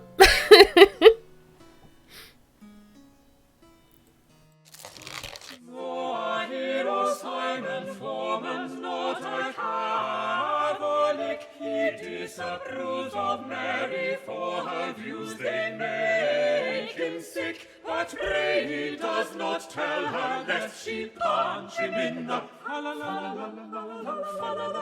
punch him in the This game is very silly.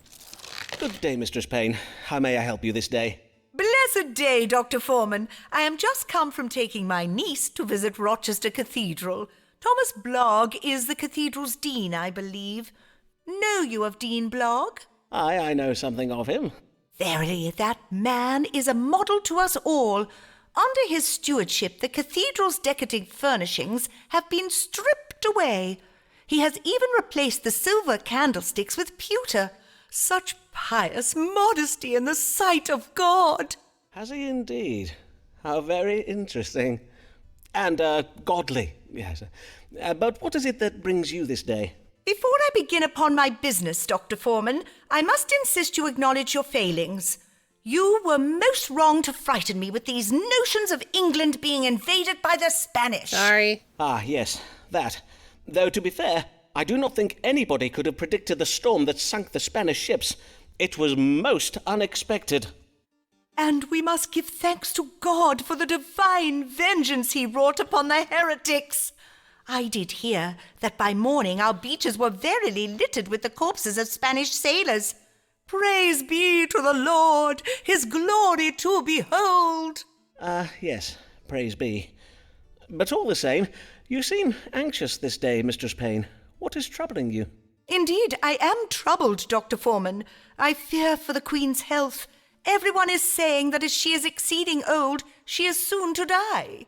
Ah, yes, I quite understand your feelings, madam.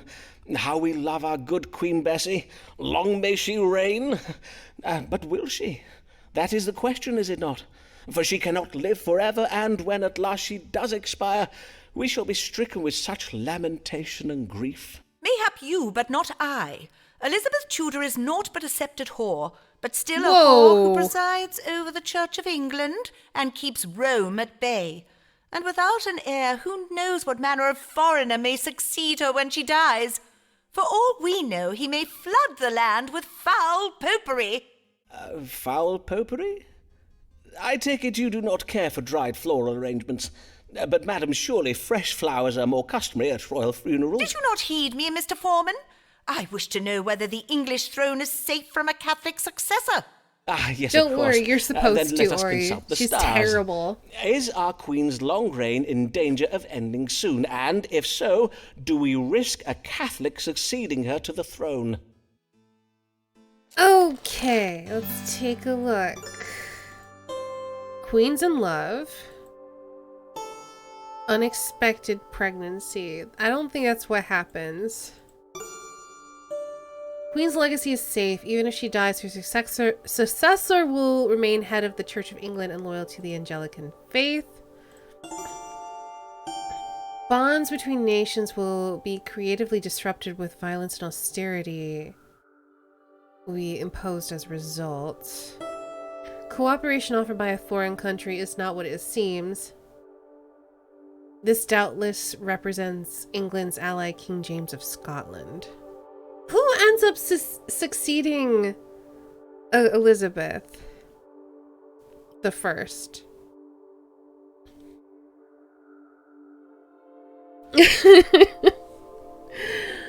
People who know history better than I do. Is she succeeded by a Catholic or a Protestant? I remember from the trash show about Mary, Queen of Scots, that she's Catholic, I'm pretty sure. Which is why she was such a threat to England. But I'm pretty sure she doesn't take the throne.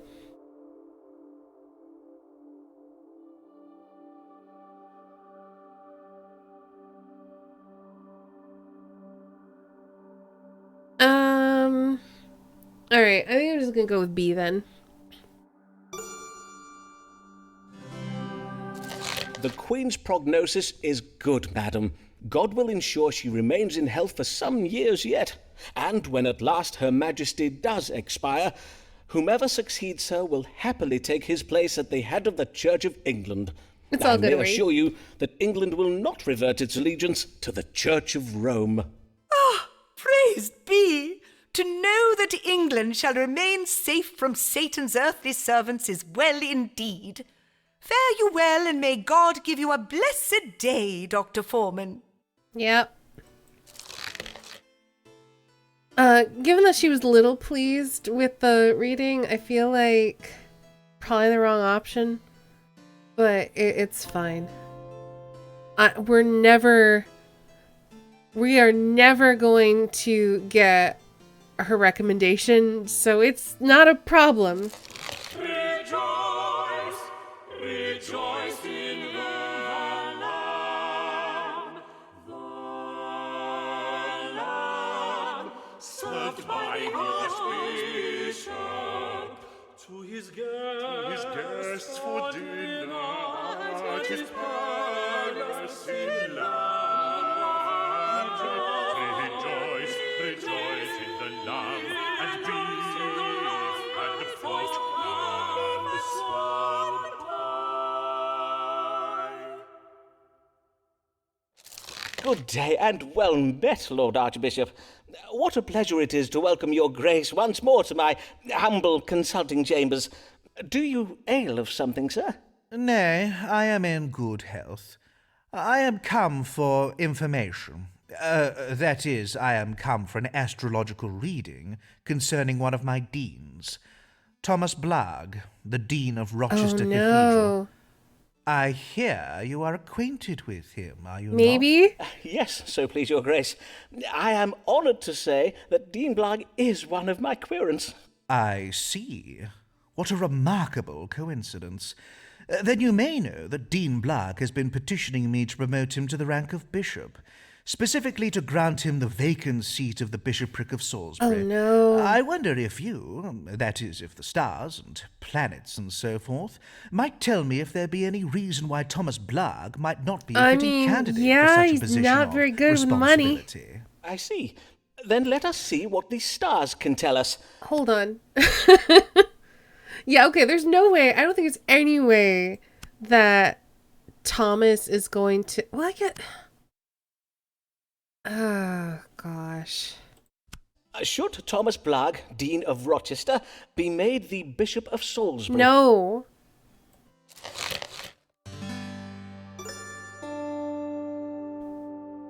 Oh, the querent is not an honorable man. Blagg is a... No.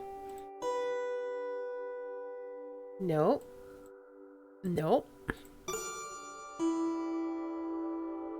Probably. Probably.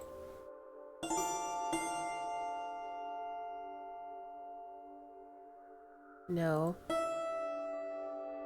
No. You must not grant Thomas Blagg the bishopric of Salisbury, Your Grace, for it seems Dean Blagg has been embezzling from the church. He has been removing cathedral furnishings, fine paintings, tapestries, candlesticks and the like, and selling them for his own enrichment, or mayhap to pay off his personal debts. Verily?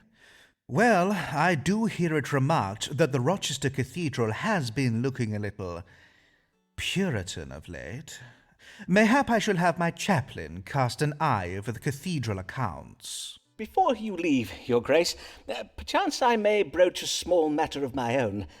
Methinks you have the power to grant medical licenses, do you not?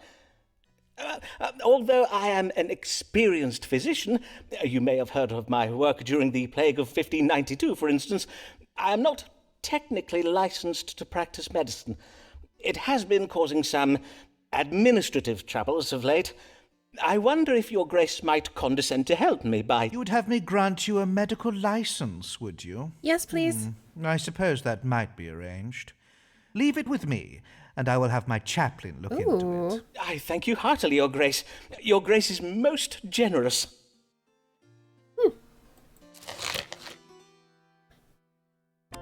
Okay. How much of this game is left? Hold on, I need to look it up.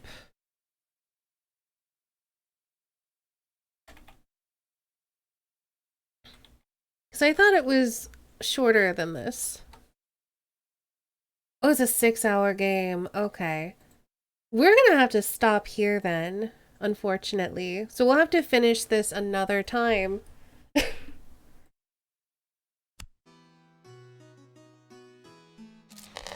Yeah, unfortunately, yeah, we're gonna have to stop here because I have to take a break before getting ready to play, what is it, First Class Trouble with people tonight. So we will come back to this later. It might be a little ways away. I don't know when we'll have time to fit this into the schedule again, but we will absolutely finish this. I'm glad you had fun, Rex. Yeah, let's go here. We're gonna go to the ending screen for now. Let me get some music going. I'll let you know what's going on, when you can find me next. We'll roll credits, all that jazz. So we will be back in a couple of hours, actually. We're gonna be playing First Class Trouble with some friends from Emporium tonight. We're gonna be starting either at 8:30 or 9, so an hour and a half to 2 hours from now, roughly. So we're gonna take a little break and come back then. It'll be some fun. But let's go ahead and roll credits because stream is ending for now. Thank you all so much for hanging out and watching while we checked out Astrologaster. I'm looking forward to coming back to this at some point. I don't have any moderators here right now, but Starrybot, thanks for being my bot. We got some resubs. Mr. Uppercase T, thank you so much for that resub, as well as April. Thank you both so much. So like I said, we'll be back in about an hour and a half to 2 hours with First Class Trouble doing the playtest in there. It is a deception game where we're on a spaceship trying to shut down the AI, but there are personoids that are lurking among us trying to kill us and prevent that from happening. So that's gonna be a thing. We will also be back tomorrow at 3 p.m. Eastern for an art stream. Thursday, we're going to be continuing with Fallout New Vegas. Gonna try to run Vegas, be the ruler of Vegas. Queen of Vegas. And then on Friday, I should be over on Snow's channel, so let me give Snow a shout out. Where we're going to be continuing our game of Dungeons and Dragons. It's our all-bard campaign called Tenacious D&D, where we solve problems often with the power of rock. It's very fun and ridiculous and silly. Afterwards, the plan is to do more Satisfactory. I haven't decided if we're going to be going into experimental because I guess the new update has rolled out on the experimental branch of the game, or if we'll just be continuing unstable. So we'll see. We might do experimental just because it could be kind of cool to see what different things have changed. And also, I haven't done any of the stuff that I think would break our game. So we might actually be able to check them out on our current save file, which would be cool. We'll see though. I'll let y'all know. And then I'm going to be off for the weekend. But we'll be back on Tuesday, where hopefully my voice will feel up to returning to Phoenix Wright Ace Attorney. If it's not, then we'll finish Astrologaster and then maybe do something else. I'll let y'all know. Let's see. Drop some links, I guess. And look for someone to raid for a bit. So if you're new here, I've got a Discord and a Twitter. Feel free to join my Discord and follow me on Twitter for going live notifications and all that good stuff. I have a Patreon and a store if you would like to check out my art. And then finally, I am a Humble partner. So if you're looking for another way to support the stream, use that affiliate link. I'm gonna send y'all over to Chan's for some cozy cooking vibes, I think. And then we'll be back in a little bit. And by a little bit, I mean like a couple hours. Thank y'all so much for hanging out and watching. Have a great night, and I'll see y'all again real soon.